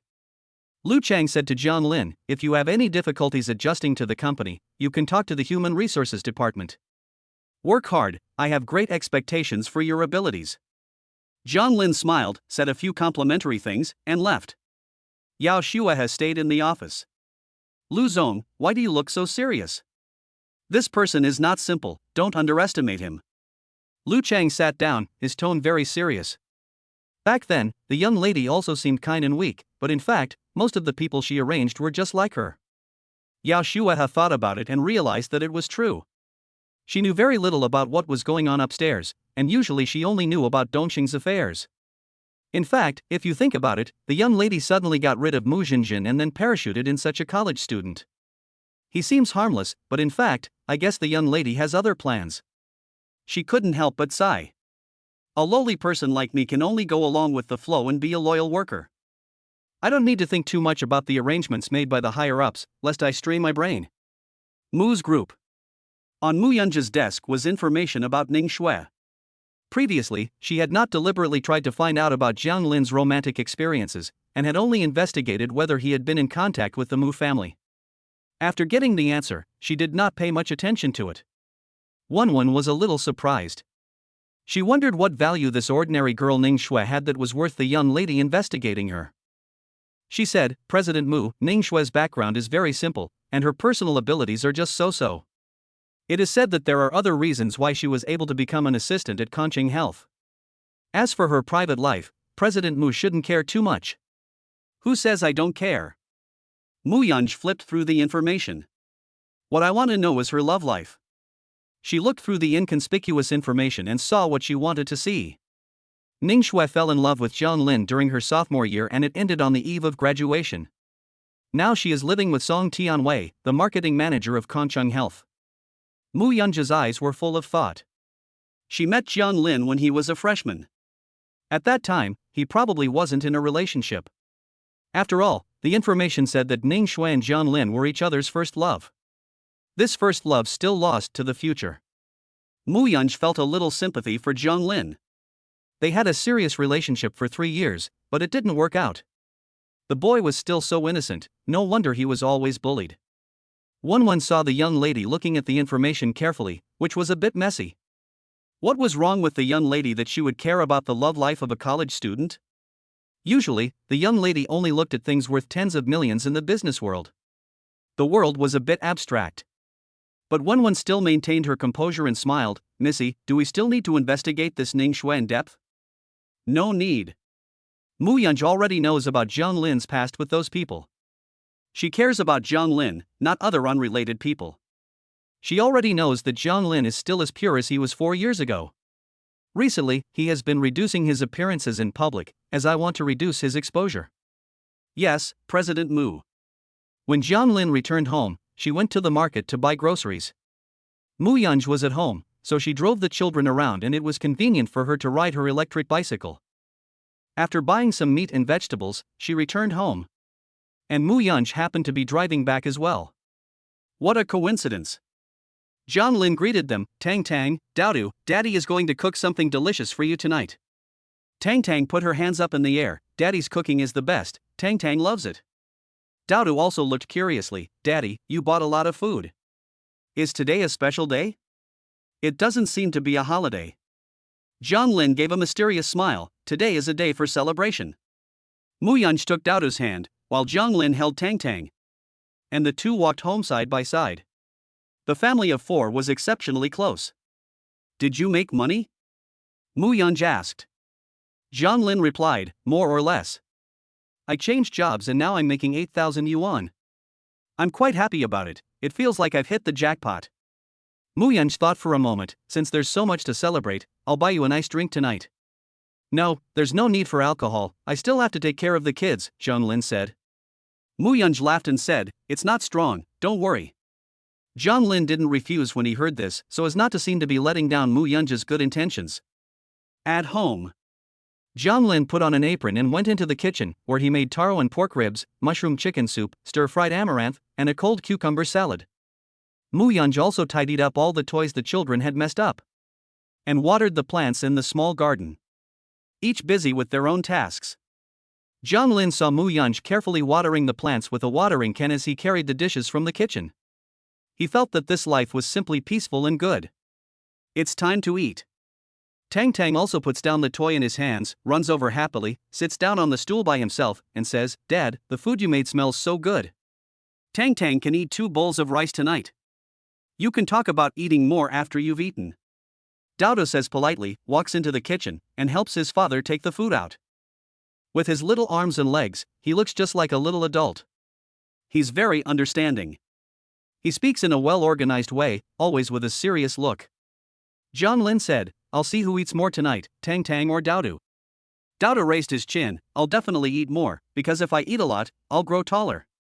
I want to grow taller quickly so I can become an adult. Mu Yunj laughed, Daodu, isn't it nice to be a child? Daodu thought about it for a moment, and decided that it was better to be an adult. Adults can do a lot of things. The meal was delicious, and both Tang Tang and Daodu ate a lot. But after they had eaten their fill, the 2 children went to play with their toys in their room. Mu Yunj went to the kitchen. And in no time at all, she was carrying 2 glasses of wine with ice in them and setting them on the small table next to the garden. Because the wine was cold, a thin layer of ice fog condensed in the glasses as they were poured. It looked very refreshing. The sunset was beautiful, with a slight reddish cloud floating in the sky. Jiang Lin followed, sat on a small bench, and lifted the cold glass of wine. It was quite pleasant, and it was Friday, so he could rest for 2 days again. Drinking some wine to relax, maybe he could sleep well tonight and sleep in tomorrow. Mu Yunj smiled faintly and asked, how is your drinking capacity? Jiang Lin wanted to say that his drinking capacity was still quite good, that he could drink a lot of beer and could also drink a lot of fake wine. But then he thought about how he had been treated so casually by Mu Yunj just 4 years ago because he had drunk too much. He wondered, how much alcohol is there in this drink? It's hard to say. It's brandy with a little ice and some fruit juice. Jiang Lin saw the ice in the glass and thought that it should be fine. The smell is like drinking a soft drink. Muyunj smiled. The wine was over 40 degrees, so for himself, it might as well be like drinking a beverage. But for Jiang Lin, it was hard to judge. She wanted to test his alcohol tolerance. To see if he really couldn't hold his alcohol, and if he really couldn't, then it would still be the same as she remembered. If his alcohol tolerance was still okay, then it would mean that 4 years ago, he was purely half-hearted in hitting on her. Chapter 31, Holding Her and Crying After Drinking. Muyunj picked up the wine glass and raised it, trying to taste. Jiang Lin didn't argue, and took a sip. It was very refreshing. You're right, this weather calls for something cold. After finishing the glass of wine, Muyunj's eyes wandered over to his face. Do you want another glass? No, if I drink too much, I'll be too lazy to go to the bathroom at night. Jiang Lin waved his hand. Before long, he felt a little dizzy. He shook his head and closed his eyes to try to relieve the situation. But it didn't seem to help much. In fact, Jiang Lin has always had a poor tolerance for alcohol. Probably because of family genetics and his constitution, he has never seen his father drink since he can remember. Usually, he doesn't touch a drop of alcohol during the New Year and other holidays. He asked his mother, and she said that it was because when he got married, he toasted his father-in-law with a drink, and then disappeared in the evening. Everyone was scared and looked everywhere, thinking something had happened to him. In the end, they found him by the stream, sound asleep on a few pieces of banana leaf, snoring like a thunderstorm. He was carried back to the new house. He is still being teased about it. As the father's biological son, Jiang Lin naturally inherited this gene as well. Muyunj reached out and helped Jiang Lin up. Are you okay? You're a little red. Jiang Lin leaned against the wall and looked at Muyunj. Her eyebrows and eyes were clearly very delicate and beautiful, but her eyes always gave people a feeling of gentleness, without any aggression. But sometimes, a trace of indifference would show. It made people wonder what she was really thinking. Even though they lived under the same roof, she hadn't opened up to them, had she? It was just that she had temporarily gone bankrupt and needed a place to live. That was why she was living with them. When she got over her difficulties, would she take the child away without mercy? Jiang Lin is a bit pessimistic. I'm fine. I'm a bit sleepy, I'll go to bed first. What's wrong with you? Are you unhappy? Jiang Lin doesn't know why, but whenever he drinks, he gets all sorts of crazy ideas in his head. It's nothing. When he woke up in the morning, Jiang Lin felt his butt was warm. He looked down and saw that the sun had already reached the room. It was already early summer and the temperature had risen a lot. During the day, it could reach 27.8 degrees. The sun outside the window was shining brightly, and the plants were all wilted from the heat. Damn, what time is it? Why didn't my alarm go off? He sat up in a panic, then realized, oh, it's Saturday, I don't have to go to work. He had only just started working, and already he was dominated by work. Jiang Lin rolled over. It was so hot, he might as well stay at home. Isn't this my room? This is Muyunj's room. No, Jiang Lin carefully recalled, and all he could remember was that he had drunk a glass of wine last night, and then passed out? The question is, how did he end up sleeping here? He clearly remembered that he wanted to go back to his own room to sleep. He nervously looked over as he heard footsteps at the door. It was Tang Tang. Tang Tang was wearing a little blue dress, with her hair tied up in 2 little buns with blue ribbons, very cute. Her face was soft and plump, just like a sticky rice cake. He let out a sigh of relief. Sugar, it's you. Are we going out to play? We're going to Grandma's house today. Sugar explained, Mom said to prepare something for Dad to eat, so that you remember to eat. Where's Mom? Mom went to get the car. Jiang Lin couldn't solve the mystery in his heart anymore when he heard this, but Muyungu was so calm, so that meant he hadn't done anything either. Sugar, do you know why Dad is sleeping in this room? Tang Tang tilted her head, her round eyes full of thought. Because Daddy was drunk and kept talking to Mummy while hugging her, and he even cried, so Mummy took you to your room to go to sleep.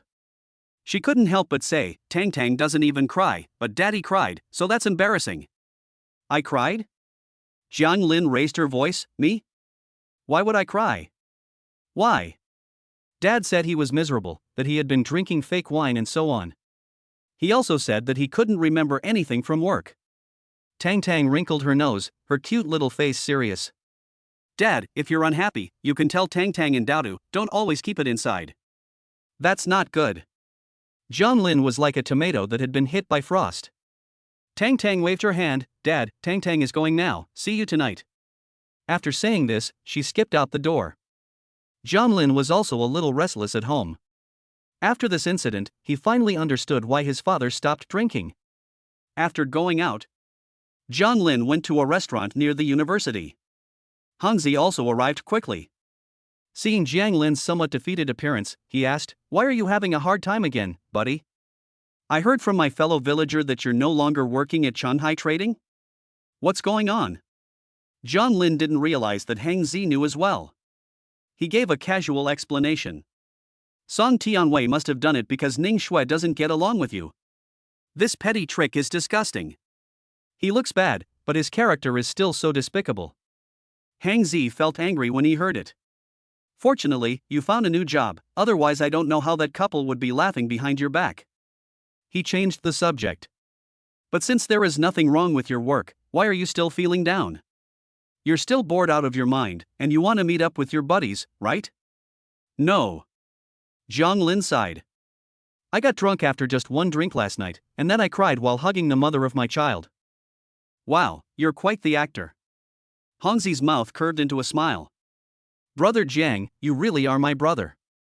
They say that if a woman cares about you, she'll fall for you. What you did just now struck right at the heart. I'm not pretending, I really drank too much. Zhang Lin put his hand on his head. I'm so embarrassed. She must think I'm unreliable now. This morning, she went straight out without meeting me. Hangzi patted Zhang Lin on the shoulder. Don't feel bad, everyone has stressful times. Just think, you've been in and out of relationships for 3 years, and Ning Shui still doesn't get along with you. It's normal for you to feel uncomfortable. You have a deep and profound love for Ning Shui, and you can't just let it go. If you were really that easygoing, you wouldn't be you. Besides, you've been under a lot of pressure recently raising your child, and once you relax, your emotions will rebel, right? Zhang Lin thought about it and agreed.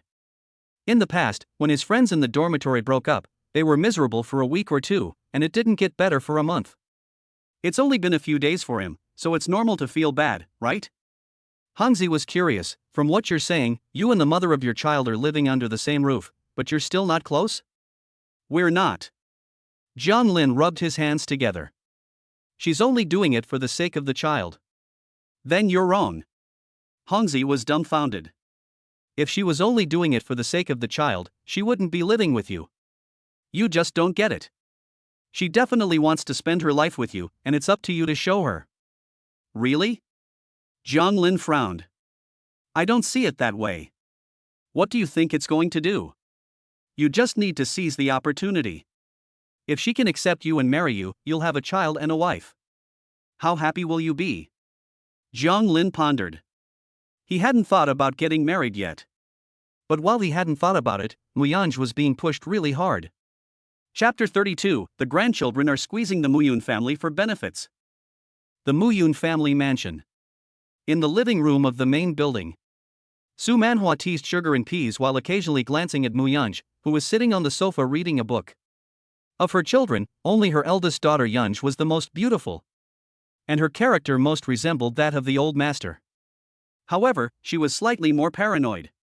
She wondered how her gentle daughter had become so stubborn that she would not listen to anyone, acting arbitrarily and not caring about her family. She sighed. After Fu Chang last returned, he still came here from time to see your father and me. The Fu family is a scholarly family, and he is also an associate professor at a university, and is also young and promising.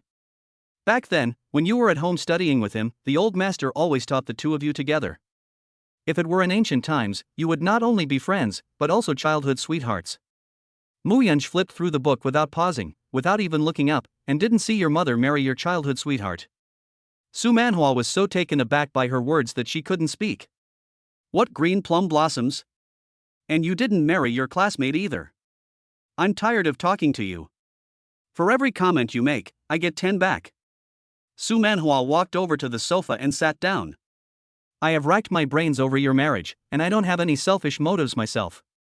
You think it's a disgrace that your daughter has raised 2 children without getting married. So you need a son-in-law to enhance your status. Su Manhua looked at her daughter in surprise. Is this how you see me? All the men I found you were from good families, with good character and education. Our family doesn't lack money, so why do I need a son-in-law to enhance my status? Mu Yun smiled faintly. If not, then I really can't understand my mother. You're in such a hurry to find me a man, is it really for my own good? Su Manhua's lips moved twice, knowing that in Mu Yun's eyes, she could never be a good mother. The events of the past had long since broken her daughter's heart, so no matter how much she said or did, it would all be in vain. If she didn't love her grandchildren, Mu Yun would never have come to the door. Su Manhua was a little helpless, so she softened her tone. Yunj, even if I don't find you a husband, Tang Tang and Daodu will always need a father. You find one yourself, and I won't interfere. You are usually so busy, so just consider it your way of caring for the two children. Wouldn't it be good to give them a complete family? After a short silence. You are right. Mu Yunj didn't stop her this time. Tang Tang and Daodu really like their father. Even if I, as their mother, love them more, I cannot make up for the lack of their father's love. Su Manhua was overjoyed. Fu Cheng is knowledgeable and gentle, and is the most suitable person to be a father. Mu Yunj interrupted her, saying that Tang Tang and Daodu already had a father. You mean, you already have a partner? What is your family background? What is your education level? What do your parents do? Although I don't care about material things, marriage still requires matching social status, especially for someone in your position, who has an ulterior motive, not a few. Mu Yunj put down her books. It was getting late, and we should go back. Su Manhua knew that Mu Yunj had lost patience. She hurriedly said, Don't go yet. Your father will be back soon. Although he doesn't say it, he really loves Sugar Plum and Daodu. It's rare for him to come back once, so let him meet the children. Mu Yunj endured and picked up her book to flip through it again. Su Manhua didn't dare to bother Mu Yunj anymore, or she would just leave. She turned her head and said, Daodu, Sugar Plum, Grandma has planted blueberries in the backyard, and they are ready to eat. How about I take you to pick some? Tang Tang was interested as soon as she heard about picking fruit. She turned her head and looked at Daodu, saying, Brother, let's go quickly. She took Daodu's hand and whispered, Dad is so worried about buying expensive fruit. Let's pick more blueberries and take them home for Dad to eat. Daodu agreed that this was a good idea. When he went shopping with his father, he saw that his father always carefully considered the cost of everything. There were a lot of things at Grandma's anyway. Let's see what we can take home, anything will do, to make Dad happy. Otherwise, Dad will be lonely at home alone. With that, Daodu looked around. When they reached the backyard, Su Manhua asked, Daodu, you have a father now? Daodu didn't want to answer this question. When Mum came, she told him not to tell Grandma anything about the family. He thought, Grandma wants Uncle Fu to be their father, and maybe he will drive their father away. This is naturally something that cannot be discussed. Grandma, are there any other fruits here besides blueberries? I want to take some home to eat. Yes, there are a lot of fruits at home. Is your mother too busy to buy you fruit? Su Manhua didn't think much about it. She knew that Sun Shofang had helped take care of the children before, but now Mu Yungo was taking care of the children herself. She couldn't possibly take care of them as well as she could. Daodu could tell Grandma if there was anything else he wanted. Daodu thought about what the family was lacking, but after all, he was just a child, and he couldn't think of everything. After a thorough sweep, he had brought back a lot of things. He had packed up expensive oils, imported fruits, and very practical things like the family's robot vacuum cleaner. When Mu Ding returned, Daodu took the computer from his study. Grandpa didn't use it anyway, and it was replaced once a year. This one was the new one. It's just gathering dust, so it might as well be used by Dad. After all, it seems like Dad's computer is always stuck. Daodu really cares about his father.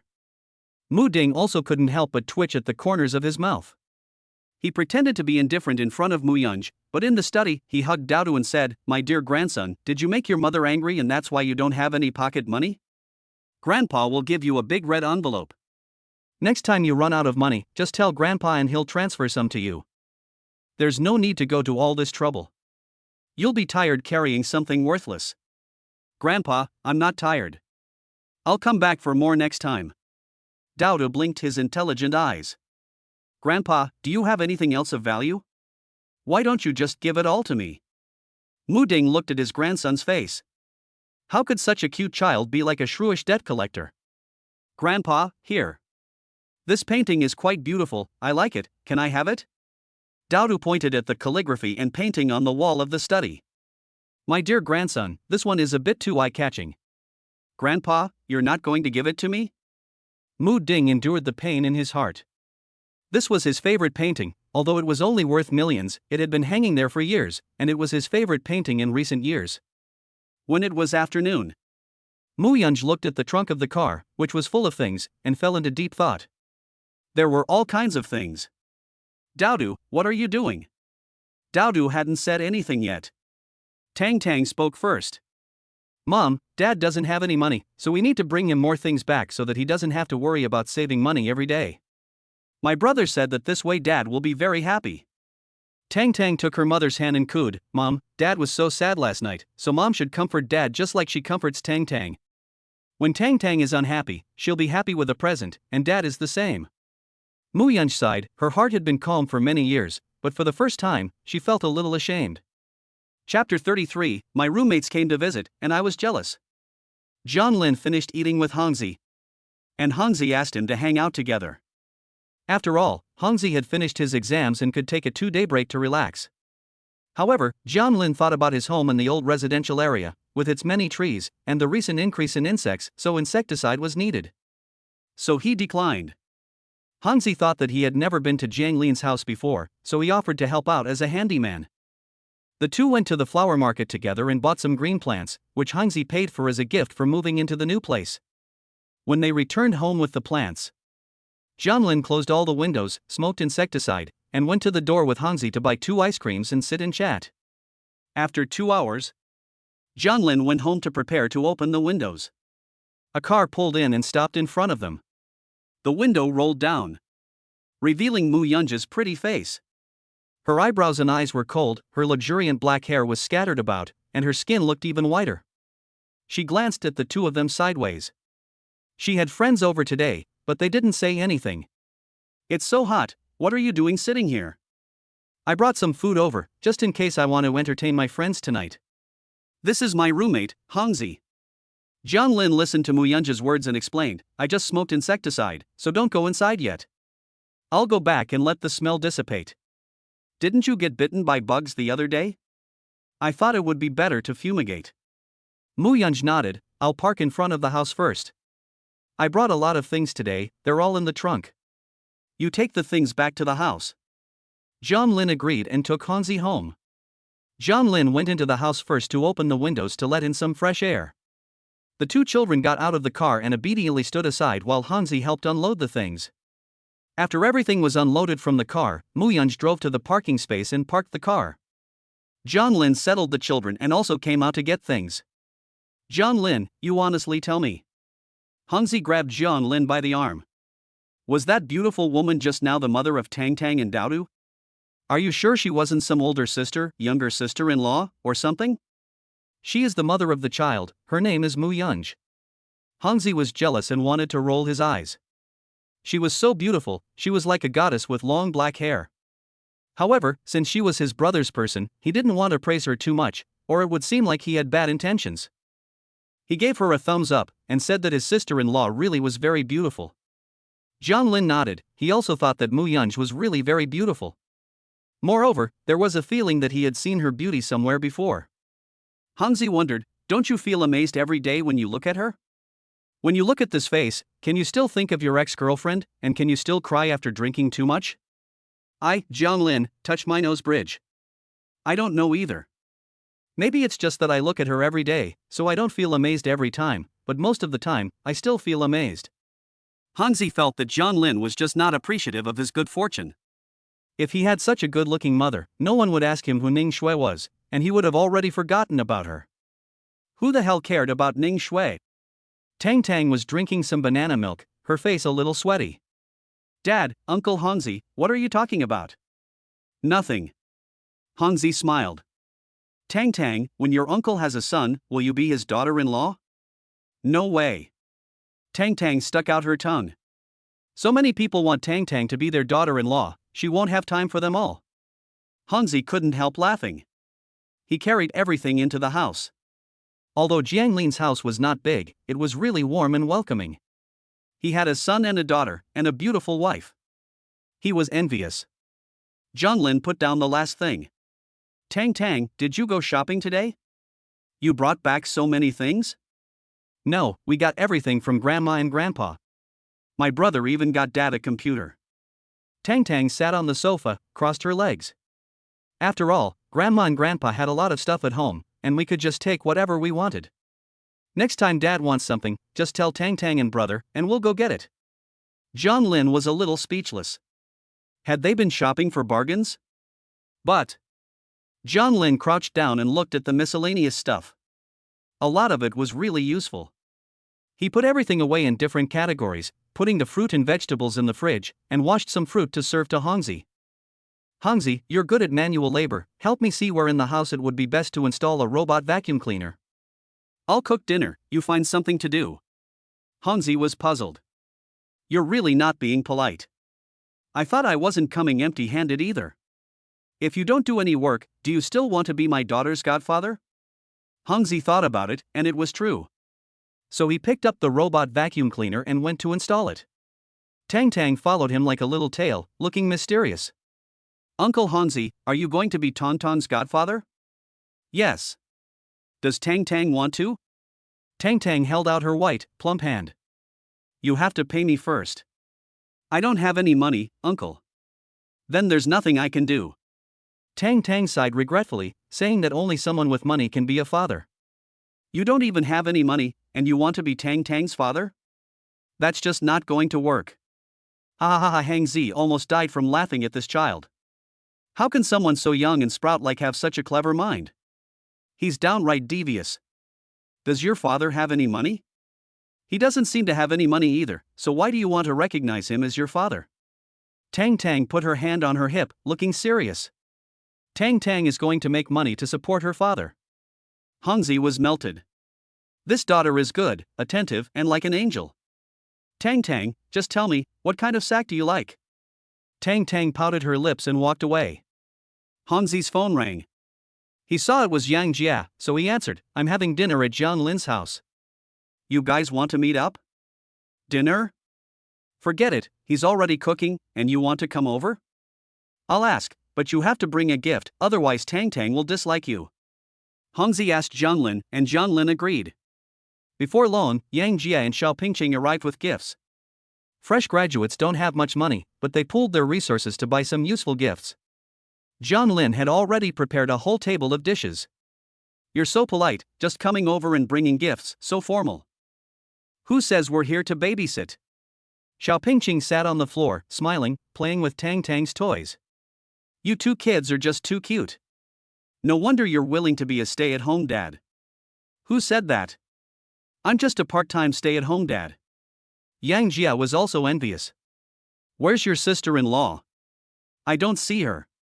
She hasn't returned yet. She said she was going to buy some roast duck at the entrance of the community. At this time, the sound of the door opening was heard. And both looked towards the door. They didn't say a word, just because Mu Yungu was just too good-looking. Even though she was carrying roast duck in her hands and was dressed very simply, it was hard to hide her stunning appearance. This face value, even if she was wearing a torn rag, it would still look good. They both suspected that they had seen her wrong. After all, Jiang Lin had never said that his child's mother was so good-looking. Yang Jia muttered to himself, is this for sure not a big star? This face is too great, damn it, Jiang Lin is really lucky. Xiao Pingqing couldn't take his eyes off her either. No wonder Tang Tang and Daodu were so good-looking, the genes make sense. Hongzi looked at their stunned expressions and secretly gloated. He had been mentally prepared for this, so he wasn't as surprised as they were, which made him seem very calm. You've worked hard, sister-in-law. Hongzi spoke, and there was enough food to eat, so there was no need to go out and buy more. Chapter 34. She's so good at it. Yang Jia followed suit, sister-in-law, my name is Yang Jia. I'm in the same dormitory as Jiang Gu, and we have a good relationship. I'm Xiao Pingqing, I'm the oldest in the dormitory, but you're a little older than me, so we'll each mind our own business, and I'll call you sister-in-law. Mu Yunj couldn't help but smile. She thought that these young people were quite interesting. I am Mu Yunj. You can call me Yunj. You don't need to call me sister-in-law on purpose. Come to our house to play often in the future. Yang Jie felt like a spring breeze brushing his face, like the melting of winter snow. Mu Yunja's face was almost as white as if it had its own light. She was so beautiful. Moreover, there was a fragrance in every movement of sister-in-law's hands and feet, like a very zen fragrance. It makes people feel that they can only look at it from afar, but not touch it. You guys sit on the sofa for a while, I'll go help in the kitchen, Mu Yunj said, and then carried her things into the kitchen. The three of them couldn't help but follow her to the edge of the kitchen, staring blankly at the stunning beauty inside who was lifting her hands to plate the roast duck. The beauty's fair wrists looked as if they were covered in frost and snow, and a green bracelet, which looked expensive, was on one of the wrists. Yang Jia was looking at it when he suddenly saw Mu Yunj turn around and look at him. He hurriedly stuttered, "Sister-in-law, your bracelet is really pretty, it can't be cheap." Zhang Lin took the spatula and glanced at it as well. Sometimes Mu Yunj wore the bracelet, and sometimes she didn't. It shouldn't be very expensive, right? Otherwise, she would wear it all the time. Mu Yunj thought about it and smiled as she replied, "I bought it at a scenic spot, it was only a little over 1,000 yuan. That's quite worth it." Yang Jia nodded. In fact, he didn't care how much the bracelet cost. He just felt that as long as it was on his wife, it was very expensive. Maybe that's just charisma? Zhang Lin couldn't help but come out and drive people away. Can you all stop crowding around the kitchen door? Are you sick in the head? Hurry up and go sit down. Hanzi and the others hurriedly went and sat down. Yang Jie praised, "Sister-in-law, you are the most beautiful person I have ever seen in real life. Even if you took some random photos and posted them online, you would be an internet celebrity. Don't compare her to those photoshopped beauties, okay?" Hanzi was unimpressed. If she entered the entertainment industry, she would be an instant hit. Xiao Pingqing sighed, "Before, I was worried that Zhang Lin would be unable to get over his breakup. Now that I hear that he has a child, I'm afraid that he entered into marriage on impulse." Yang Jia slaps his thigh, "I'm just jealous. It makes me so sad. I shouldn't have come today. I won't be able to sleep tonight. I'll be tossing and turning, thinking, why can't I have this good fortune? I'm more self-aware." Hangzi smiles, "I can't find a wife as pretty as her, but I'll get on good terms with Zhang Lin now, so that my son can marry Tang Tang as his wife in the future. Won't that be a blessing for my son?" Yang Jia said, "You're still the one who thinks of everything. Then I'll have a daughter marry Dodo in the future, and by the time my grandson's generation comes along, won't their appearance be very high as well?" Xiao Pingqing was amused by their bantering. Who can say for sure what will happen in the future? They've all been swept away by beauty. Zhang Lin cooked dinner. In addition to the roast duck, he also made a few other hard dishes. His roommates didn't know that his cooking was actually so good, and they kept praising him. After dinner, they all wanted to be Zhang Lin's son-in-law and daughter-in-law, like candied beans, and they also wanted Zhang Lin and Mu Yunj to be like in-laws. Zhang Lin was annoyed and sent them all out, and then things quieted down. Only the family of four remained. After Zhang Lin went to clean up the mess, he saw Mu Yunj carrying fruit in and washing it. He said, "My friends were quite rowdy, weren't they? You went out today, came back and entertained my friends, you must be tired too. Go to bed early, I'll take care of the kids." "It's fine, it's been a long time since it was so lively, and your friends are all very nice. Besides, aren't your friends also my friends?" Mu Yunj smiled and looked at Zhang Lin with the fruit in her hand. Zhang Lin tasted it and his face turned red. He hurriedly said, "You're right. We're all family now, we shouldn't be so careful about each other." Mu Yunj raised his hand and tapped Zhang Lin's forehead. "Now he's smart? Last night, when you were crying in my arms, you weren't like this." Zhang Lin was originally immersed in the ambiguous atmosphere, but suddenly, his heartbeat evened out, flatter than a straight line. His face turned even redder, and I wondered why I was such a bad drinker. "Did I mention my ex to you? I should have let go of it already, but maybe I've been under a bit of pressure lately? Don't worry, I won't mix my personal life with our family." "Are you explaining yourself to me?" Mu Yunj leaned against the marble countertop in the kitchen, her posture very relaxed. Her eyes were smiling, looking at Zhang Lin, like a pool of spring water, making people unable to help but get carried away. Zhang Lin's nose was full of the faint fragrance on her body. "I'm explaining to you because I actually feel that life is very good right now, and I'm willing to keep living like this forever, and if you're willing to, that would be even better." Lin, confessions are not like this. Muyunj picked up the fruit and said, when you've thought it over, come back and talk to me. With that, she turned around and left the kitchen. Lin looked at her slender back and couldn't help but ponder, what did she mean? It wasn't a rejection, but she didn't say yes either. She really is. She's been acting indifferent the whole time, and she's already caught my eye without doing anything. She's only 2 years older than me, but why is she so deep? Lin touched his mouth. I'm a human, where's the crooked mouth?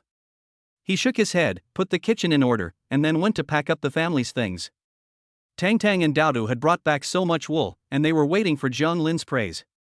Especially Tang Tang, who said everything directly, took Lin's hand, and pouted, Daddy, Tang Tang and brother brought you so many things back, and you don't even know to kiss us and praise us. Tang Tang even saw Daddy cry. Let Mummy comfort you. Just now, Mummy was in the kitchen talking to Daddy, so she must have comforted him. Otherwise, why would Daddy be so happy? Lin bent down and kissed Tang Tang on the cheek as soon as he heard this. Tang Tang is so good. He looked at Dowdu again. Dowdu is also very clever. He even went out and missed Daddy. It seems that Dowdu was Daddy's little sweetheart too. Dowdu grunted, his cheeks puffed up, a little unhappy. Lin kissed him. He then beamed with joy. In fact, I don't necessarily want my father to kiss me, but he can't just kiss my younger sister and not me. Lin nodded, yes, Dowdu is right, my father should treat everyone equally. Chapter 35, she takes the initiative to get close. Lin hugged the 2 children and played with them for a while. Muyunj came out of the shower, wearing a plain-colored dress. She bent down to hug Tang Tang. And when she looked up, her eyes met Lin's. Lin couldn't help but stare into her eyes. However, Muyunj quickly lowered her eyes, picked up the toy on the ground, and said to Tang Tang, Mommy is here to play with you, okay? Tang Tang twisted her body and hugged Muyunj's neck. Mom, let's all 4 of us play together. Dowdu also sat down next to Lin. Dad, let's play together.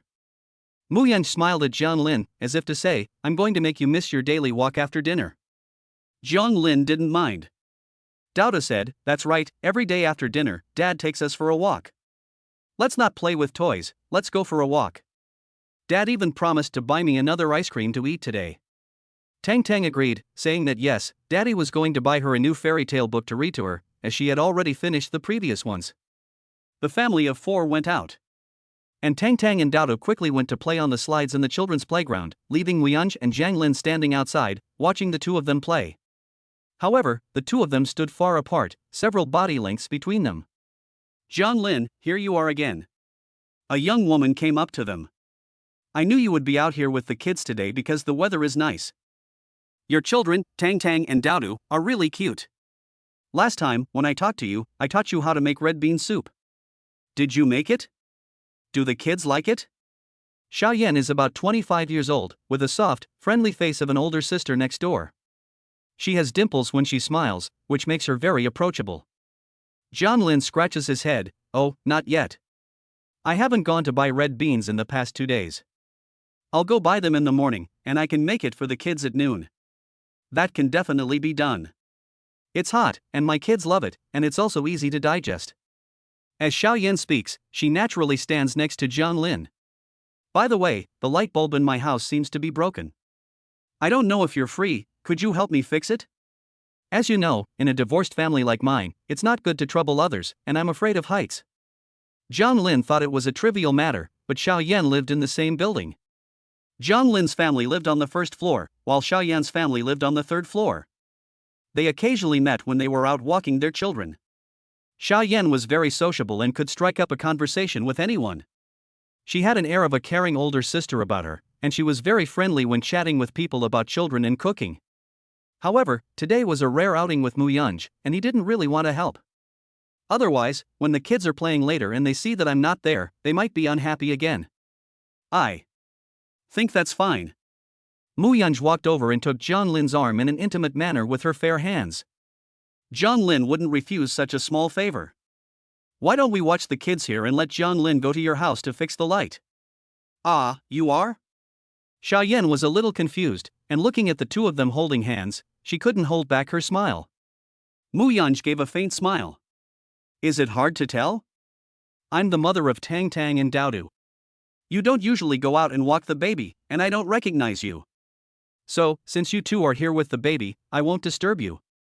Xiaoyan's smile remained as she said, I'll go first. After saying this, Xiaoyan called her own child and went home together. John Lin didn't care when he saw the people leave. After all, at this time, Mu Yunj was holding his hand. John Lin felt quite strange. Why did he suddenly come over and hold his hand? Mu Yunj looked at him in a daze and asked, What's wrong? Nothing. John Lin coughed and said, You're so pale. Usually, you get a tan easily when you're running sales. My former colleague and I split a sunscreen, and I put it in the drawer by your bedside. See if you're used to using it, because I don't know. Mu Yunj raised an eyebrow. Running sales? It seems that she doesn't really need to go out and do business much. But John Lin actually knows to buy sunscreen and give it to a woman. Has he just learned this or has he always been so understanding? She loosened her grip slightly, placed her fingers on John Lin's arm, and scratched his skin in circles. Your neighbor's sister left, and you didn't even try to stop her? It seems that you are quite popular outside. Anyway, we don't know each other well, so it's fine if she leaves. John Lin doesn't care. Do you think I shouldn't meddle in other people's business? I actually don't intend to help, after all, I still have to look after the baby. The property management here is quite helpful. Last time I saw a grandmother whose light was broken, I asked for help from the property management in the group. It's not necessary for me to help with such trivial matters. Mu Yunj looked at the child, her smile deepening a little, and she didn't let go of the hand she was holding. Standing together, they really looked like a couple. The breeze blew. Mu Yunj's long hair fluttered slightly, and with the wind it blew onto John Lin's arm, mingled with the unique fragrance on her body. John Lin glanced sideways, and she was intently watching the child. However, even with her simple appearance, she was incredibly beautiful. John Lin thought to himself, if she has no interest in me, then there is no way she will take the initiative. He should, and has to, take the initiative as well. John Lin coughed lightly, there are so many dishes at home, I can cook at home tomorrow, it's Sunday anyway. Mu Yunj answered, I think I have to work overtime tomorrow, I have to go early in the morning, and I won't be done until after 3 p.m. I can only eat something casual in the company cafeteria. Then I'll cook more and deliver it to you. John Lin smiled, anyway, my parents are coming over tomorrow, they want to take Tang Tang and Dao Dao out to play, I'm free, I'll deliver your lunch. Mu Yunj's hand stiffened. This proposal didn't seem very good. She glanced at John Lin's eager, expectant eyes, as if he really hoped she would say yes. Mu Yunj thought to herself, it's rare for him to take the initiative, and if she refuses, he'll probably just hug her and cry. Okay. But my company has a strict system, so you can just deliver it to the reception desk. John Lin let out a sigh of relief. Okay, just send me the location and I'll deliver it to you on time. Mu Yunj nodded. She remembered last night, after John Lin got drunk, he hugged her and cried, saying that she was not Ning Shui, but asking if she just wanted to raise the kids with him, and when the financial situation improved, she would abandon him just like Ning Shui. He also said that he didn't want to lose Tan Tan and Dao Dao, and he didn't want to lose this family. He has put a lot of effort into this family. Mu Yunj also thought about it seriously. She had come to test whether John Lin was a qualified good person, but when she asked herself, she wondered if she didn't want to give her child a home. Now, she was also wondering if she should give her family a home too. She was not heartless and could not see John Lin's true feelings. Mu Yunj murmured, John Lin, you mustn't let me down. John Lin thought she was talking about lunch and immediately smiled, don't worry, I've learned 2 new dishes that you'll definitely like. Chapter 36, the first time he delivered her lunch. Dao Dao ran up from afar, Mom, Dad. John Lin bent down first, looking Dao Dao in the eye, what's wrong, Dao Dao? My hands are dirty. John Lin smiled and took out a pack of wet wipes from his pocket, okay, let me wipe your hands. Mu Yunj smiled, John Lin is improving. He is trying hard to be a good father. Dao Dao, on the other hand, stopped being so independent and strong, and instead became soft and gradually became a child who needed to rely on his parents. Brother idiot. Don't wait for Sugar. Sugar ran over angrily, looking small and weak, and she didn't seem to have any killing power. Dad, ignore brother, he's a bad guy. Dao Dao held back John Lin, me a bad guy? You're the bad guy. John Lin waved his hands, stop fighting, tomorrow morning I'll make you both preserved eggs to eat. The 2 children stopped fighting. On the way home together, Tang Tang put her arms around her waist and said, "Dad, I saw you holding hands with Mum just now, why aren't you holding hands now?" She took Daodu's hand and said, "Me and my brother are holding hands." Zhang Lin felt a little embarrassed and turned around, holding out his hand to Mu Yungu. Mu Yungu hesitated for a moment, but in the expectant eyes of Tang Tang, he reluctantly covered her hand with his. Tang Tang happily bounced around, running ahead with Daodu. After she had gone far away, she asked, "Brother, do you really think this will work?" "Of course it will." Daodu was sure of himself. "Dad and Mum are just too shy. We have to help Dad. I've seen it in TV dramas. This is the only way to fall in love." Tang Tang tilted her head. "Brother, don't you just watch the news? You also watch TV dramas?" "Mum doesn't let us watch them. I watch them secretly, silly." On Sunday morning, Zhang Lin got up early. Hearing a noise, he hurried out of the room and saw Mu Yunj carrying a cloth bag at the entrance.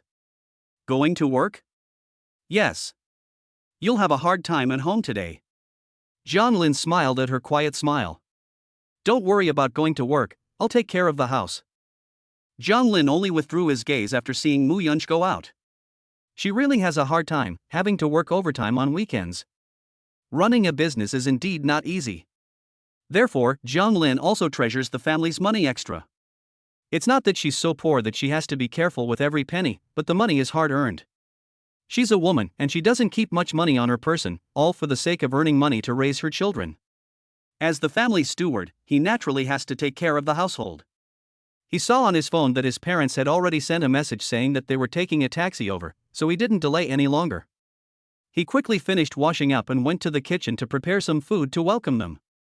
By the time his parents arrived, the two children had already started to get up from bed. Zhao Xia saw that her son was busy, so she went to wash her hands and hurriedly went into the children's room. "Tan Tan, Daodu, it's time to get up. Let Grandma see if my two little treasures have put on weight." Zhang Jianjun also smiled happily, put down the specialty products he brought from his hometown, and took the old hens into the kitchen. "Your mother specially brought 2 old hens for you to make soup." "Mom and Dad, you came here for a visit. Taking the high-speed train is tiring enough, why did you bring so much stuff?" Zhang Lin couldn't help but say, "There's no shortage of food and drink in the city. If it's just you, see if your mother brings you anything." Zhang Lin was helpless. "Well, having grandchildren has made you forget your son." Zhang Jianjun looked around the house and saw that everything was in order. "You usually take on more of the workload, and since Yungu is busy at work, you can help out more." "It's fine. Men shouldn't be macho. Whoever has time does the housework." "Dad, don't worry, I'm happy doing it." Zhang Lin smirked, "I have a son and a daughter now, taking care of my own children, what complaints do I have? I chose this path myself." "Look at me, you're just being paranoid." Zhang Jianjun couldn't help but tease him, You're a father now, what's there for me not to trust you?" Zhao Xia finished washing up with the two children, and it was time to eat. At the dinner table, Zhao Xia also talked about Zhang Lin's recent situation. After learning that everything was fine at home, she felt much more relieved. She also chatted with Zhang Lin about her experiences raising children. Zhang Lin said, "Mom, these are different times now, and we emphasize raising children scientifically. I don't care if you do it scientifically or not. If you dare to let my grandchildren starve and get thin, just wait and see, I'll fix you." Zhang Lin couldn't help but laugh helplessly. After the meal, the two elderly people took Tang Tang and Daodu out to play. Zhang Lin tidied up the table a bit, washed all the clothes, swept the floor again with the sweeper, and then went to the nearby vegetable market to buy some vegetables to prepare for lunch. He was busy all morning, and after eating a mouthful of lunch, he saw that his parents were not going to come home for dinner, so he set off with his lunchbox. Zhang Lin swept an electric car and saw that the location sent by Mu Yunj was in the south of the city, which was not very far, so he set off. When he arrived in the south of the city, the bustling city streets gradually disappeared, and in their place were high-rise office buildings.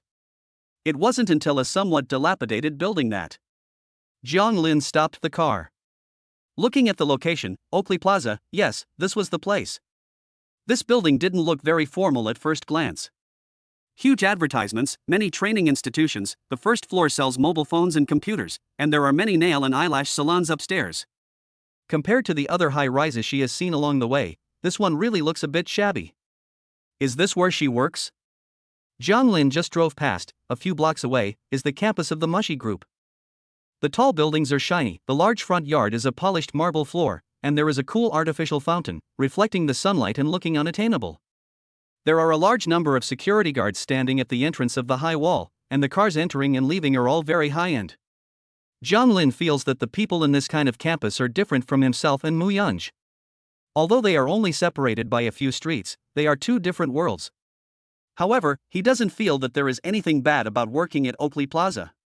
It's all about working hard to earn a living.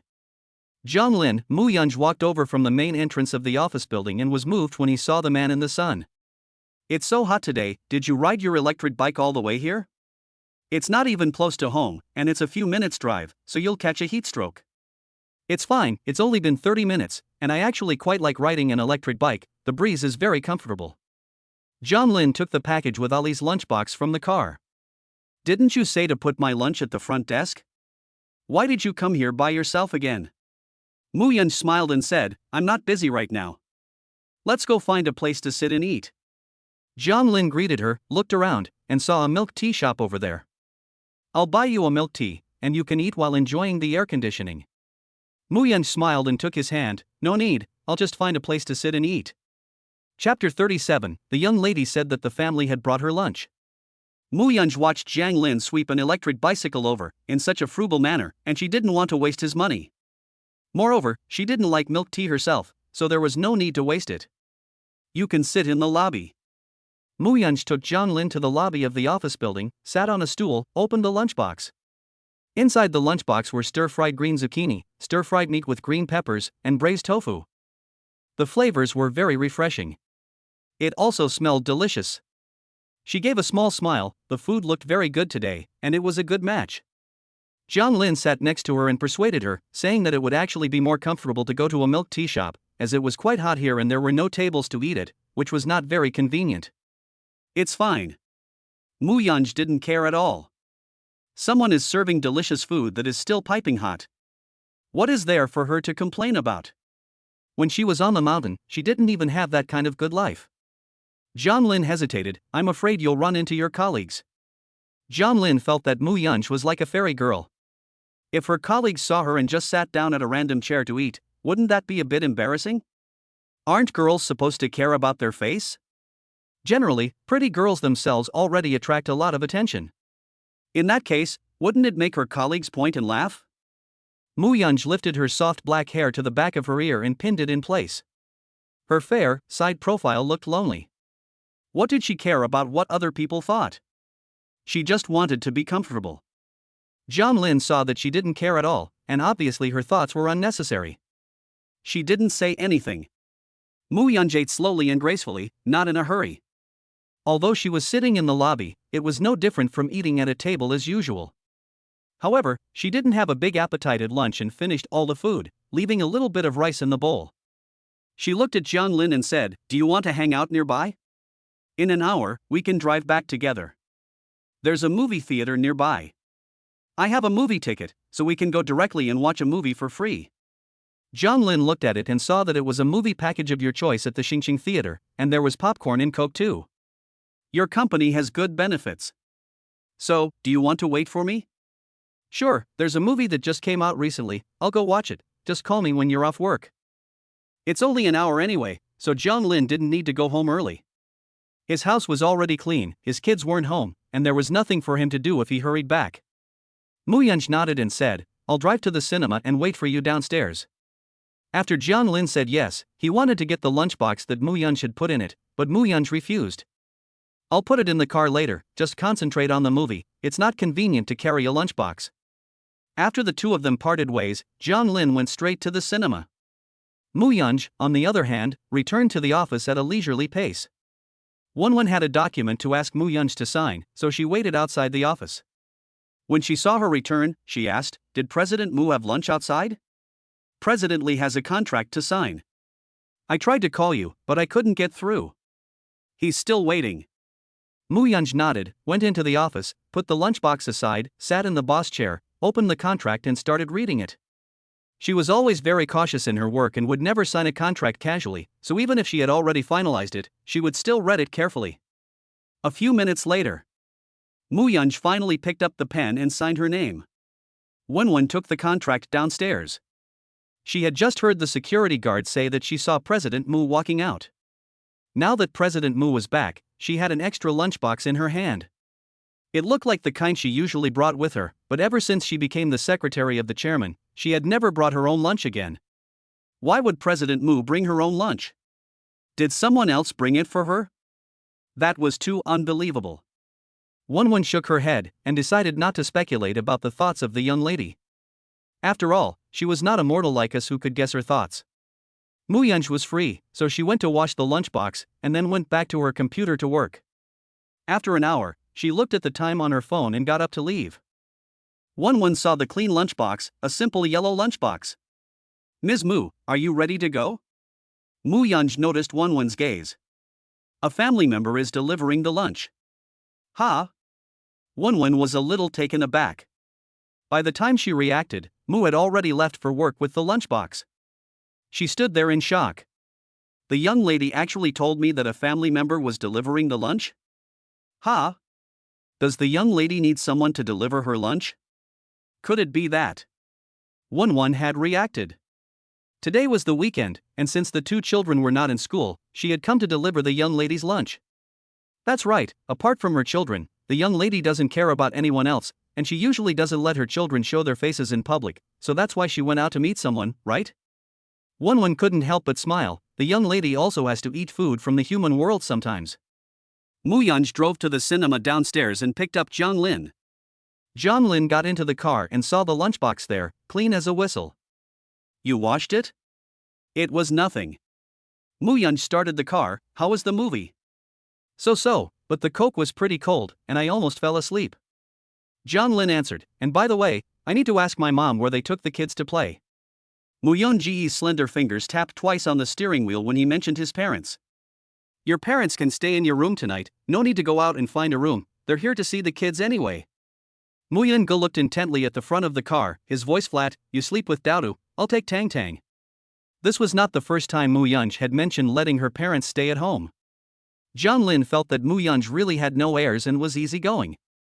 Despite her good looks, she actually had a much nicer personality than most women. Jiang Lin felt that she would probably have to burn incense to meet such a nice person. I'll ask my parents. Mu Yunge smiled. They will definitely be willing to do so. They don't need to worry about me, we are all family. Jiang Lin raised his eyes, a little surprised that Mu Yunge would say that. Everyone online says that it's best not to live together if you have conflicts with your mother-in-law. You haven't even gotten along, so how do you know we'll have conflicts?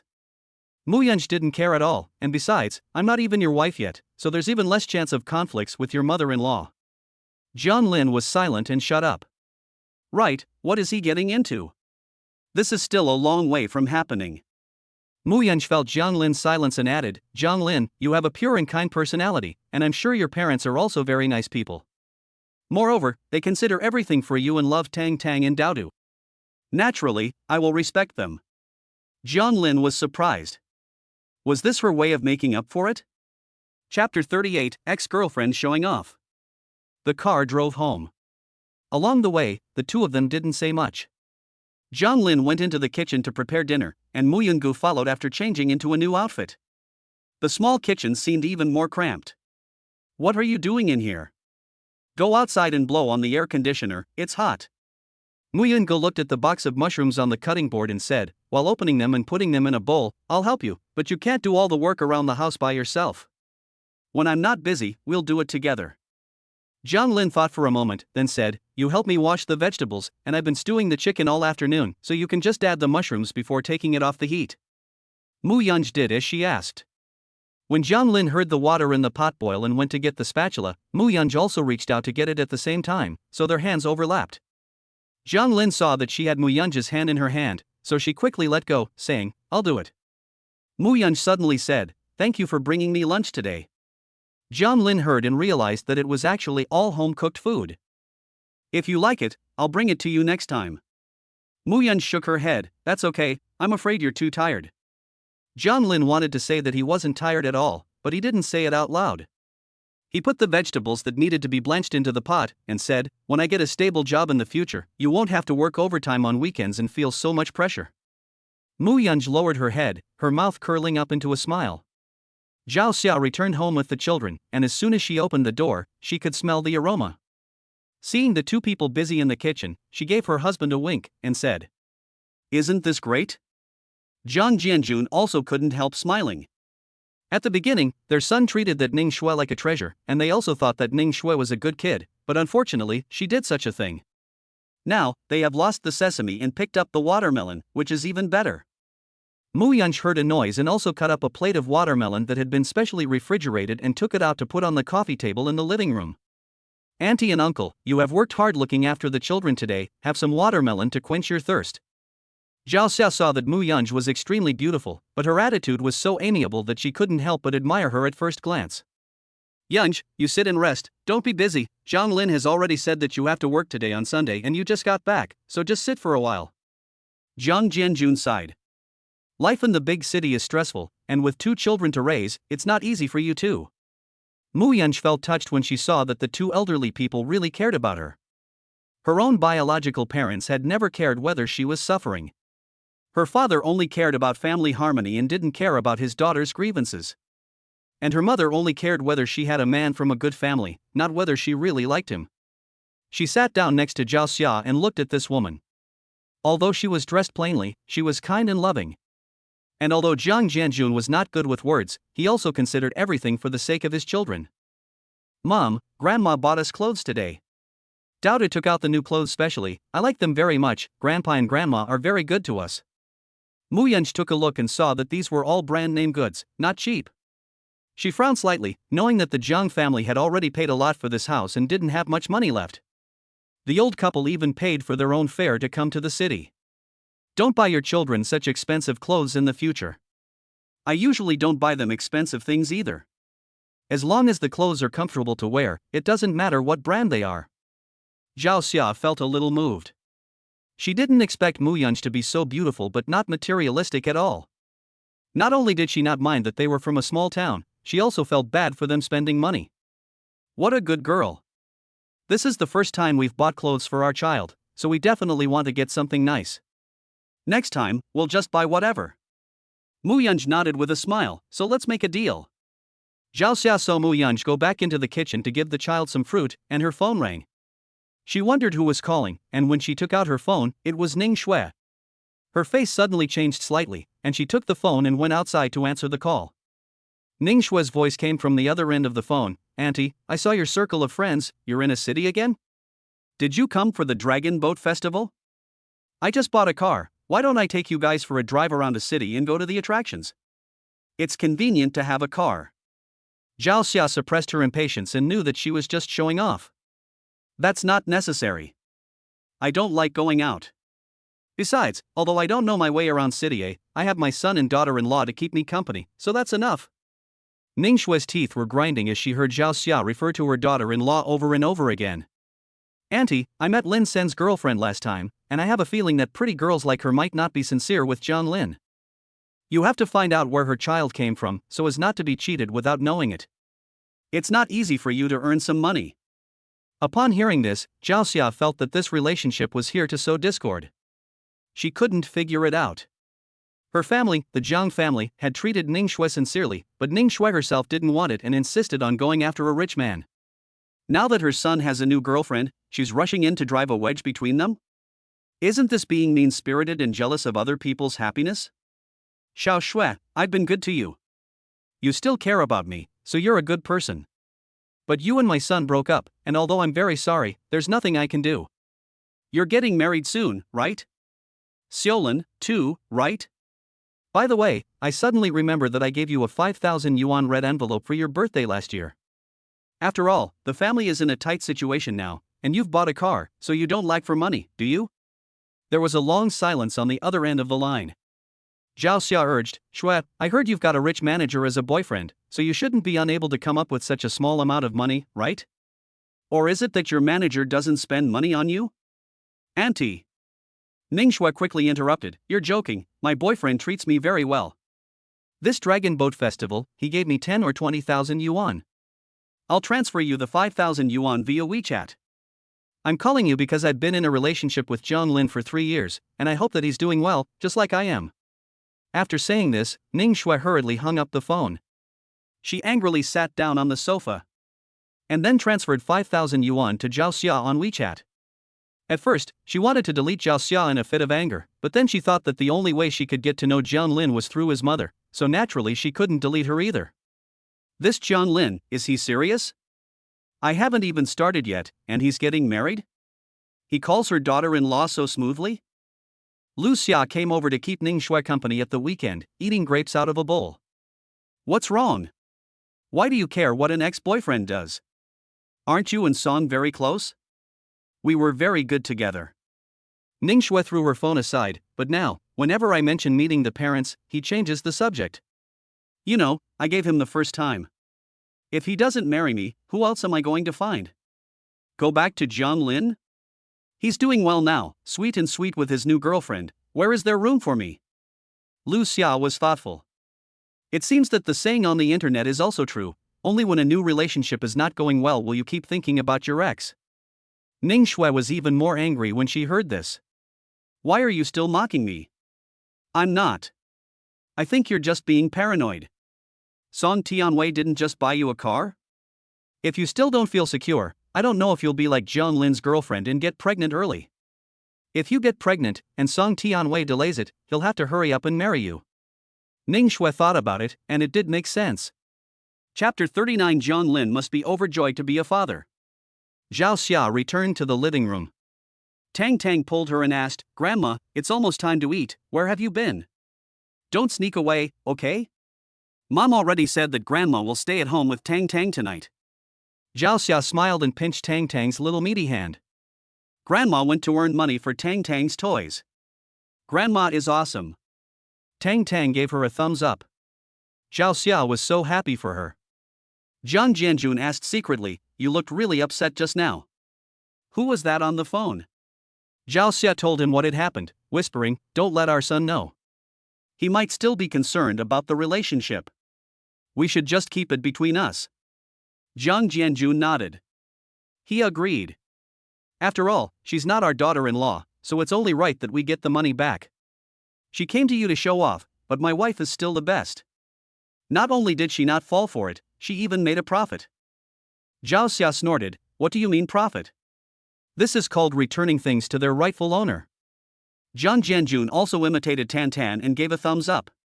That night, Jiang Lin cleaned up the small room for his parents to stay in.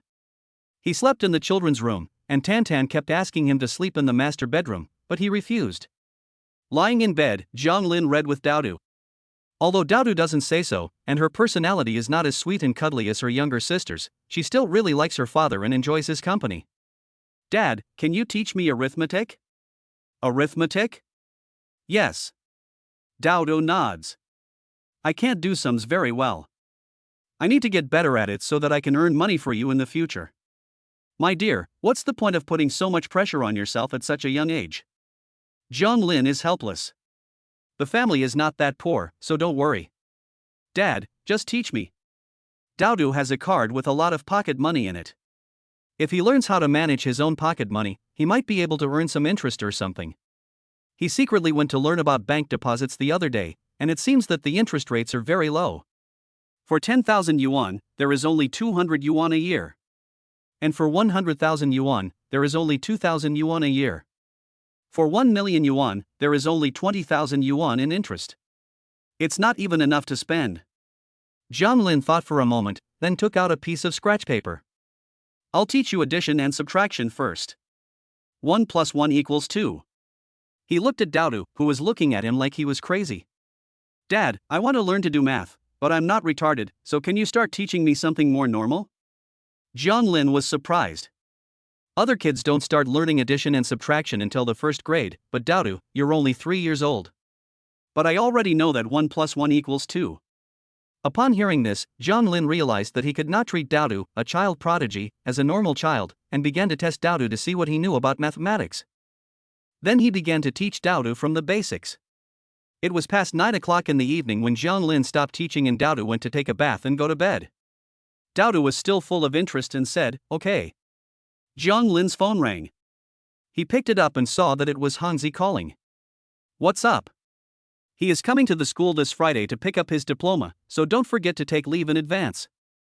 I'm afraid that it's not that easy to take leave from a big company, so I'm telling you in advance, you're so busy every day, you might forget, right? Jiang Lin laughed. Indeed, you've thought of everything, thank you. Hanzi said something polite and hung up the phone. Mu Yunj was outside and happened to hear the content of their phone conversation. He wondered if he would go back to school on Friday. Then he would probably meet his ex-girlfriend again. By then, I don't know if I'll be given a hard time. Jiang Lin came out and saw Mu Yunj. You're still awake? I saw Daodu about to take a bath, so I got him some clothes. Oh, I'll do it, I just need to answer the phone, it's nothing important. Mu Yunj suddenly said, I just looked at this week's work, and it seems like I don't have anything to do on Friday, so I can take the day off. Really? That's great, take some time to rest at home. Jiang Lin said, and then he took Daodu into the bathroom. Mu Yunj pursed his lips. Didn't he understand what he meant? As the day of receiving the diploma drew near, many graduates from a university also returned to a city one after the other, and there were more and more gatherings between good friends. Seeing that it might be the last time in college, they met less and less, so everyone became more and more enthusiastic.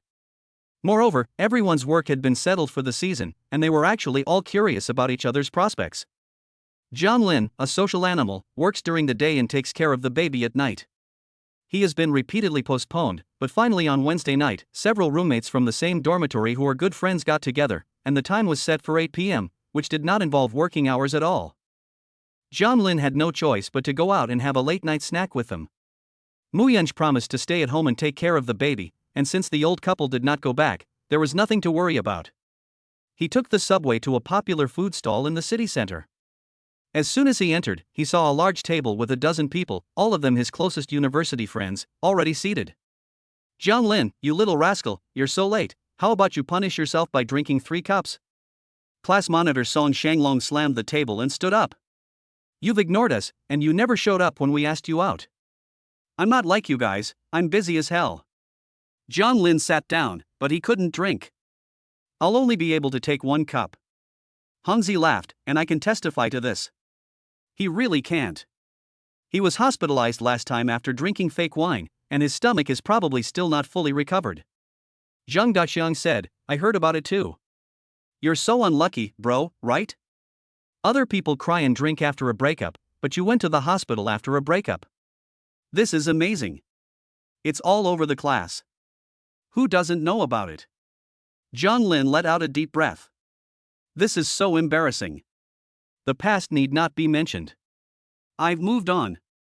Song Shanglong took out his phone and said, You really got over it? I see that your ex-girlfriend is doing well. She showed off her car today. Usually she shows off cosmetics or bags. She has a colorful life. Are you sure you've gotten over it? Otherwise, I'll introduce you to my younger sister. She's my real sister and a really nice person. Zhang Daxiang exclaimed, This is a good friend, he actually wants to be your brother. But his sister weighs more than 150 pounds and is strangely broad-shouldered and plump. Jiang Lin was amused by their teasing, but said, Stop joking. I have a girlfriend and a child. You should be more worried about yourselves than me. Song Shanglong and Zhang Daqiang exchanged glances. There was no sign of happiness in their eyes for Jiang Lin, but rather a worried look. The mood suddenly turned cold. Jiang Lin realized something was wrong. What's wrong? They're not going to say something about having a baby taking away your freedom, are they? I'm happy every day, and you're not happy for me? I really don't need freedom. Song Shanglong pondered, not a TSK, it's like this, don't be angry when you hear it. In fact, we also heard about you getting a child out of a broken relationship. We asked you to come out today just to ask you. It was a girls' night out on Monday night, and that Lu Xia said that you got a child out of a broken relationship just a few days ago, so you're a happy father, right? Chapter 40, she said it was inconvenient, not that it was impossible. Zhang Daxiang nodded. Not only that, she also said that Jiang Lin had cheated first and that Ning Shui had broken up with Jiang Lin long ago.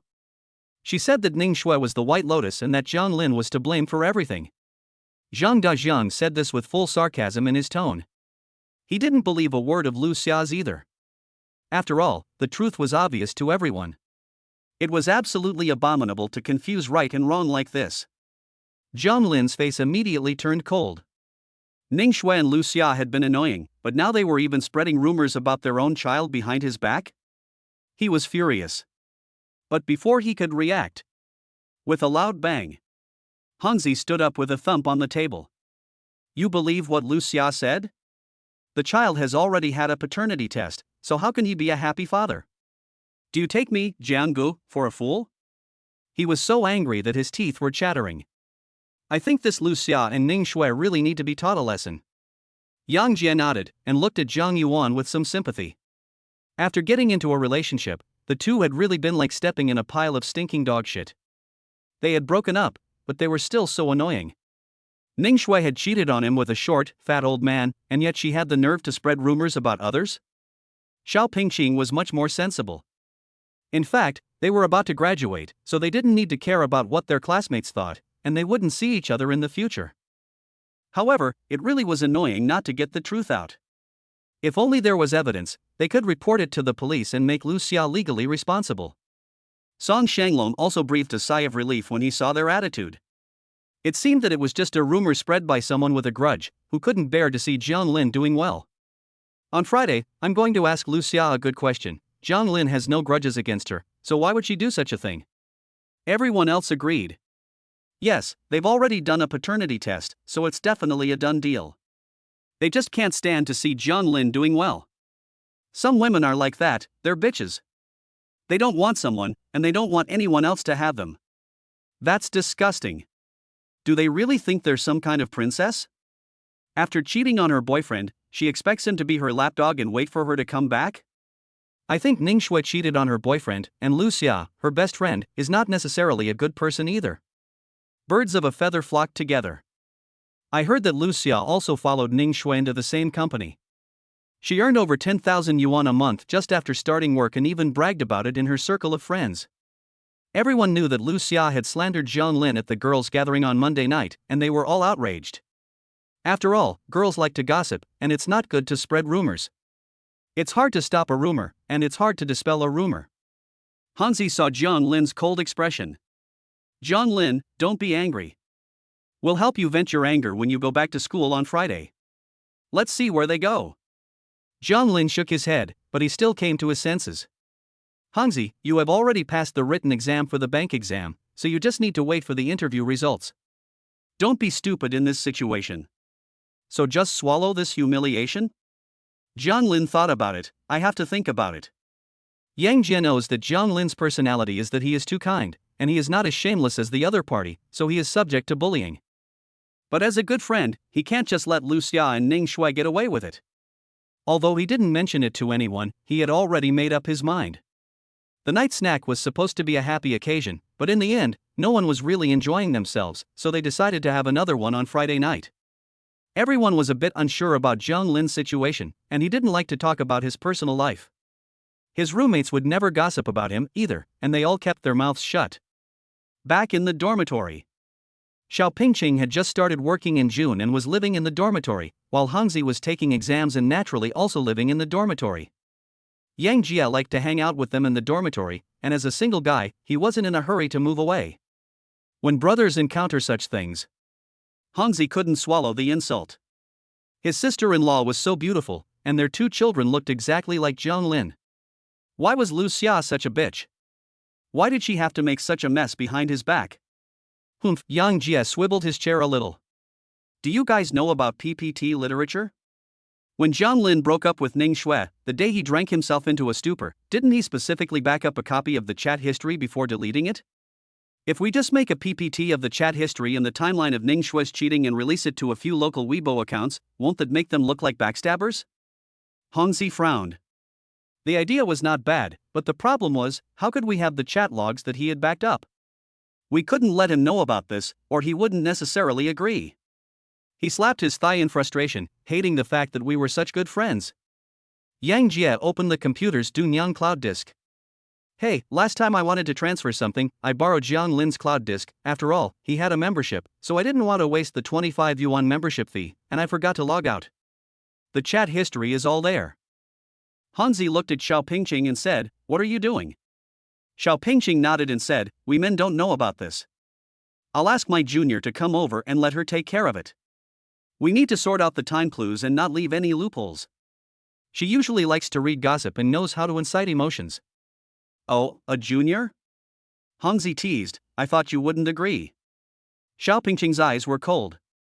It wasn't as if it was going to get out of hand, but people were bullying her, and if she didn't say anything, it wouldn't be good. Although her influence was limited, a city was a big place, but really, when it came to the university circle, it was really small. As long as everyone knew that Ning Shui was in the wrong, that would be fine. Jiang Lin's house. It was dark. At night, Jiang Lin still hadn't gone to sleep. He looked at the report letter written on the computer, touched his chin, and hesitated about whether or not to go this far. Because he was afraid of disturbing the baby's sleep, he had Do go to the master bedroom and go to sleep with Mu Yunj. There was only the light from the computer screen in the room. A slight sound of footsteps could be heard. And a hand gently rested on his shoulder. Still not asleep? With a pop, Jiang Lin subconsciously closed the computer and looked back at Mu Yunj's face. Why did you come over? He said, explaining, I don't feel sleepy tonight. It's Thursday, and I've already taken Friday off, so I don't need to sleep yet. So, I'll just use the computer for a while. Mu Yunj sat down on the bed nearby, her tone gentle. The faint light from the computer illuminated her soft, contoured face, with long eyelashes falling down, a straight nose, and rosy lips slightly pursed. I saw what you wrote. Who are you going to report? I, Jiang Lin, can't hide it, so I'll tell the truth. I want to report Song Tianwei for using his connections to get Ning Shui and Lu Xia into Concheng Health. In public, they pretend to be superior and subordinate, and I don't think they dare let anyone know about their relationship.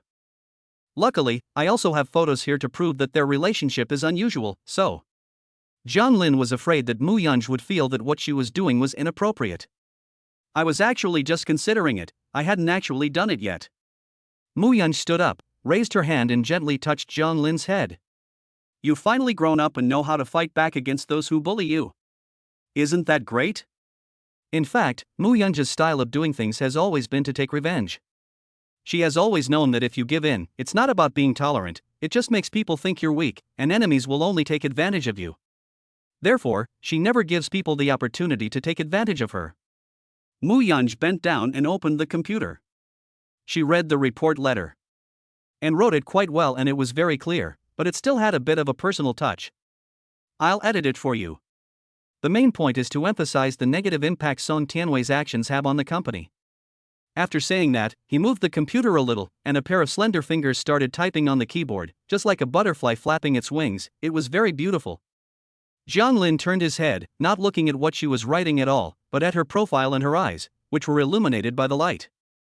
Her eyelashes were long, her eyes were very beautiful, and when she was serious, there was a faint smile at the corner of her mouth. Her participation made him feel that what he was doing was not a bad thing. Okay.